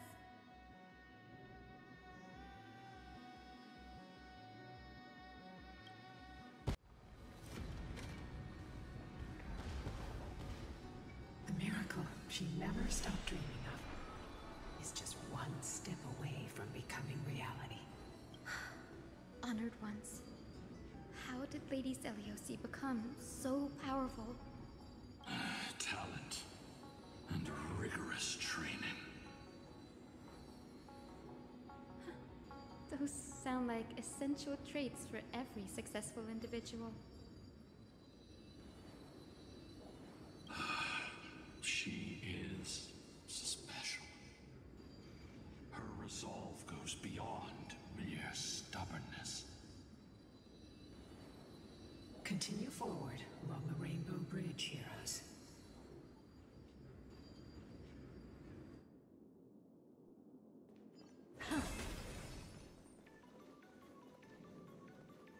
A god slayer can tell the state of their prey by its sounds. The god's part, I sense resentment, terror. But as for her, I cannot say. Aquila already seems aware of their fate. We won't make them wait for too long. A Titan shall get Dawnmaker to have its first taste of blood. That sword you wield, it seems familiar. Are you sure about that? This is only recently forged.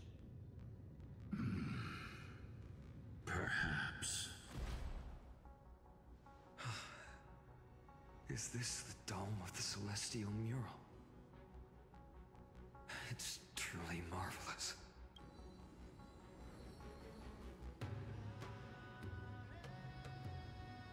Exactly.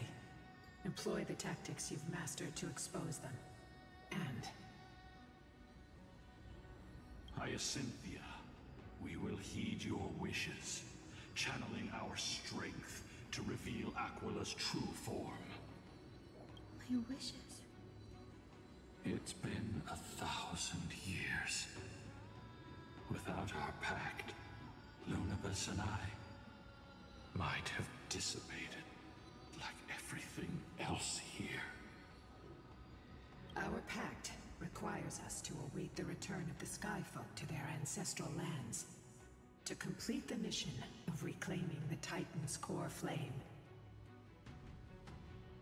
We will carry out your will, Miss Hyacine, as faithfully as we kept our promise to Seleucia. But first, we shall reveal the whole truth of history.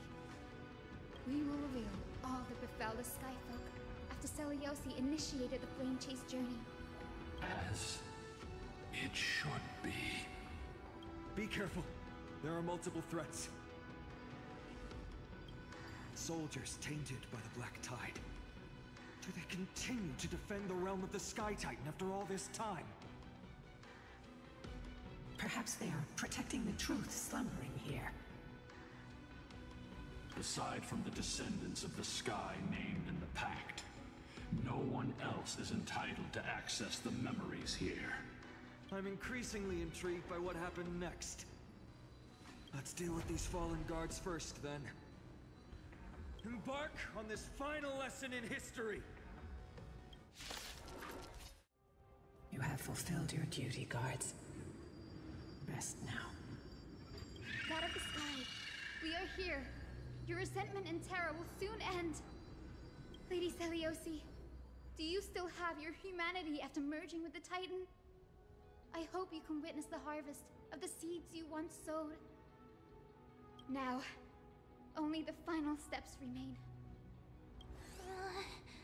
Something's off. I can feel the memories here churning. It's as if countless emotions have lingered through the ages, refusing to fade away. The wandering memories here seem to be pleading for something, heavy with pain and grief. Like ghosts lingering by the River of Souls. Are you ready, Hyacine? Yes. The Flame Chase journey is reaching its final chapter. No matter how cruel the truth may be, nothing will sway my determination to finish this mission. The true history buried in time must come to light. The fates of mortals shouldn't be lost beneath polished myths. We're on the same page, Lord Phainon. Go to the celestial globe, Hyacinthia. The forgotten past will reveal itself to you, one fragment at a time. Hold fast to your resolve. The turn of dawn and dusk, commanding the celestial globe.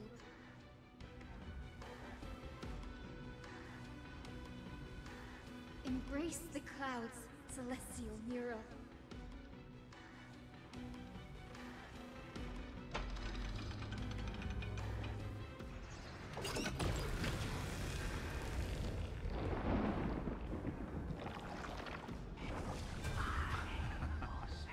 Look who we've caught. An old-fashioned disciple of the ancient god.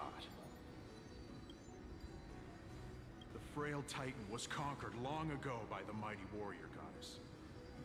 Now, they're nothing more than rusted scrap, left in the forge to decay over countless years.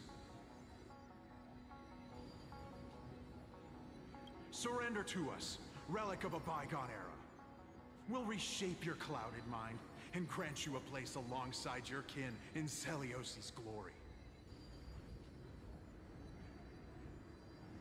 Your so-called reshaping is nothing more than torment, both in body and mind. No.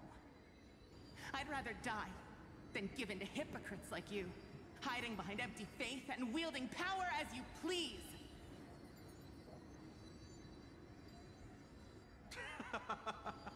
Take a good look at this pathetic fool. Do you see it? What a laughable hypocrite! You're one of the Sun Folk, aren't you?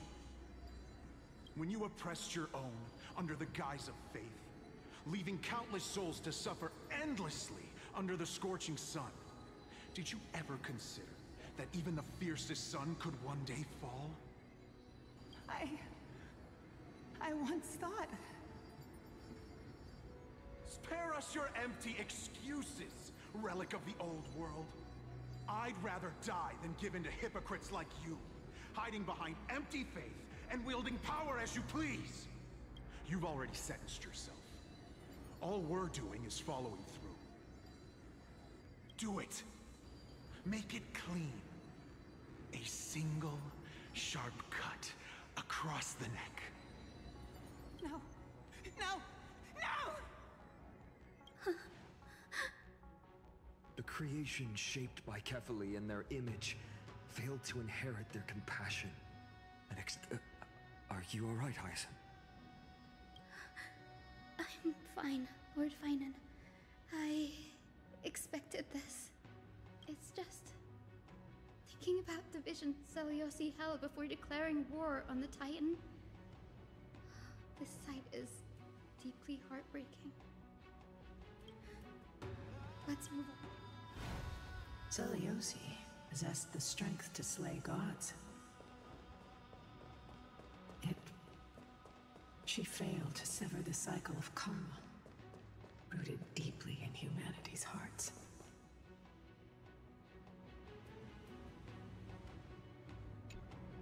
The turn of dawn and dusk, commanding the celestial globe. Drive out the gods, celestial mirror.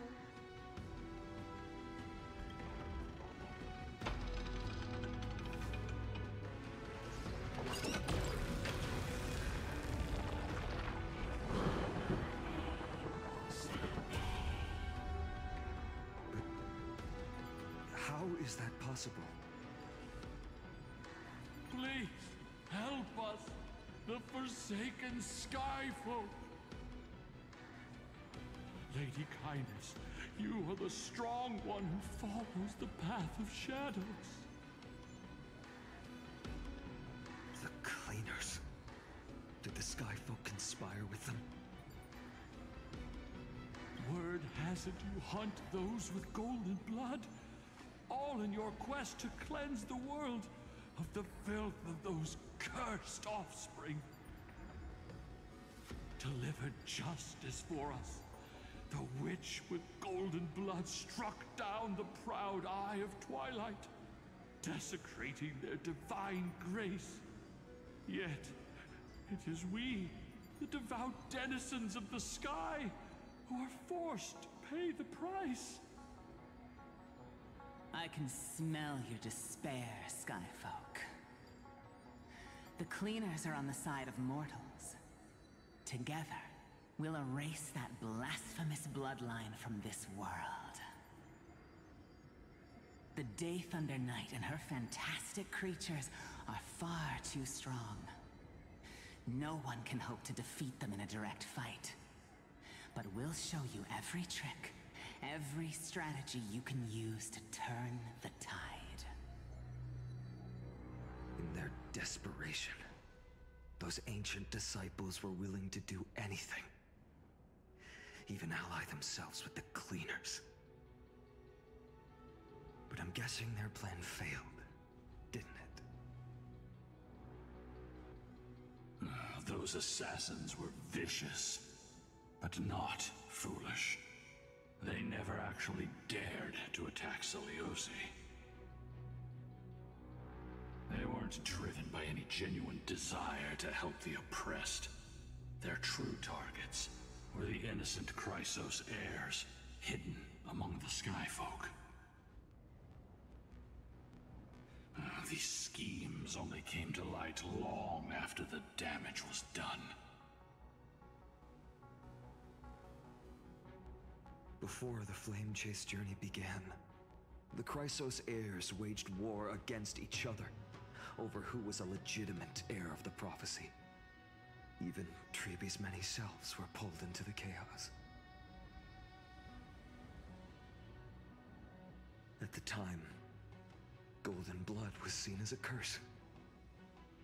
Honestly, it's easy to see why. But Seliosi, where was she in all this?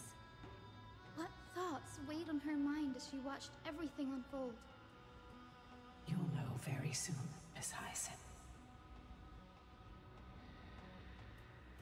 Her unconditional tolerance was met with ruthless betrayal. Her deep love for humanity was reduced to ashes, leaving behind only endless fury.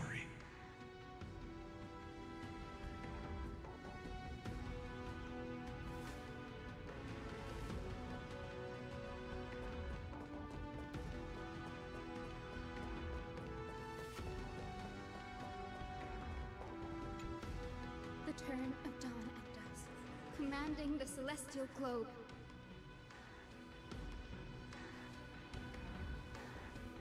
Reveal the history, celestial mural.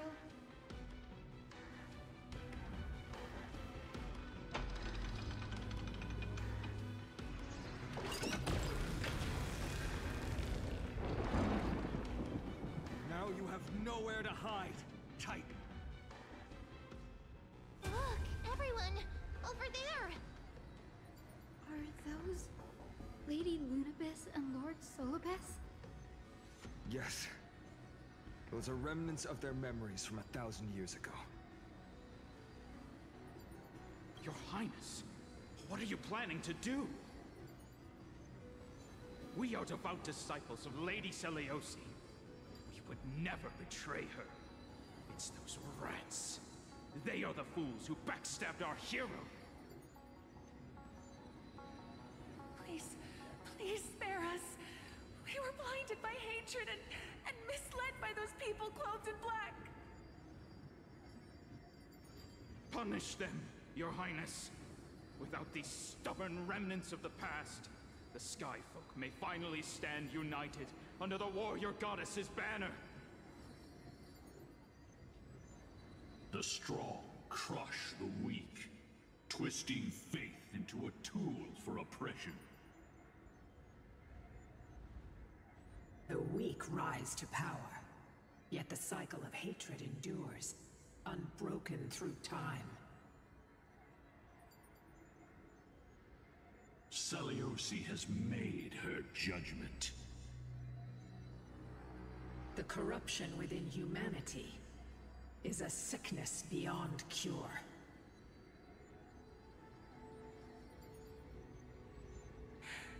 Yet she once loved us with such fierce devotion.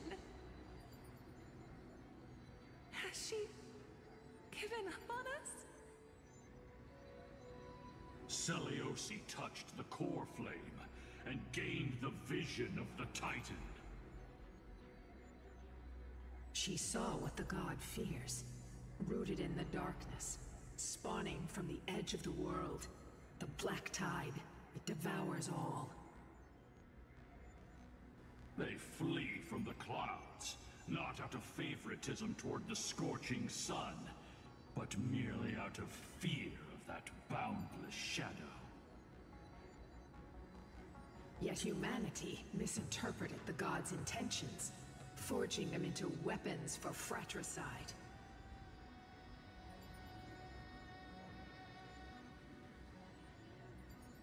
This history, brewed from sorrow and tragedy, shall end here.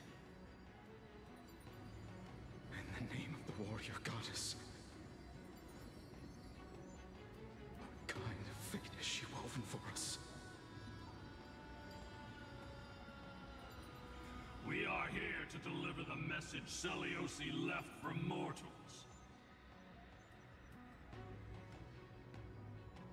To my once beloved, yet now unsavable kin.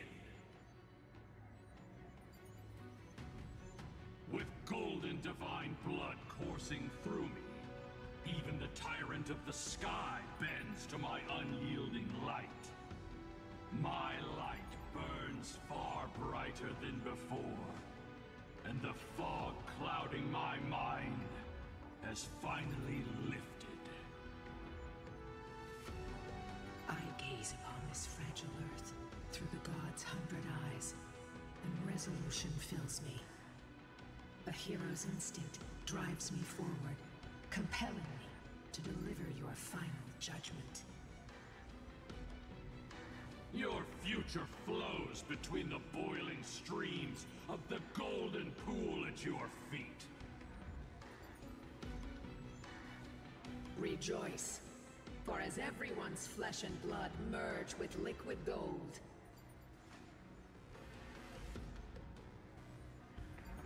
you will finally understand what true unity means.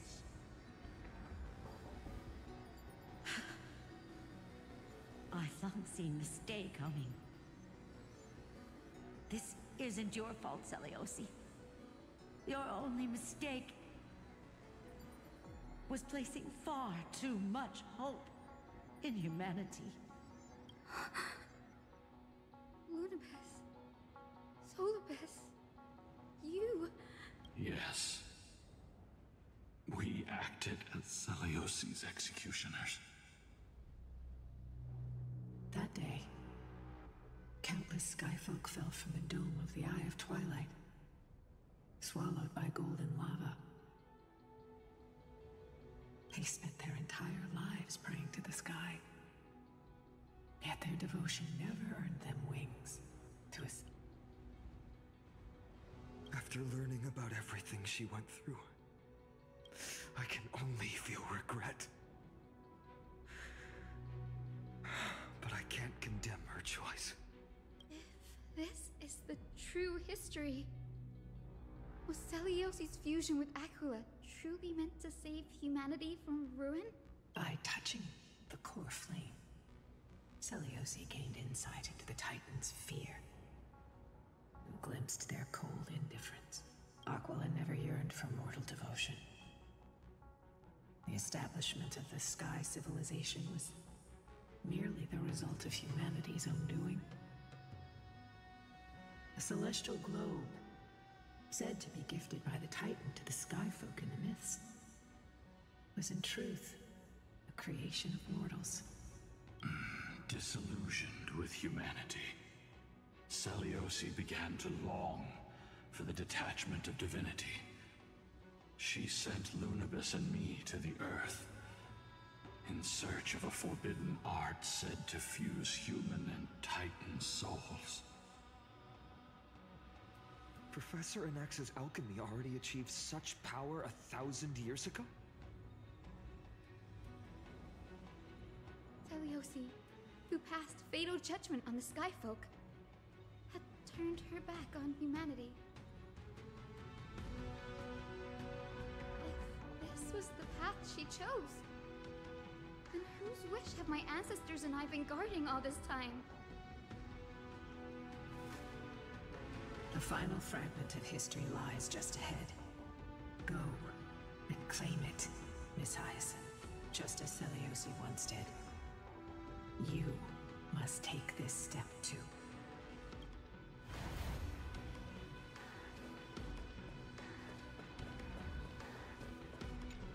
Celiosi had abandoned her humanity. Then, my Twilight Courtyard ancestors and me, are we truly her descendants?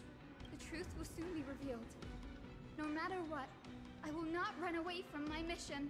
Grady, will you stand by my side?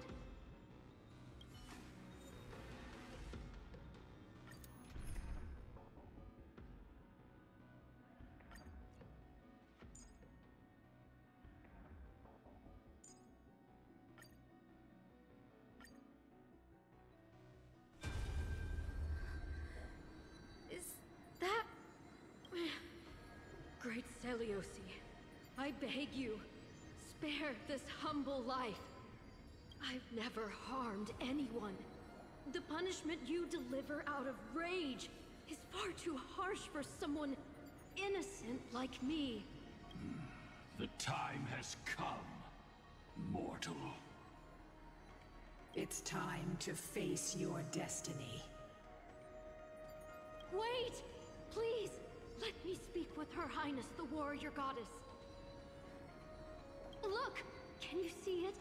Golden blood is spilling from my wounds.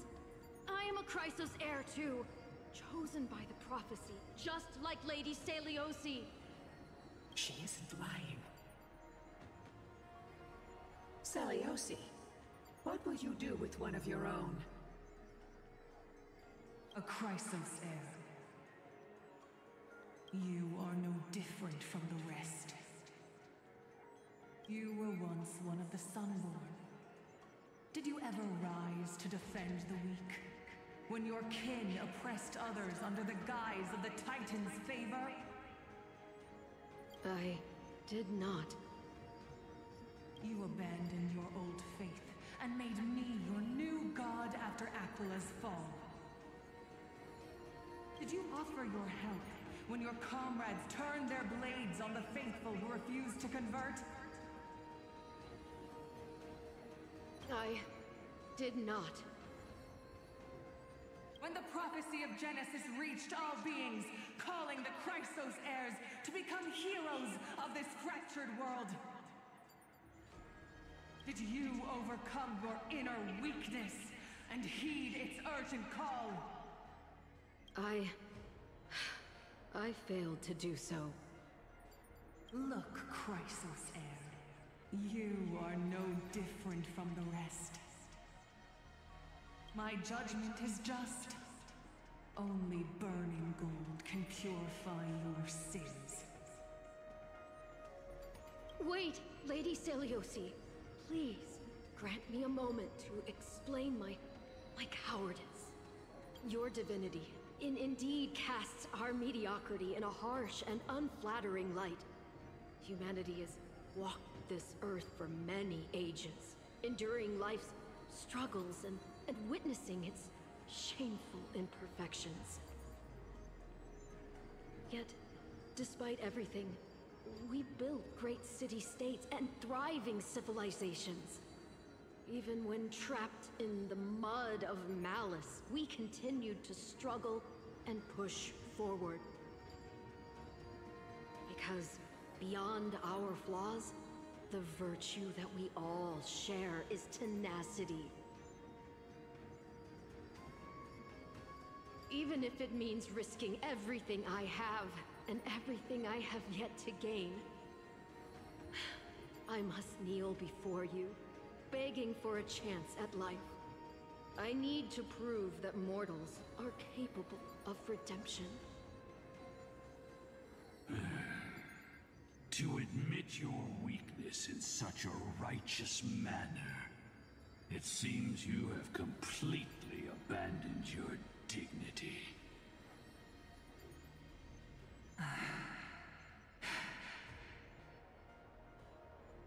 You say you're willing to risk everything you've yet to gain.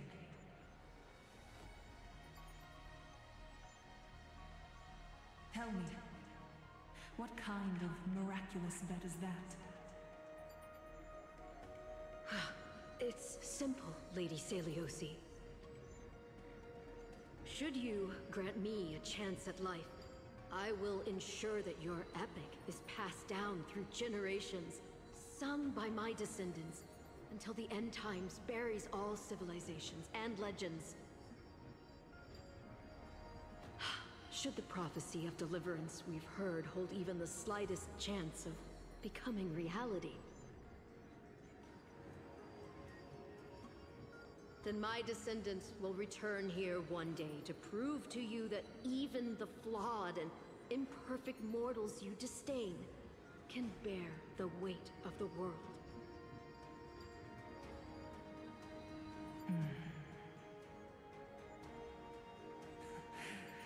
Interesting.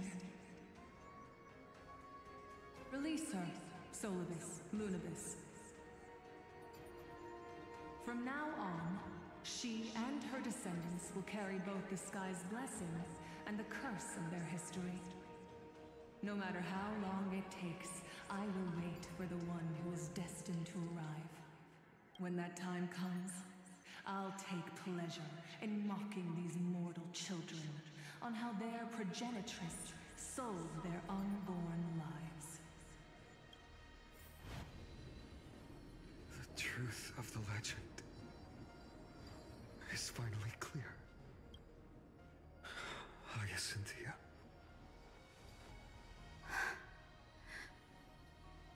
Am I the descendant of that nameless Chrysos heir? Our lineage wasn't from the hero, but from a nameless Chrysos heir who begged for mercy before her. My whole clan's fragile mortal life was simply spared on Celiosi's whim.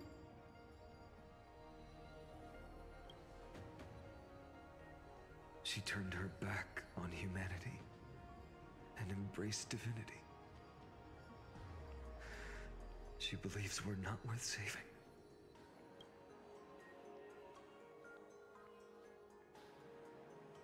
Lord Sooooooo, Lady Lunibus, tell me, did you wait for 1,000 years at the Eye of Twilight just to witness that Chrysos heir's child coming back to receive punishment? Time alters everything, child. Once upon a time, we had not yet learned to read the complexities of human nature.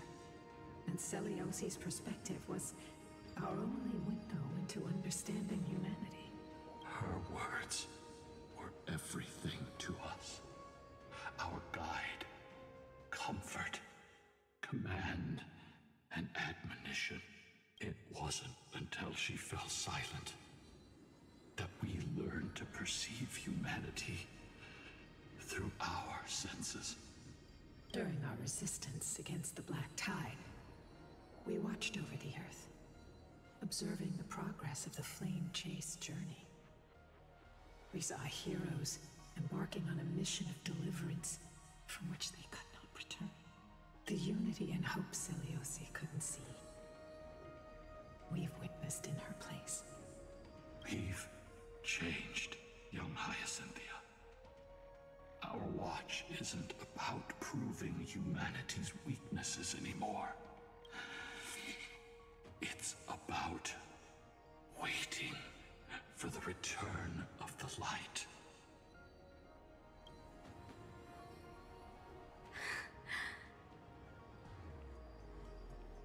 Lady Celiosi, I want to tell you this. Doesn't matter if you can hear me or not. I want you to know that I am glad to be born as the child of a nameless and ordinary mortal. Only then can I prove to you that tenacious hope, buried in the deepest part of the human soul, has not been lost to time. It's just waiting to heal and grow, and then it will shine once more. Even the most cowardly individual harbors a seed within. Perhaps in your era, the light on the horizon was too dim for it to sprout. But do you see it now? 1,000 years later, the path you forged is now walked by many brilliant heroes. They love the people of this world, unreservedly, willing to sacrifice themselves to shine a light upon the children of humanity. The light they leave behind will inspire the seeds within people to sprout, grow, and thrive, nurturing them every step of the way, until the barren land is reborn as a thriving forest, growing endlessly, and one day, reaching for the sky once again. That twilight, still capable of being healed and protected in the end times, is the reason we choose to bear the weight of humanity's flaws. History has proven once again, the Flame Chase journey itself is a miracle. It began with a whitewashed lie, but it laid down a path of deliverance for humanity over thousands of years. Celiosi, We have honored the promise made by that nameless Chrysos heir, and returned here. We also bring you the answer to your question. Mortals are capable of change, and humanity is worth saving. Our people, forging through the trials of the end times, deserve a second chance. We are worthy of a new dawn. Hyacine. Yes. Solibus? Lunibus? We are here, Hyacinthia. We are here, Miss Hyacine. Give me your strength. I've made my decision, and we stand resolved. For all that mortals have built, I will follow the guidance of the prophecy and claim the core flame of the Eye of Twilight. The children of humanity have returned from the earth, and we will challenge the skies once again.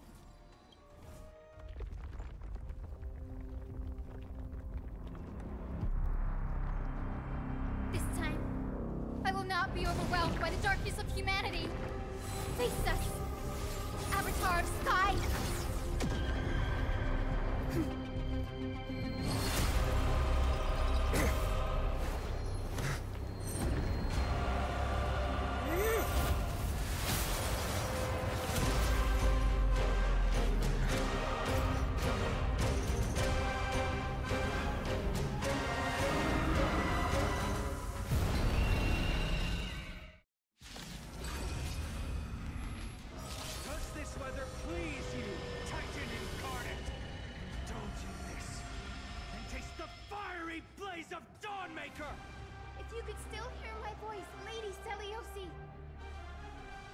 Behold, the strength of those who pledge to save the world! You too will be cleansed with gold!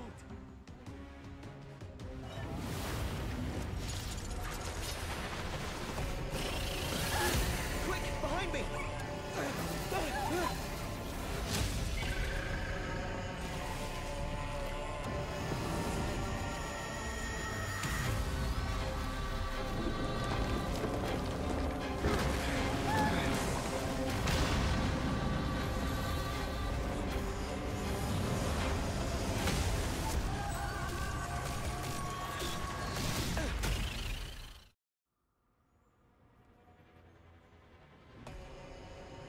Stand firm! It's a long way down. Let's end them before we crash into the pool of gold! A world waiting to be saved. We have no intention of dying here with you!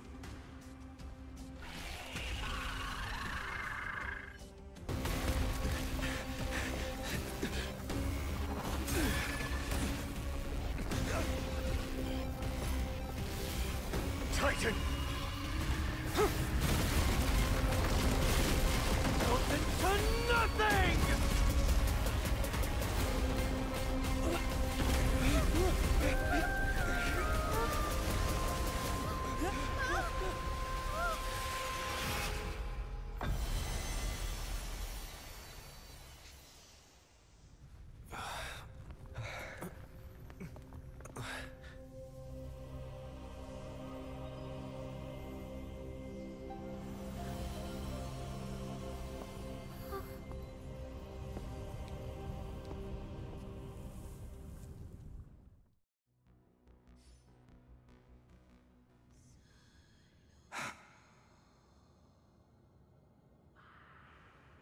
Aglaea?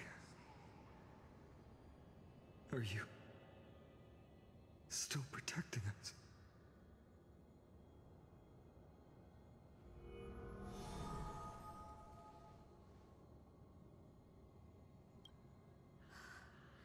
Is it all over now? Celiosi condemned humanity, casting them into the pool of gold. In the end, she too was... Take that core flame with you, Hyacine. Our mission isn't over.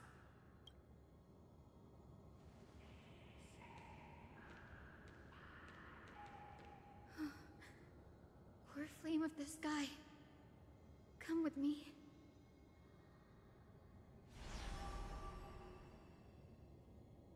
It's a strange feeling. It's so warm and powerful. Holding it in my hand, it feels like the winds of this world might turn for me. Summoning thunder or snow is just a thought away.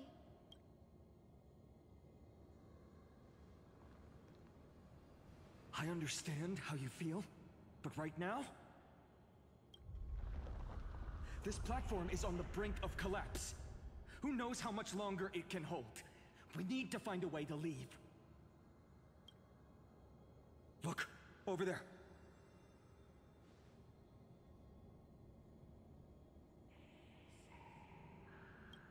No idea, but we have to take a gamble. If the prayer can rewind the shattered platform, then we might ride it back to the entrance. And also, retrieve Aglaea's amulet. We can't delay any longer. Everyone, move quickly!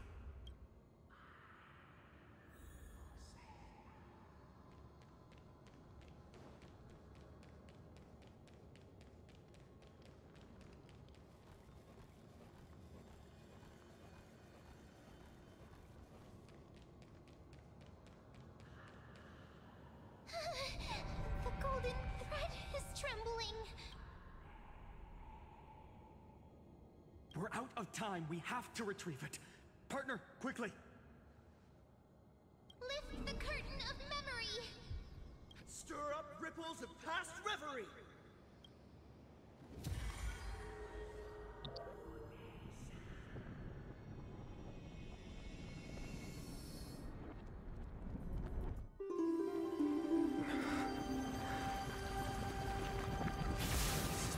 The prayer's power! No!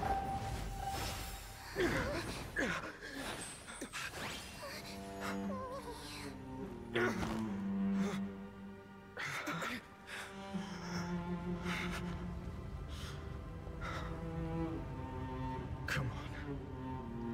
We have to get out of here. I shall have my final bath in warm and radiant gold. From here on, Phainon, you shall embark on a journey with no return. Light fades, only to await the sun's rise. One day you will step forward, not out of fear, but to return the dawn to this world. It's right in front of us.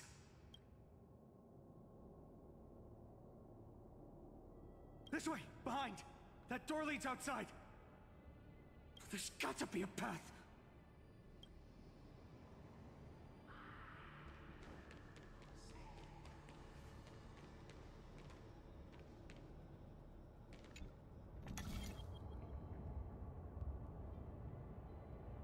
It worked. Let's go.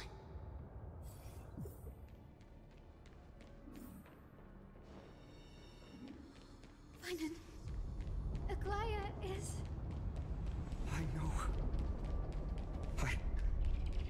No.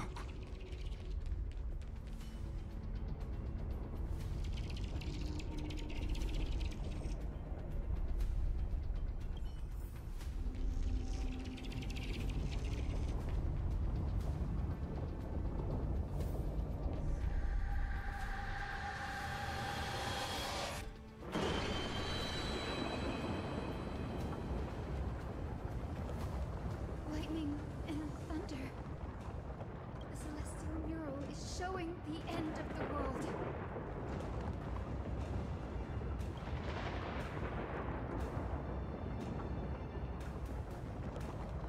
We're so close to achieving the miracle. Humanity will finally take control of its fate.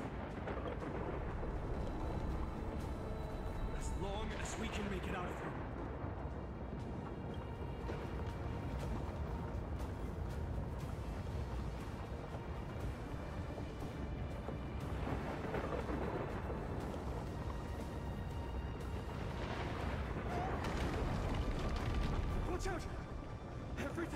collapsing, and a misstep could lead to a fall. Door's frame is coming down! Partner, give us a hand!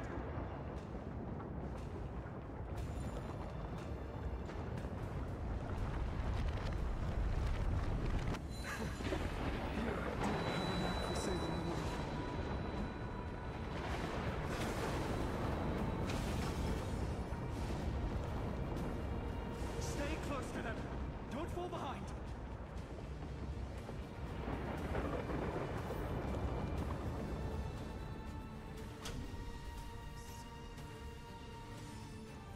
Hyacine, where are those winged beasts? I'm trying to locate them, but the storm clouds on the mural are blocking my senses. We could use their wings to escape if they were still here. We'll have to rely on our feet for now. Keep moving. We're not safe yet.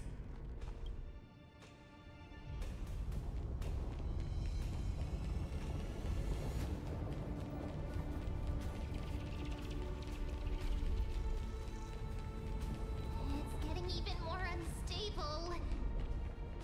Make sure you... We're almost there. The end is just ahead. All we need is a rainbow bridge. A west wing compass. Leave it to me. Focus, Hyacinthia. Stay focused. We're out of time. The fortress runs on Aquila's divine energy. If I can channel the core flame...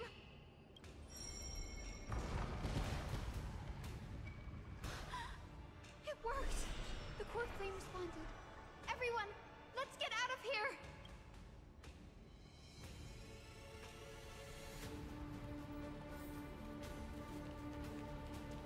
We all have something worth living for. And we all want to see Oqueima's second dawn.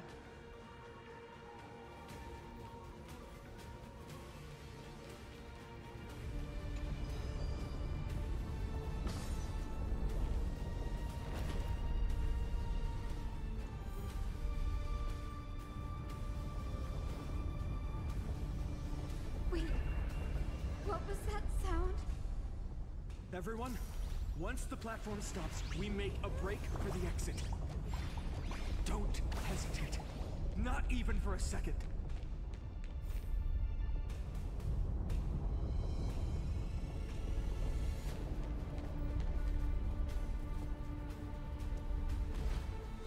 Everyone, hold on tight!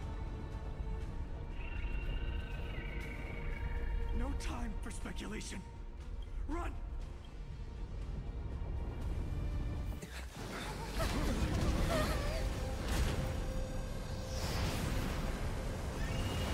The Titan! Their core flame has already... Could this be... Celiosi?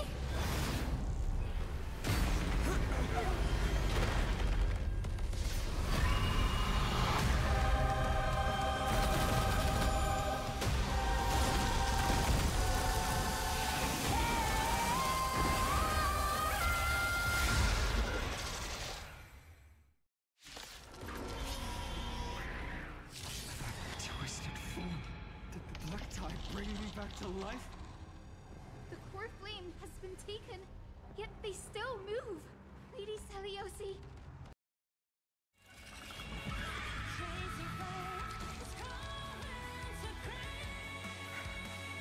The first and only god that Dawnmaker will slay is you!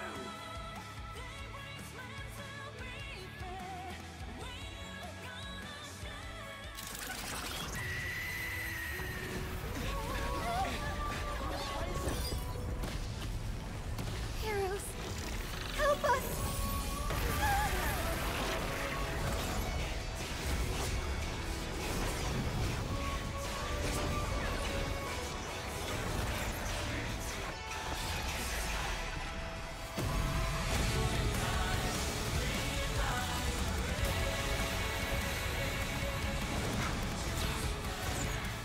Hero of the sky, witness the will of humanity!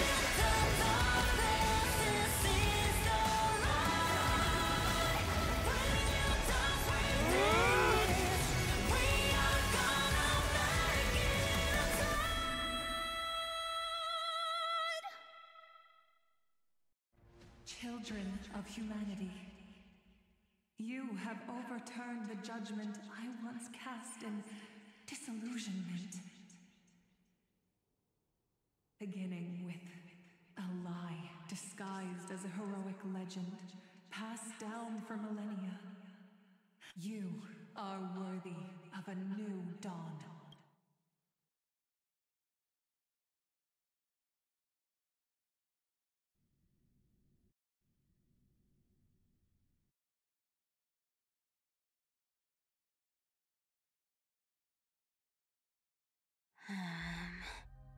Seriously, where did they hide that thing?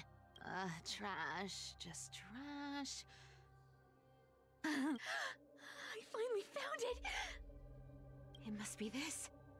The gem of all worlds that the chaplain secretly stashed away.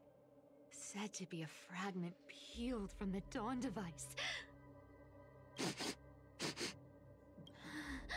I can already catch the sweet scent of treasure seeping from this little box. So much for the chaplain's devotion to faith. It turns out he's just been padding his secret stash. I've been lurking in the priestly court for over half a year just for this little trinket. Day after day, listening to those stiff priest apprentices drone on with their prayers. I thought I was going to lose my mind.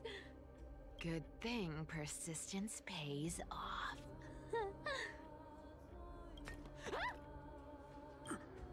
Atticus, is that you?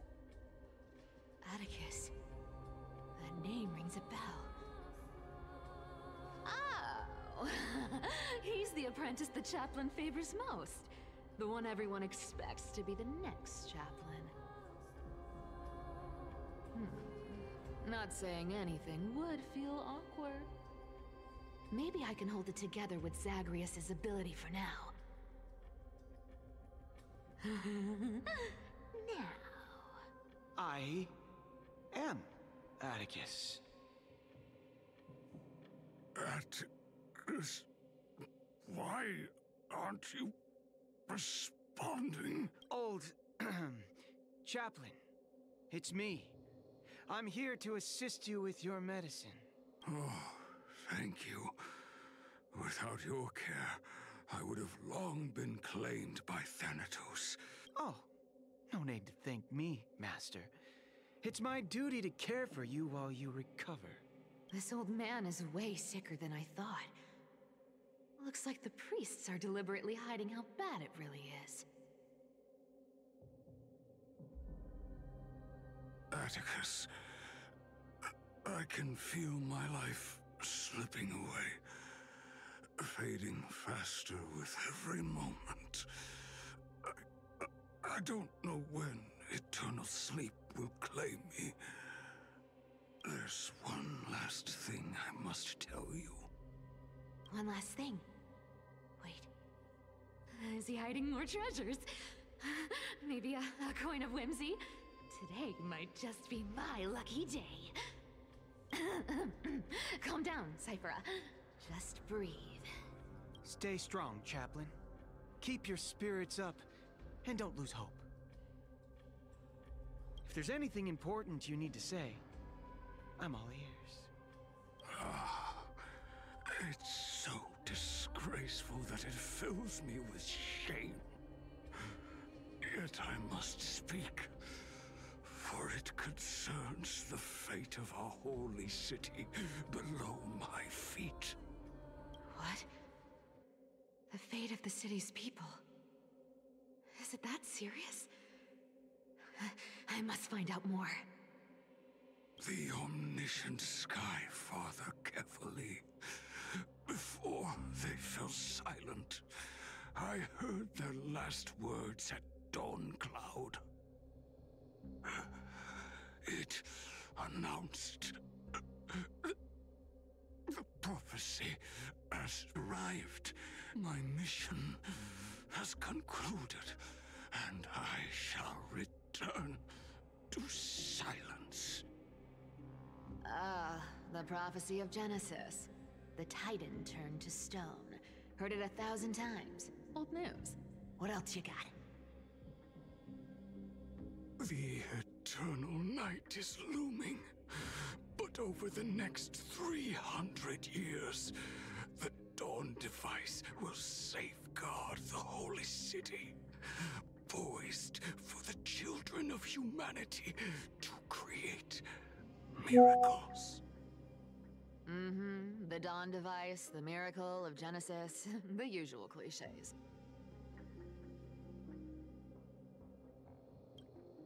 Wait, did he just say the next 300 years? I have concealed the deadline the Sky Father set for everyone. I lacked the courage to carve the countdown to the city's new dawn into the hearts of its people. Atticus, you are 100 times more courageous than I am. Can you accomplish what I could not? Will you share this harsh truth with all the citizens of Oqueima? Atticus. Rest easy, Master. I will shoulder this heavy burden for you. I'll address the fallout of your indecision. Is that right, seamstress? Everyone in this world is unique in their own way. My moment to be a hero. And that was my stint as a priest at Dawncloud. Sure, the story's been slightly embellished, but every word of it is true. These are secrets that must remain undisclosed. I've never shared them with anyone. Not even Bartholos. You should feel incredibly honored to be the first to hear this. Unfortunately, you can't clap or comment right now. But that's beside the point. Getting to spill the secret I've been holding in for 1,000 years feels amazing right now. Honestly, I'm surprised at your persistence. I merely staged a slip-up for you to witness the switch of the core flame. Who'd have thought you'd follow me all the way to the Nether Shore? That deliverer kid was spot on. You rejects, shunned by the Oqueimans, have no choice but to keep moving down this dark path. 1, 2, 3, 4. Wait, what's going on? Your leader Kindness isn't here. Oh. Could she be plotting something else? Ah, such a hassle. Well, for everyone's safety, I might as well check if you're carrying anything suspicious.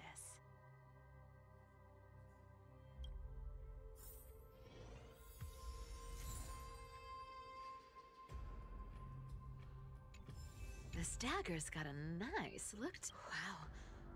It's crafted from Cremnoan steel. These people are well equipped. By any standard, you all are quite capable. Had you not strayed, you could have been guarding Oqueima, securing a stable income. Such a pity. In your next life, remember to choose a safer path and stay away from dangerous jobs like this.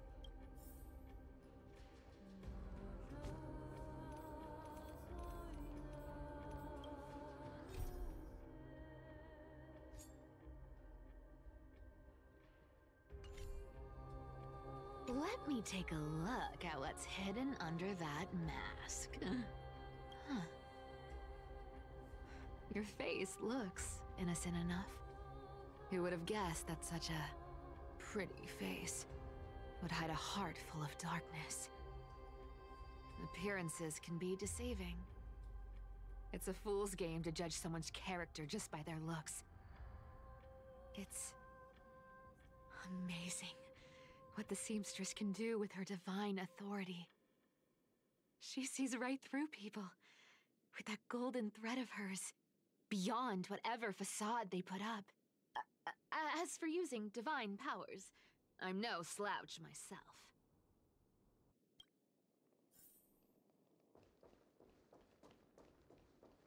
Who came up with this uniform? It's got more pockets than it needs. Nobody wears this style anymore, do they?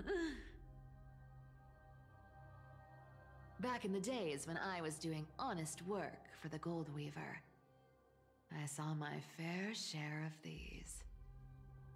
Oh. What do we have here?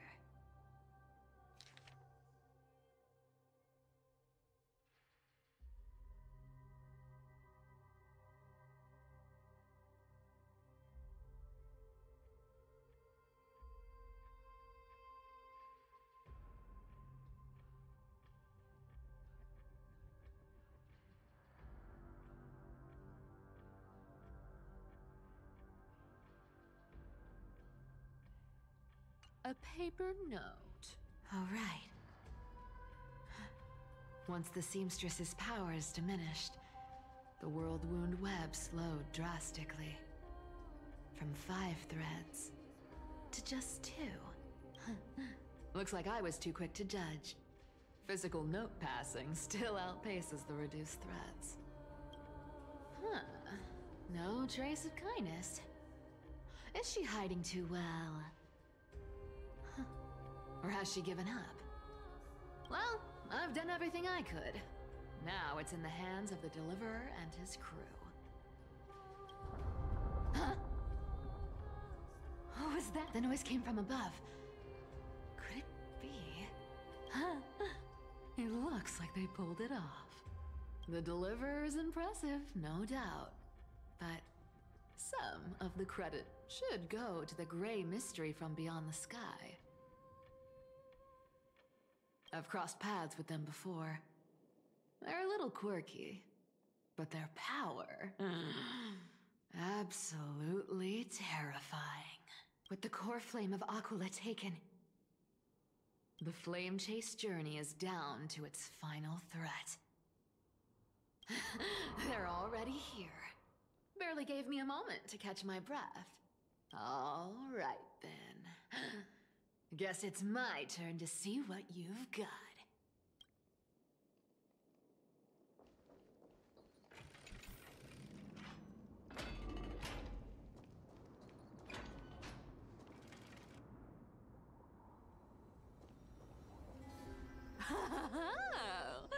You made it. I've been waiting for you. Black-clad sword master, the Flame Reaver, whatever your name is. Look at you, sniffing around like a starving hyena, chasing the scent of the core flames.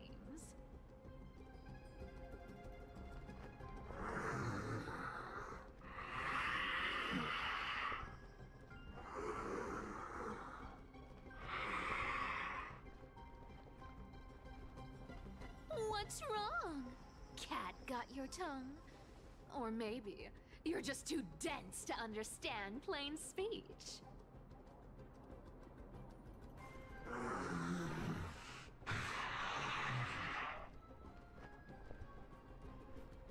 Throne of worlds, core flame.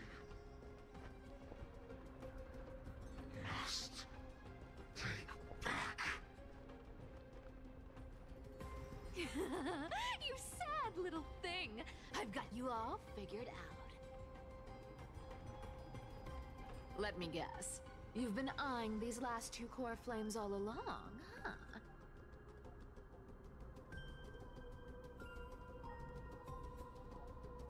No wings, no allies. Oh, what a pity. Even with Aquila's core flame sitting idly in the sky, you're helpless to reach it.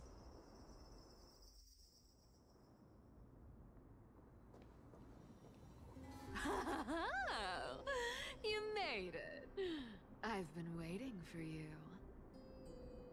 Black-clad sword master, the Flame Reaver, whatever your name is. Look at you, sniffing around like a starving hyena, chasing the scent of the core flames.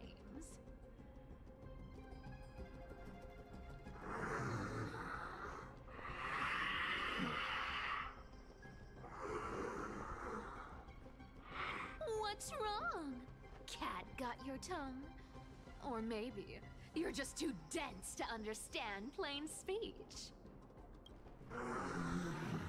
Throne of worlds, core flame must take back.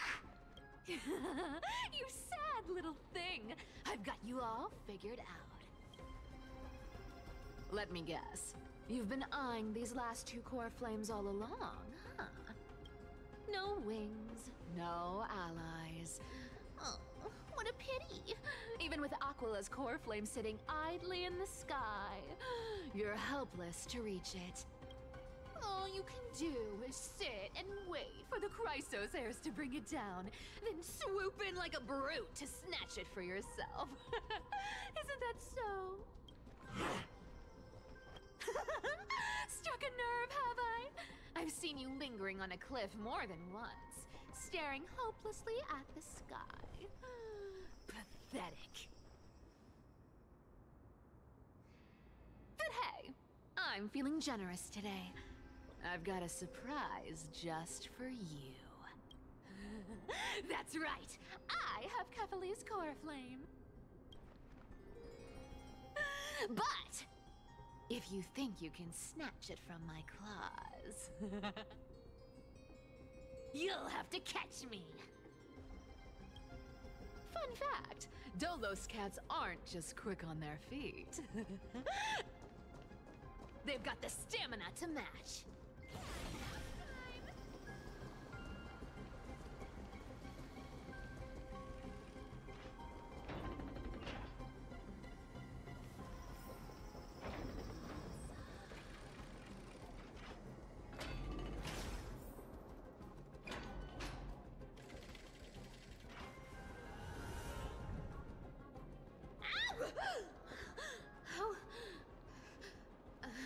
How did you get ahead of me? Whoa, whoa, whoa! Don't swing that thing! Easy there. You're after Kephalis core flame, aren't you? Fine! Take it! The deliverer made me steal it. It's no use to me anyway. Look, since we've got the same taste in fashion, all black and sleek, how about you spare this poor cat's life? That's the spirit. You get the core flame, and I get to keep breathing. Everyone wins.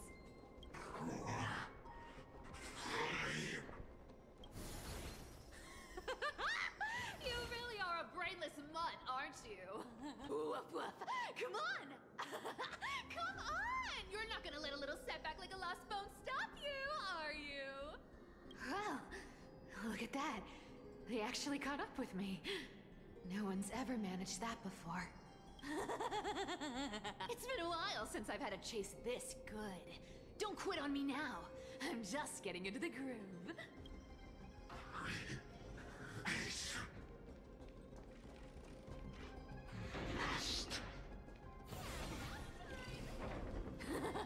You sure stumble over your words, but you've got some speed on you.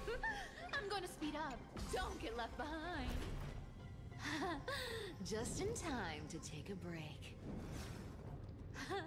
Don't tell me they might... What? Still not here? Well, that's disappointing. Oh well, I guess I'll just... Wait around a little longer for you. Styxia, you're stunning. Oh, look who it is! The Flame Reaver. First time. Wait, no, not the first time meeting you. I'm the great hero of Oqueima, the deliverer of Amphoreus. They say I'm destined to return Kefali's core flame and carry the weight of a new world on my shoulders. But hey, fairness is my thing. Fairness, fairness, and fairness. You want the core flame? Come and get it. But only if you beat me fair and square.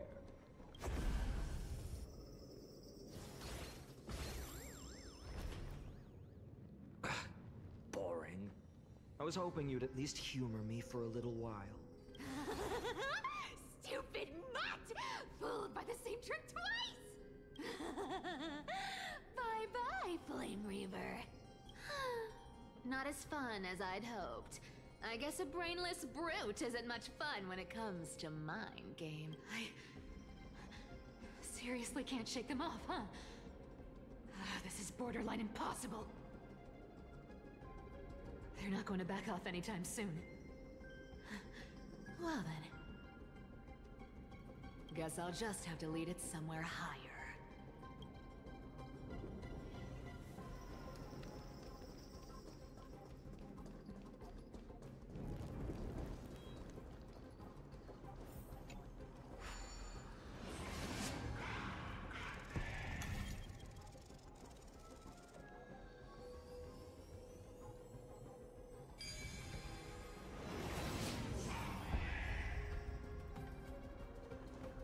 Solve these party tricks in under a minute.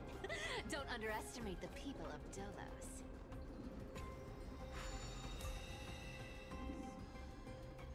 Cifer, do you still plan to go to Dawncloud? I've made up my mind. Don't think about stopping me, seamstress. Is it for the gem of all worlds? Does it even matter? You'll never guess whether I'm lying or telling the truth. You're still wearing those golden boots I gave you. I hope you're not running from someone the next time you wear them. Aglaea, did you see that? No one can catch up to me. I'm no longer running to escape anymore.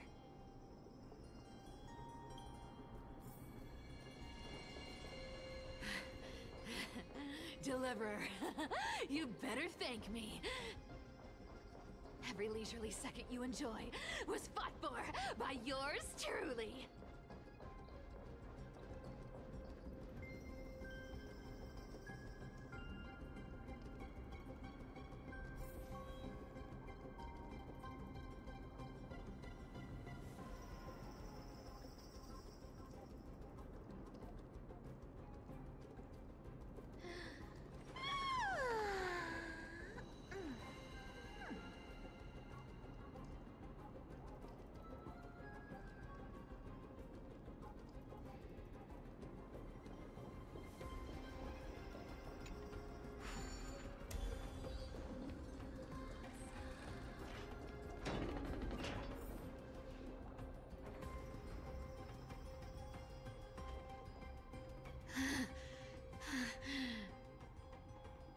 You just don't know when to quit, do you? Can't escape.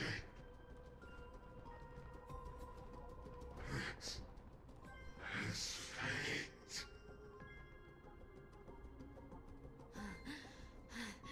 Fate? I always thought only privileged city dwellers like to toss that word around. As if they couldn't get by without using it as an excuse. Cycles can't be broken. Cycles. Fate! Give me a break! Everyone has to walk their path. Those who cling to gods and prophecies end up as hollow shells of themselves. Back then, I was nothing but a scoundrel. A cheat, clawing and scrambling just to survive in this messed up world. If I'd given up and played along, this place would have been nothing more than a lifeless wasteland by now. Fine. It has to be me.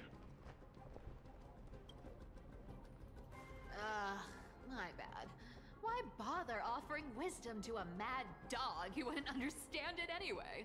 Do you know why I dragged you here, mutt? Word is, you've tangled with that golden-haired lion before.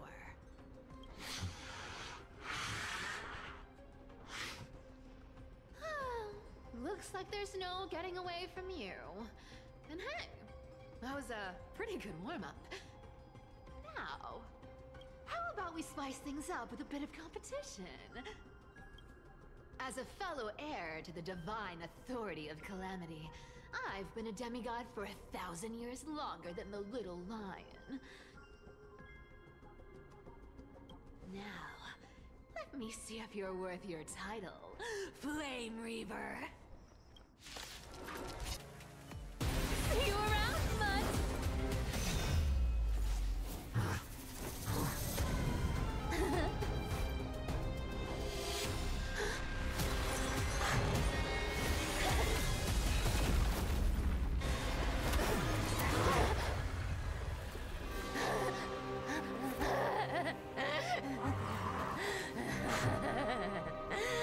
Only a mindless fool would fall for the same trick 3 times in a row. Victory is mine, fiend.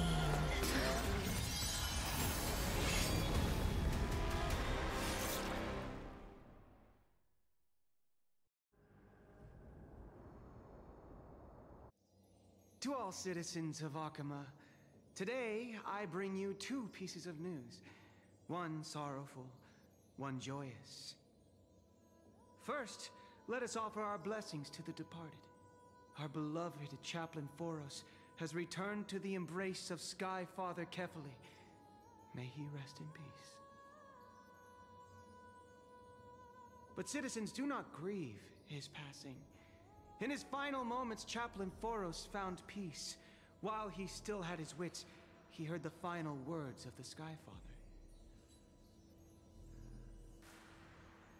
And that brings me to the joyous news I share with you today. Before the great world-bearing Titan fell silent, they spoke one final message to my revered mentor. And now, I shall share those words with every soul in Amphoreus. They said, "The prophecy has arrived. My mission is complete, and now I shall fall into eternal silence." The eternal night is looming. The Dawn Device will safeguard the holy city, poised for the children of humanity to create miracles forever. Until forever? Skyfather's love transcends time itself, stretching across endless eons. Citizens, friends, as the newly appointed chaplain, I propose we host a grand 100-day celebration at Dawncloud. A feast in gratitude for the Sky Father's gift. Our mission is to transform the Sky Father's words into unshakable faith.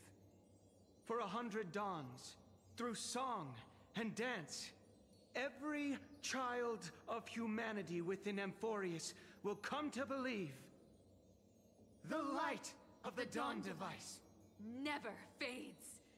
Kefali's protection has no end.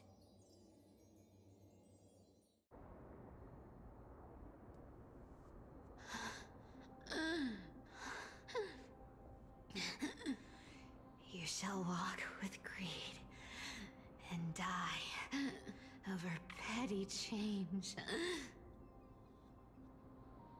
The prophecies, petty change, was quite literal after all.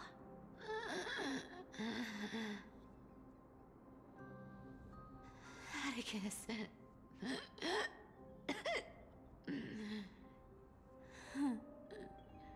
He's a good kid. I stole your identity. I owe you an apology.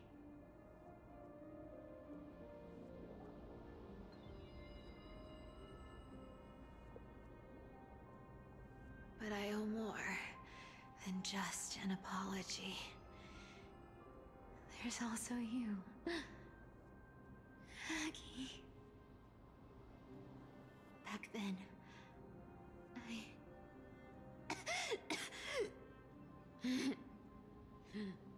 I had to leave Oqueima. You see, you were so good at breeding hearts. If I had stayed by your side, my fragile lies would have been exposed sooner or later.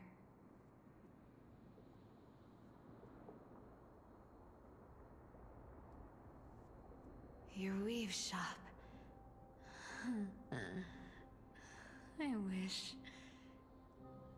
I could chance upon it again. Just once.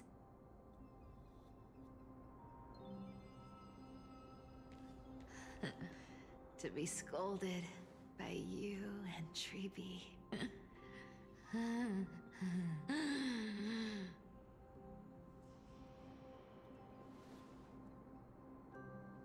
I'm sorry. In the end, I overestimated myself.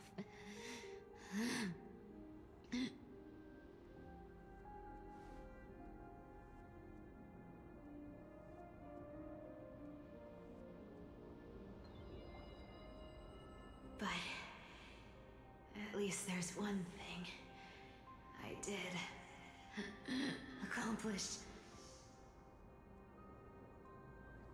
Kephalie's core flame is not here. It's safe. It's safe now.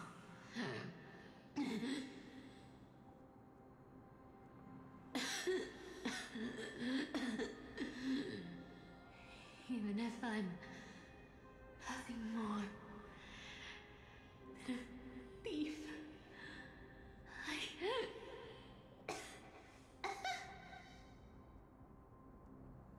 at least I did something for the flame chase. Aggie. Aggie, can you hear me?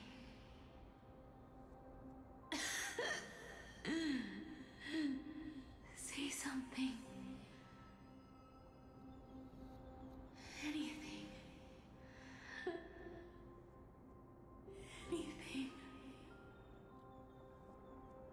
Please.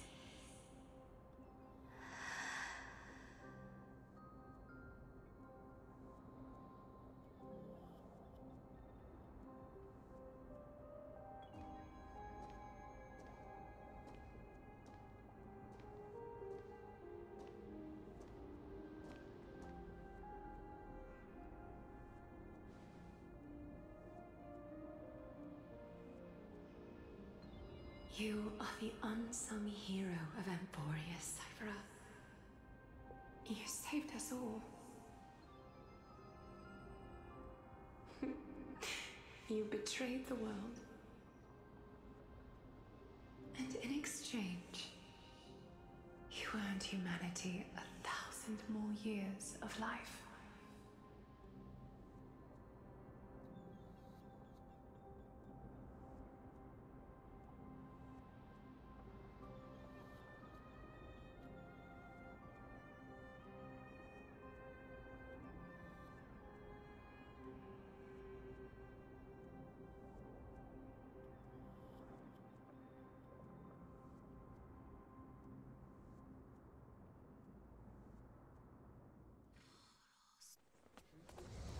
If there were a lie so brilliant that it could fool everyone, wouldn't it simply become the truth?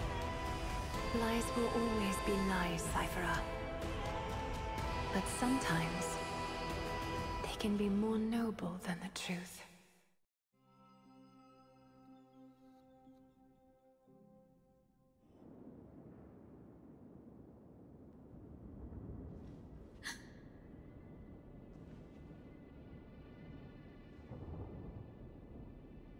core flame in my hand. It's trembling. It's sending me a warning. Lord Phainon, in Amphoreus' mythology, isn't the Dawn device said to be a gift from Aquila to Kefali? Why bring this up now? Let's focus on getting back down there. Lord Phainon? Yes. Nearly every mythologist agrees Aquila gifted the Dawn device to Kefali. Everyone, calm down. Listen to me. The core flame in my hand trembles violently.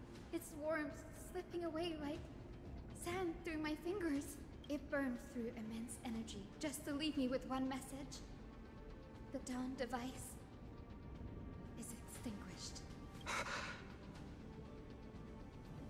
If the core flame's message is true, Oqueima has lost the Dawn device's protection. Darkness will consume the holy city in an instant, and the aftermath will be devastating. Phainon, I feel something too. While Hyacine was speaking, countless streams of memories rose beneath our feet, spiraling into the sky. There are so many, so heavy. Even through the fortress walls, I can still hear them clearly. Birds, nymphs, people. Their memories tangled together, their cries echoing as one. Could this be because of the Titan's fall? But that doesn't make any sense. There's no time to dwell on the cause. Without the light of the Dawn device, the holy city will be consumed by darkness, and countless lives will be cast adrift. Everyone, you must return and fulfill the mission of the Chrysos heirs. As for me, Denny, you're still carrying the goose's spirit water, aren't you?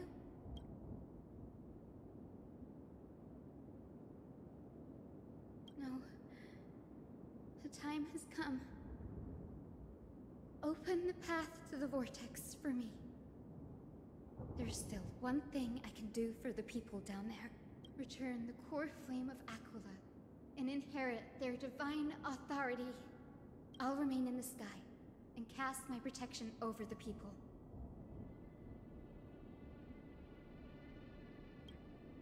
Yes. I'm afraid this is goodbye, Gray. Danny, I'm counting on you.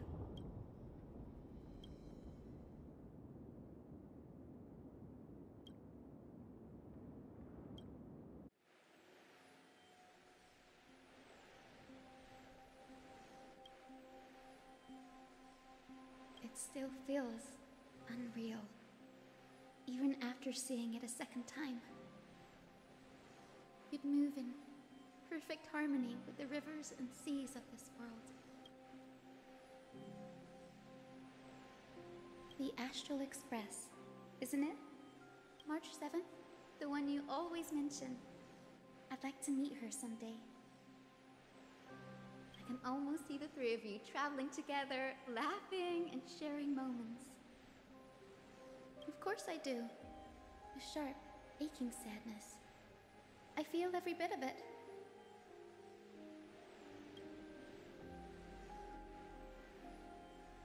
As a healer from the Twilight Courtyard, Don Hung, it's my duty to stay composed in front of those suffering from illness. A sorrowful expression would only add to their burden. The world I love is the one suffering now. How could I face it with a frown? Goodbye, everyone. Please, become the heroes this world needs. And as for the final blank page of this epic, the lives and stories of ordinary mortals, I'll guard them until the very end.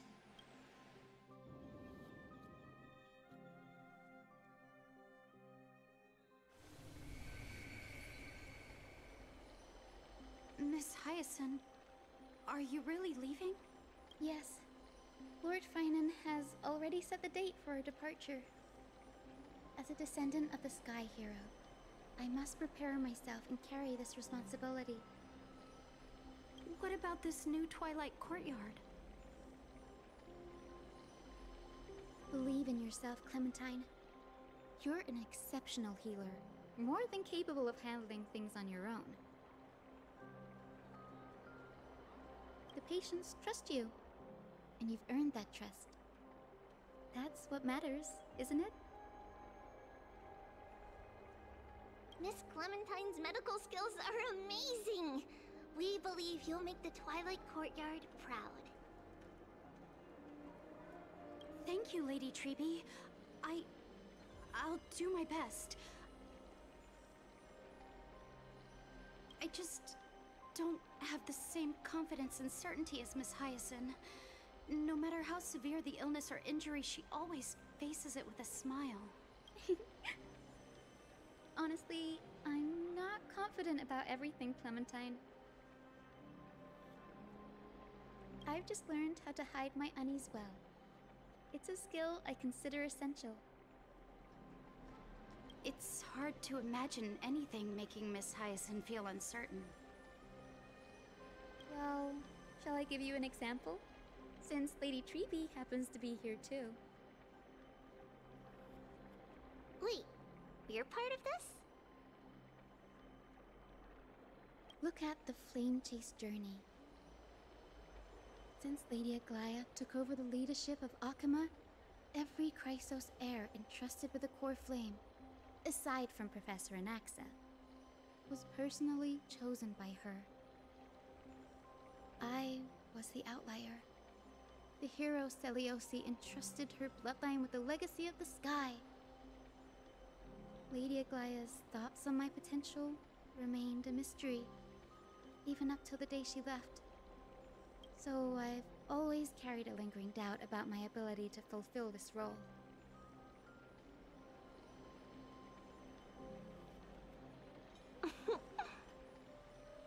Lady Treby, why are you laughing?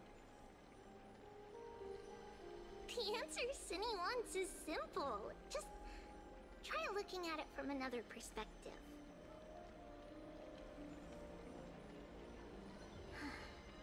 Imagine this. Knowing Aggie's personality, if she believed you weren't worthy, don't you think she would have considered other plans?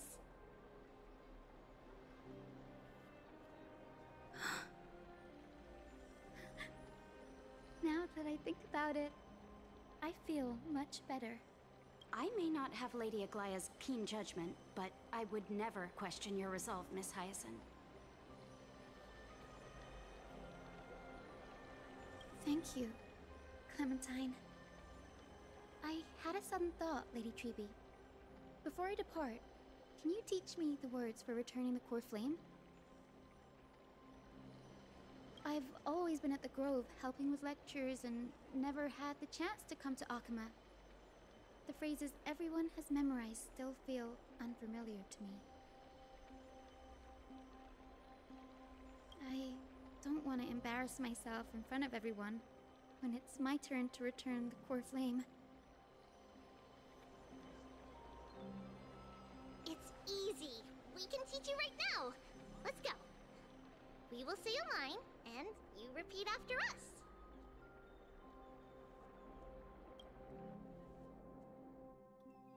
O Majesty of the 12 Titans.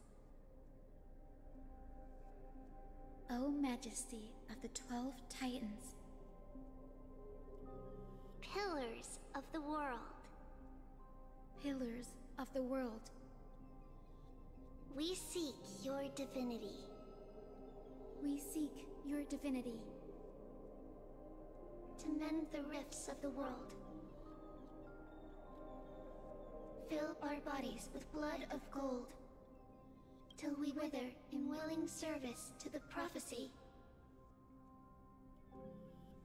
Surrender the core flame, Chrysos heir.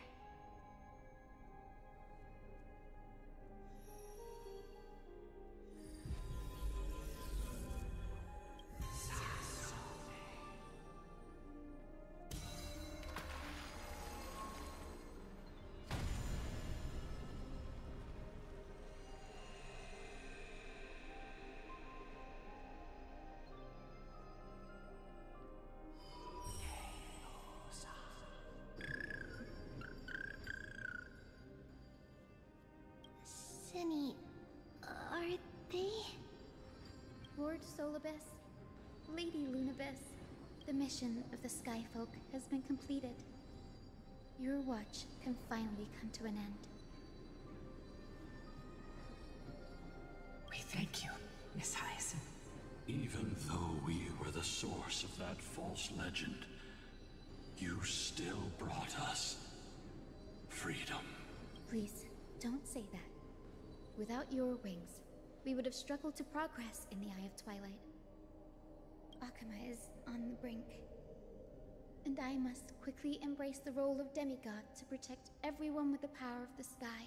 Honored ones, please tell me, what trials lie ahead for me to complete? I think you've already done everything you were meant to, Miss Hyacine. What do you think, Seliosi? The Skyfolk. Lady Seliosi? I see. After all these long years, your will has merged with the Titan's divinity. I deeply regret. I beg for forgiveness. The darkness in the human heart clouded my judgment. I failed to recognize the resilience buried deep within. Of those present that day, I don't know how many were innocent, how many truly deserved their fate. That's why I cannot forgive you on their behalf, Lady Seliosi. The spirits of my ancestors resonated with me. You exiled our people, and they may never forgive you for that. But at least there is one thing we can agree on. The truth that no one can distort. The courage it took to defy the gods was undeniable, unwavering. That same spirit now lives on in those who walk the flame-chased journey, growing stronger with every step. You were the spark that set this era in motion, Seliosi. An age where heroes rise and epic stories are told far. An age where a flame of hope was preserved for the world. Perhaps this is what I longed for. Now, I can finally rest in peace. Even in that darkest moment, Lady Seliosi, you still held compassion for mortals, didn't you? Even with the Titan's power, you didn't punish the world by letting the sky fall. I imagine you were waiting for someone to bring redemption. Trust me with the power of the sky. I am merely a healer. I could never match your strength, even with that power. Thankfully, the world no longer needs a demigod who can summon thunder and storms. What I must do is merge with the sky and cast down a gentle rainbow, protecting as many lives as I can.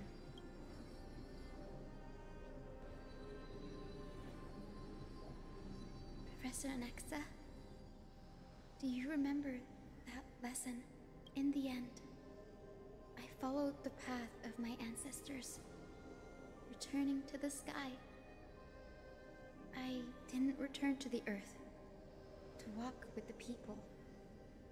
But even so, I still achieved my dream.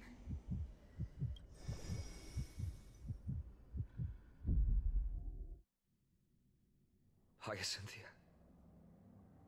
Thank you.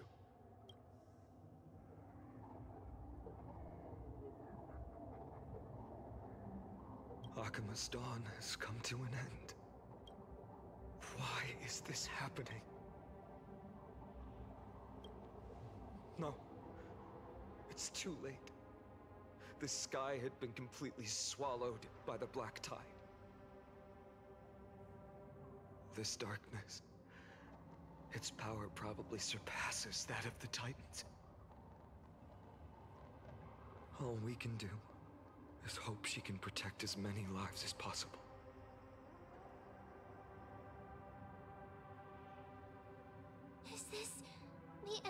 Oqueima? Don't give up. We're the ones leading this journey, so we can't afford to lose our way.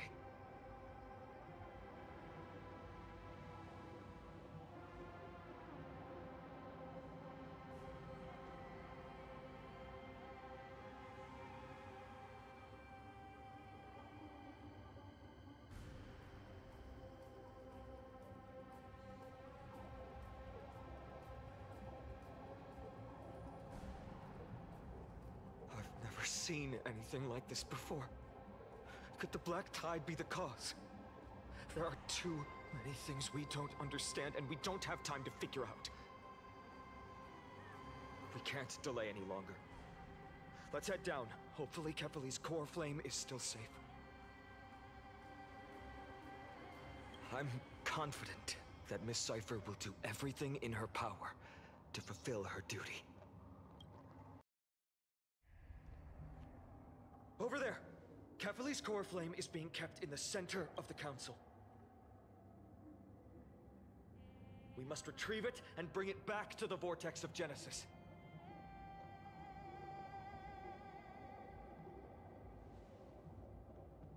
Right. Worst case scenario, we need to be prepared to return Kefali's core flame.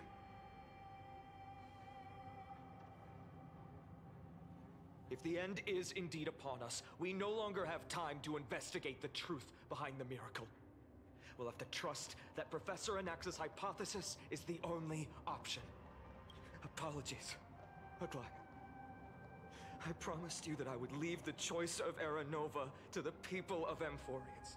But I'm afraid there's no room for doubts now.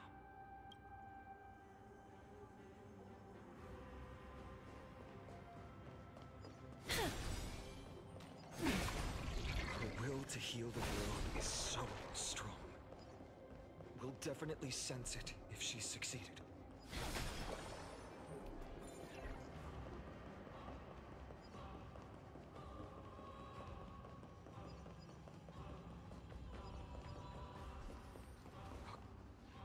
Oh, Skyfather Kefali, please forgive these ignorant and lowly children of humanity. They are so utterly naive that they think of the golden-blooded heretics as deliverers. This blood-red sky, and the raging flames and demons throughout the land will purge their foolishness. Kindness. Lord Deliverer, why don't you join me in praying to the benevolent Kefali? Cast your eyes on this ravaged land. All of this, sins committed by you, blasphemous heretics.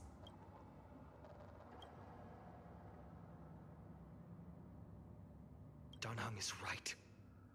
My sword yearns to end your pathetic life.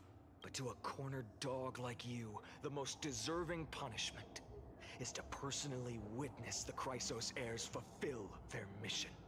Only then will you truly know how meaningless and foolish your past transgressions were. Fulfill your mission. Kefali's core flame is long lost to the winds. How will you fulfill the prophecy?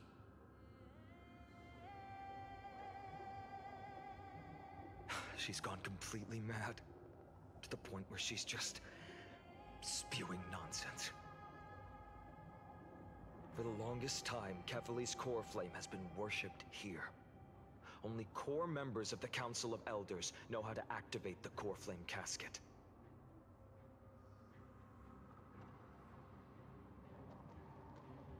No.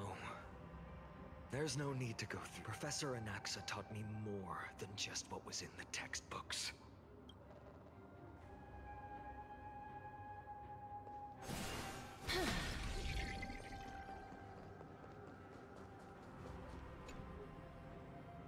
During his time at Dawn Cloud, Professor Anaxa conducted surveys in various areas. I still remember the words he used. I hope it works.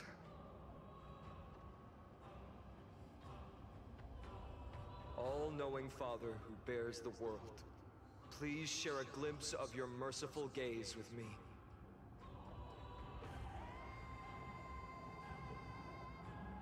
Cast down the Titan's fire that hangs at the pinnacle of the world, for your devout creations to behold.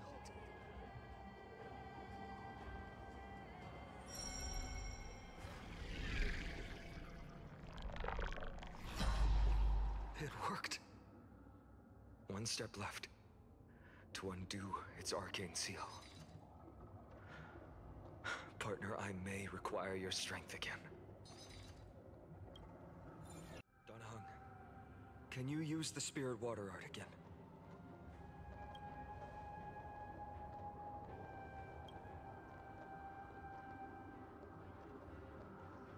Is this also a result of the Black Tide? Looks like all we can do is sprint down the mountain.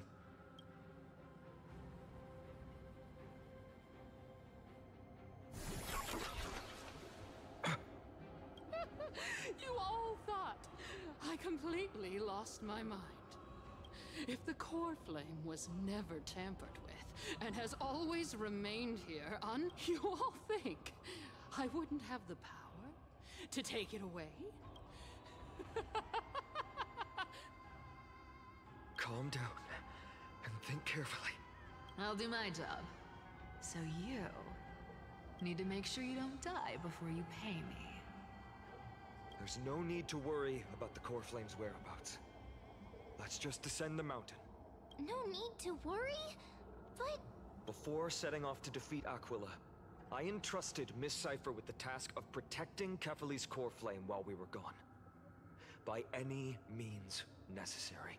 If the core flame isn't here, that means she must have done something to it. In other words, she fulfilled her duty using her own means. We just have to focus on getting to the Vortex of Genesis, and Cifer will meet us there for sure.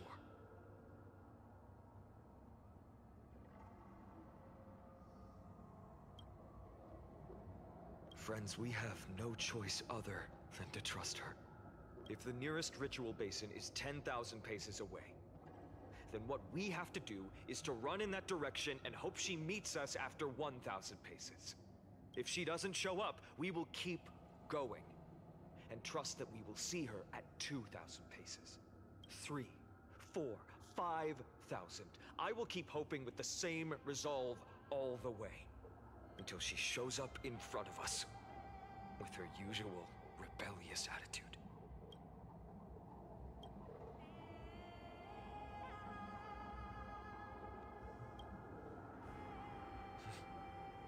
She will be no exception. But before that, we must survive and break through this siege.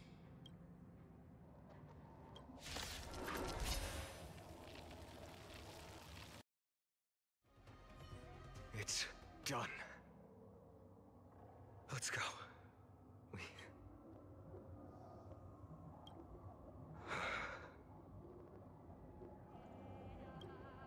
Perhaps. But as a cleaner, she was willing to absorb a millennium of identities and memories for an objective that hasn't changed in that time. I suppose this is also a form of extreme but twisted resilience. Let's go. It's time to leave this. Everyone, can we run faster?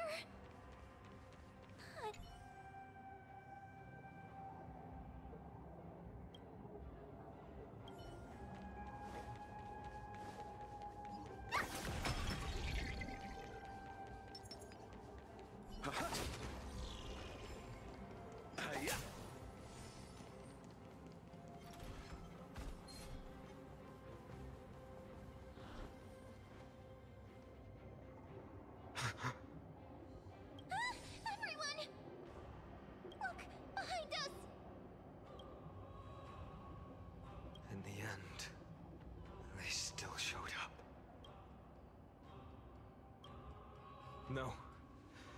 Now is not the time. I've been waiting for a chance to face them head on. But not now.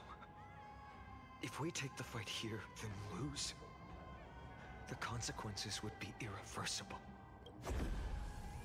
Come on. We have to get out of here. Keep running, and never turn back.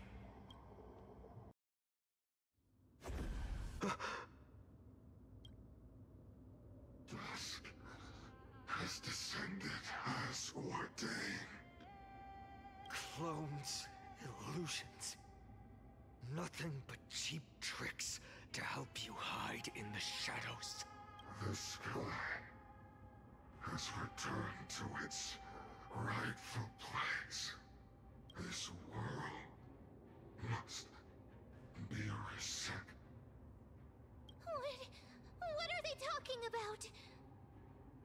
The end you seek is also the miracle of Genesis. If so, you should be standing alongside the Chrysos heirs. Why do you hinder us, Flame Reaver?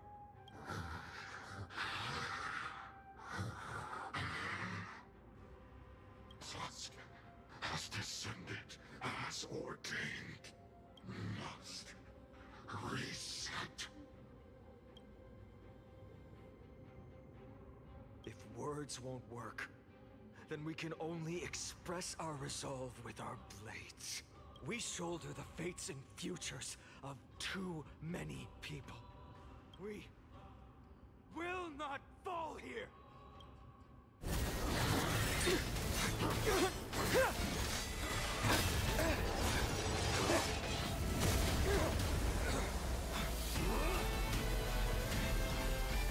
Leave this to casters and me!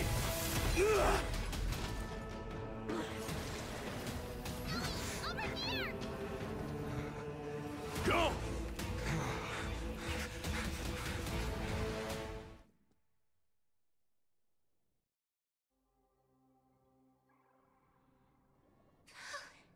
That was really close. It's too early to relax. The Flame Reaver is a master in the art of deceit. Even Mighty may not be able to restrain them.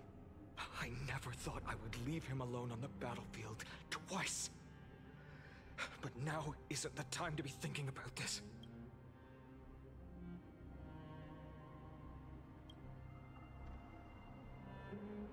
Protect us!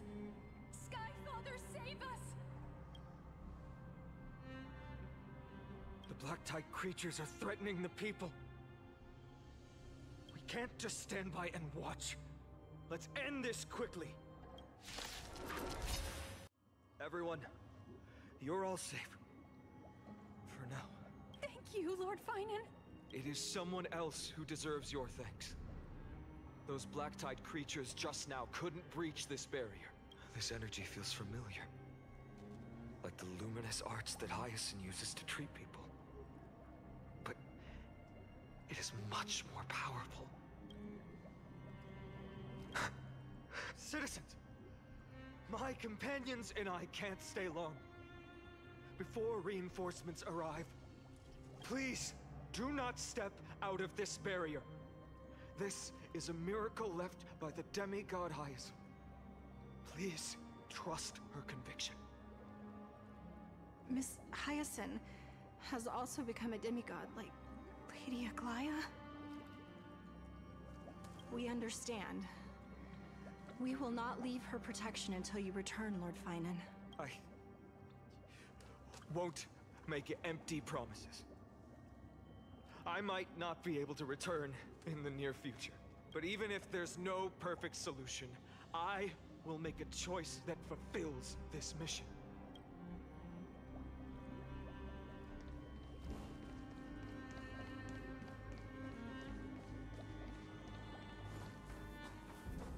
The people in the market must also be suffering. Bartholos! Quick! Let's go! Check on him. Bartholos, hang in there. Returned, Phainon. Burning the holy city is... To resist, I did all I could. You shouldn't be on the front line at your age, Grand Craftsman. Where are the citizens? What's the situation at Marmorial Market? Organizing their escape. the holy city guards are. But where to flee to, no one knows. Descended from the sky, the rainbow barrier did. Protected people, but alleviated the fear it could not. I fear this is Amphoreus' end, Bartholos. There is only one way to save our home. Finally come true. The Sky Father's prophecy. Go for miracle. Deliverer, you shall become. One more thing. Waiting at the vortex of Genesis. Kefali's cold flame is safe, she said. Trinan.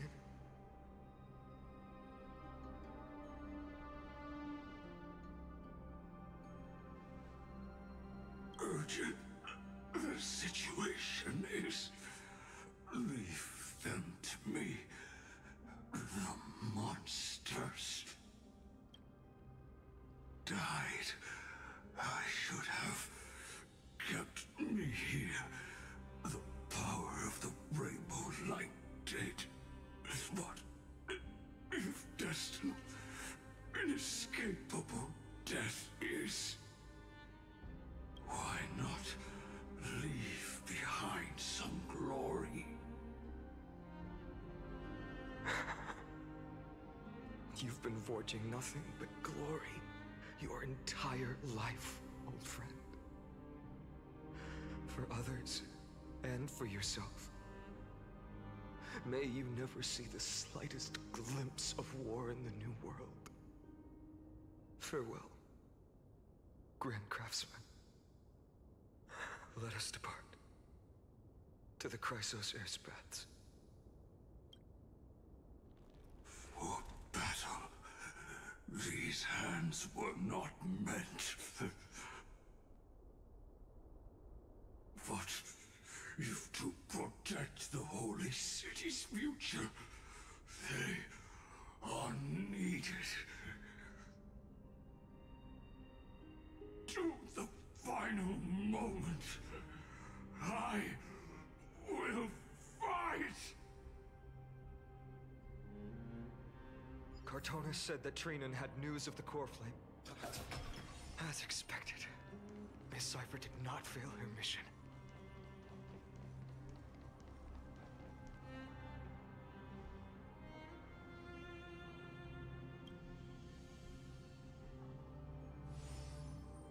These buildings... I can feel it. Their memories are... dissipating.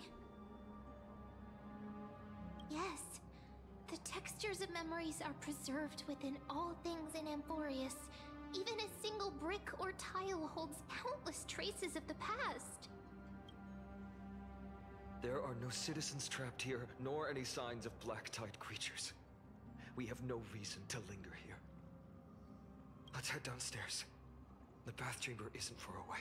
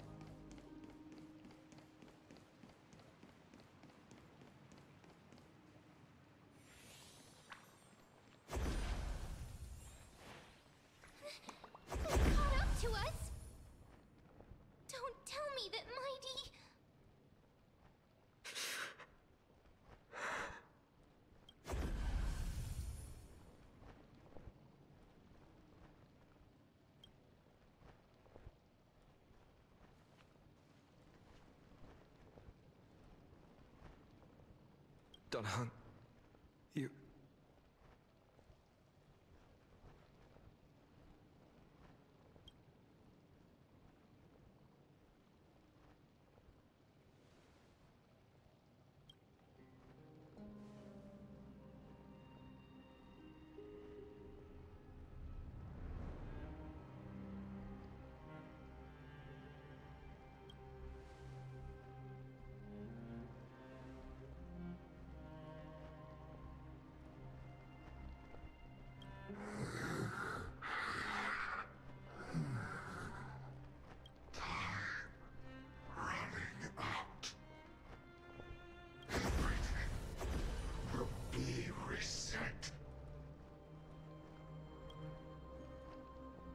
Better keep your word, Danhung. You cannot die here.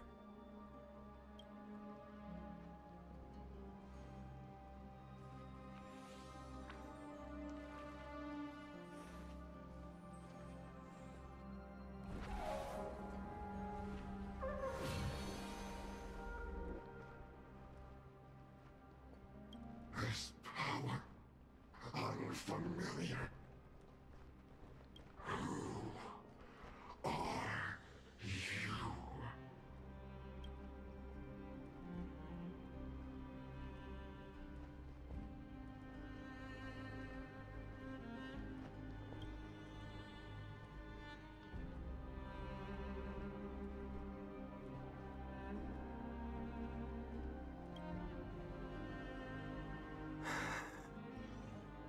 Follow me.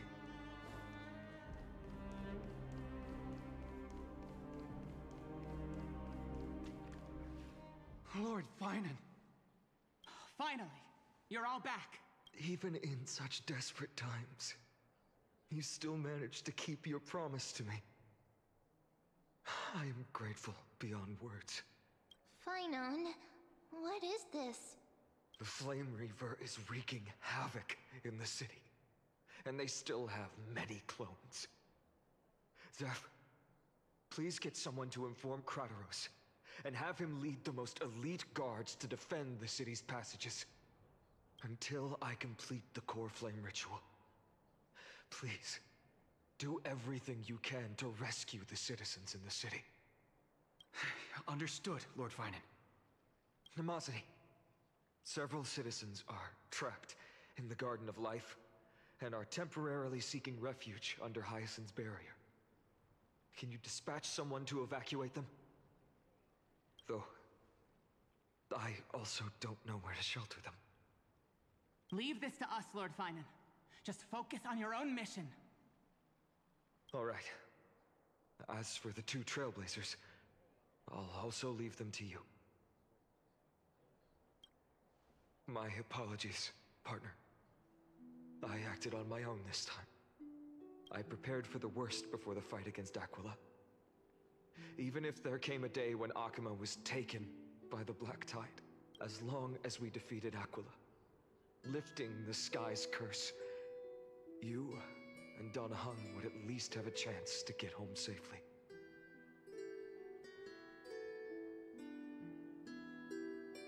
Sorry.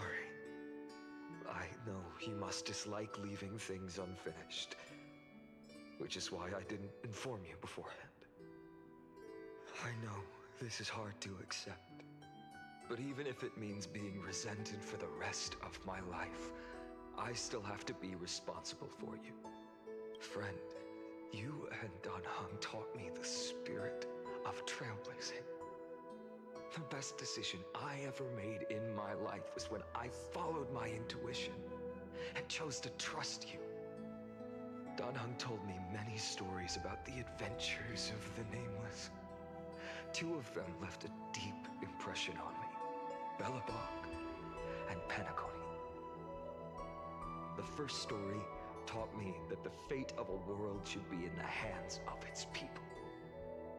And even if the Nameless are willing to risk everything for an unfamiliar world, in the end, you still have to embark on a new journey and go to the next world that needs saving. Because that's your mission. The path you follow. In the second story, Deng told me about the few nameless who sacrificed their lives for the prison world. I know very well that the two of you are willing to make the same choice for Amphoreus. After hearing those stories, I made up my mind. I won't let your journey end here. Somewhere beyond the sky, where Amphoreans have never reached, there are many people waiting for you to come home. The prophecy has always remained shrouded in ambiguity. Even if the 12th core flame is returned, no one knows how the Era Nova will manifest, let alone if the miracle will extend its favor to two visitors from beyond the sky. Before stepping into a fate unknown, the last thing I can do is help you return to your family. Please, don't worry. Lord Phainon has already entrusted Elder Ligus to fix your transport.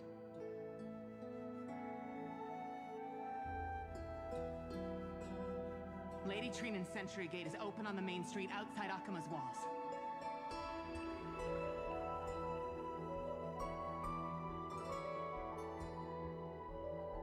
I'm sorry for making such an unreasonable request of you all. But we live in an imperfect age, where there is never a perfect choice. Every one of us has the right to make our own choices. If you can't accept my decision on your behalf, then use your choice to open up a new path. That's what you're best at, right? Regardless, Deng is still holding on for his life. Don't keep him waiting too long. One day, I hope we will reunite under the constellations. When that time comes, we can hold a belated victory feast. How about that?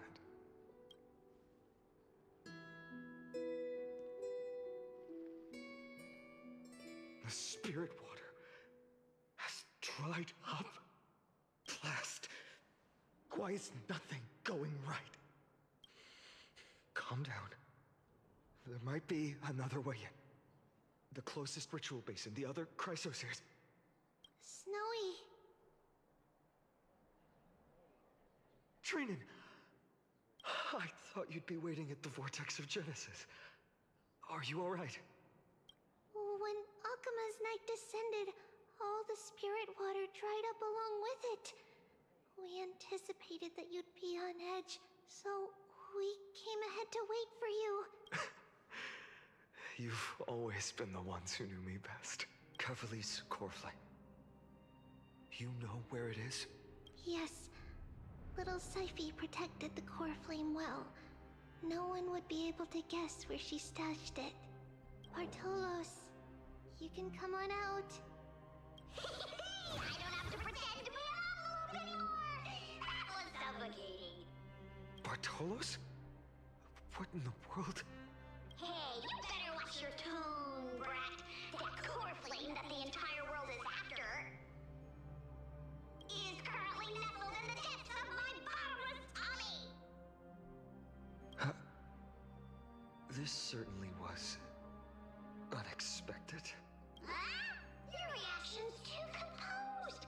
It's completely different from what I was anticipating. Bartholos, Snowy still doesn't know the truth behind Oqueima's eternal daylight. You're right. Well, then you'd better strap in and listen up, brat. That girl Cifer spun a grand lie that deceived all of Amphoreus. She tricked all of you into believing that that giant ball on Kefali's back would cast light over Aquila forever. Not just that. She even managed to fool that dumb ascension trial and allowed me,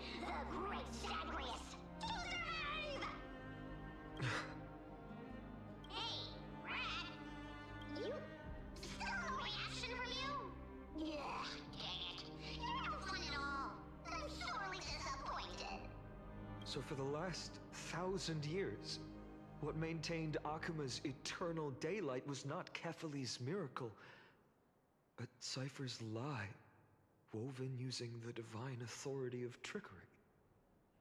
But now, the lie has come undone. Which means... Well, you didn't guess wrong. Cifer has already passed, and all her lies have scattered to the winds like ash. But you just said you, Zagreus, relied on Cifer's lie to keep living. If she is already... Guess you're not as smart as I thought, Rat. Don't forget, I'm one of the 12 Titans of Amphoreus. And this core flame in my belly, is it not the core that maintains a Titan's life and divinity? So, you're going to hand the core flame over to us? Just so. How about it? Let's hear some groveling gratitude, huh? Why? In the myths, Zagreus was the most cowardly and shameful of the Titans. Hey, stop slandering me with those fabricated tales. My pursuits are far greater than one measly life. Let me tell you then, my lifelong ambition was to work with Cifer to conjure the greatest trick in the world. Assume this world holds 100 million possibilities, and no matter how one looks at it, 99,999,999 of them all point to outcomes of certain destruction. But with an exquisitely brilliant scheme, we fooled all the fools, villains, and disasters of this world, and achieved that 1 in 100 million possibility. This is the miracle I wish to achieve in my life's pursuit, even at the cost of turning into this! Take the core flame with you, Brat. Go finish your mission. Remember this well. What saved Amphoreus wasn't the grace of that simpleton Kefali, nor was it the babbling of that child Oryx. It was the divine power of me, scorned by all, and the millennium-long lie of a cat-eared thief.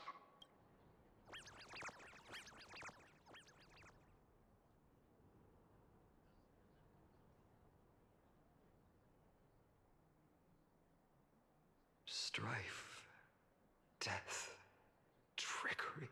So those signs deemed as harbingers of calamity will also leave behind marks in the tale of deliverance. With this, the final core flame can be returned to its rightful place. The spirit water in the holy city has all dried up.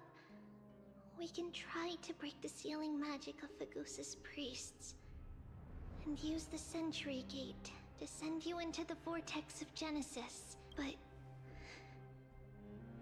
that will likely exhaust any remaining power of Yanis that we have. After that, the rest is up to you, Snowy. Farewells. I've almost grown numb to them at this point. Right now, I can't even utter a plain goodbye. Snowy. Don't worry, Trina.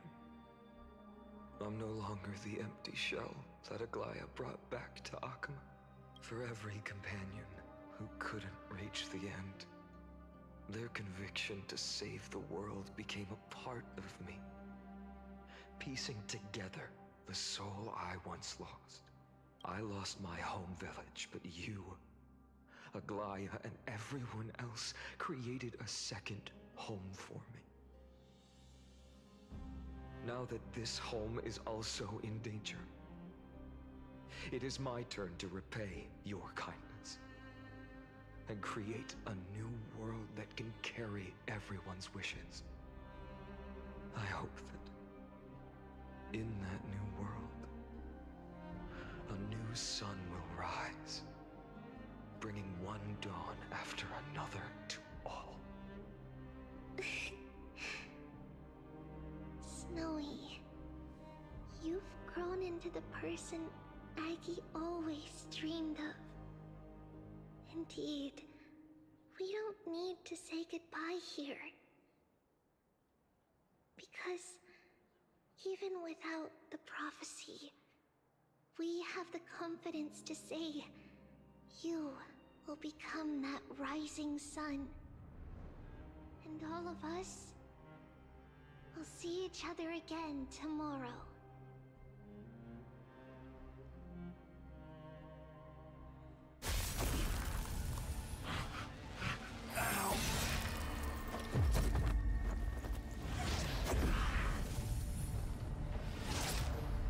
All shall bid farewell to one. And that person alone will witness the miracle. Such is destiny. Come the dawn. Whoever.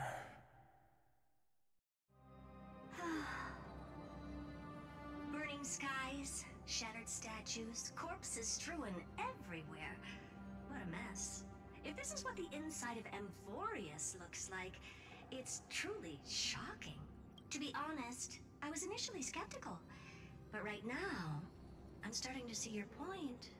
Screwy. If that's the case, Herta, do you now have enough reason to believe my conjecture about the true nature of Amphoreus? Let's not expand on that topic just yet.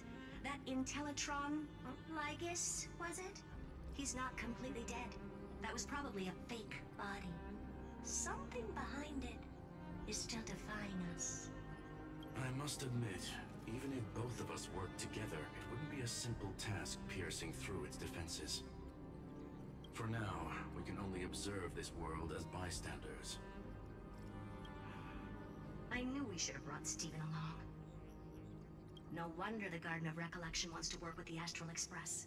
Without the power of the Trailblaze, it'd be impossible to unearth this place's secrets. But in the end, the garden emerged unscathed, and it was the Nameless who got burnt. Curiosity definitely killed Aki. That big guy over there. The black balls spewing meteors. You think it's got anything to do with the Lord Ravager? Alas, without sufficient computational power in the stream projection, I am unable to analyze the path energy. Suggestion. The immediate priority now is to find the whereabouts of the two Nameless.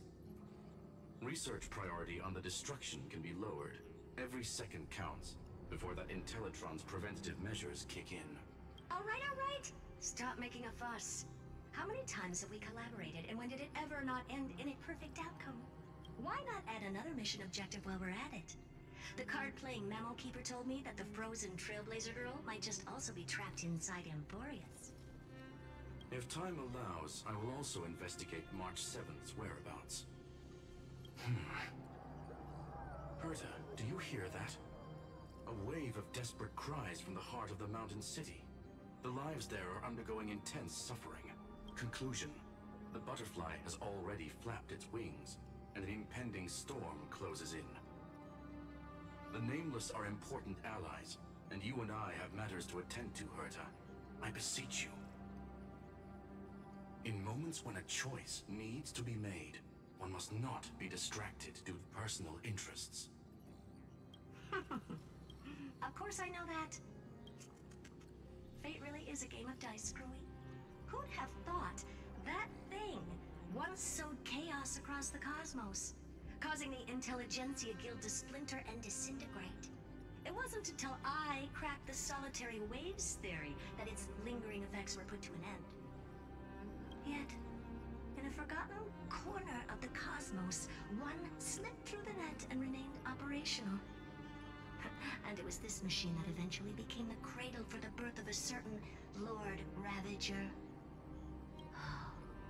The source of Amphoreus' tragedy is an Emperor's scepter that survived to this day.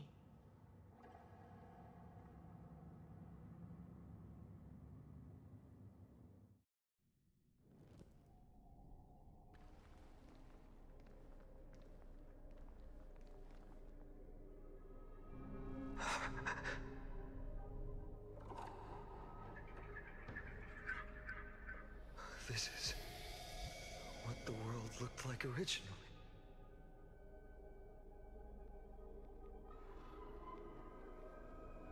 What are you doing here? Answer my question, Ligus. Ah, another hero has arrived at the Vortex. I can no longer remember how many times this has happened.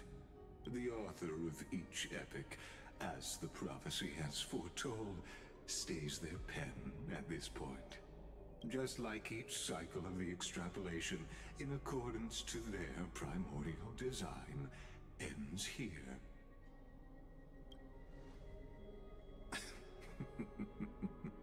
No need to panic, Lord Phainon. I stepped into this space purely for one purpose: to witness the prophecy's miracle of Genesis. You've never expressed interest in the Flame Chase journey. When my companions and I ran, bled, and sacrificed for the core flames, you never so much as lifted a finger. An indifferent observer. An anti-Catharan who's neutral till the end. Why would you suddenly express concern for the Chrysos heir's mission?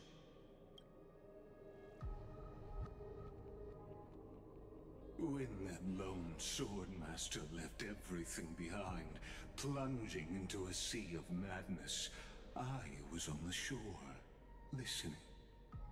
When that mighty lord shed his armor, filling the crevices of the earth with his iron bones, I was on the mountaintop, gazing down. Across 1,000 years of the Flame Chase journey, I have witnessed the ardor, resolve, division, and unity of the Chrysos heirs with mine own eyes. Just as you were all born to shoulder the guidance of the prophecy, I too have bathed in the gaze of distant stars, have seen the deepest, darkest of destinies. I will become the most loyal reader of the epics, a spectator voraciously consuming the valorous deeds of you heroes.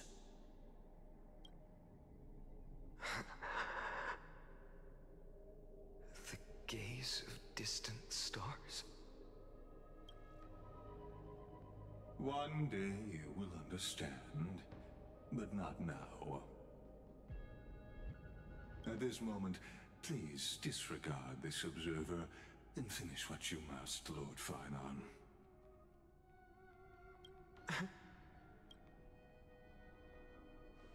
I once believed that as long as I chased the flames relentlessly, the fog before me would clear, and fate would reveal its truest form.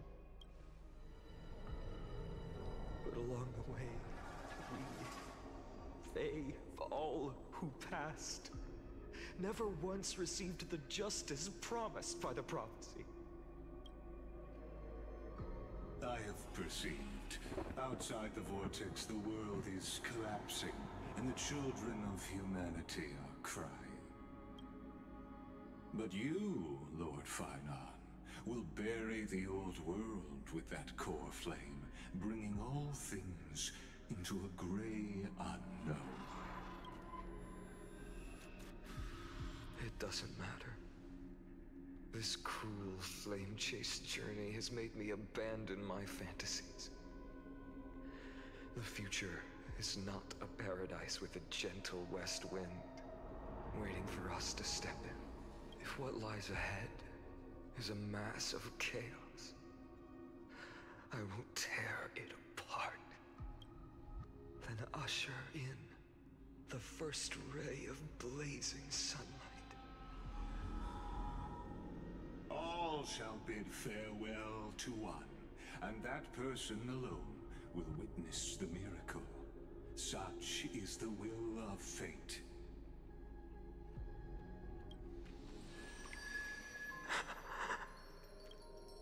Yet this time, will an epic with endless cycles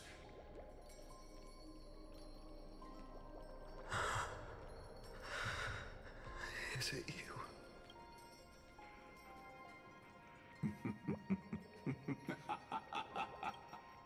Turn a new page. Of course. This will be a romantic story like none that has come before.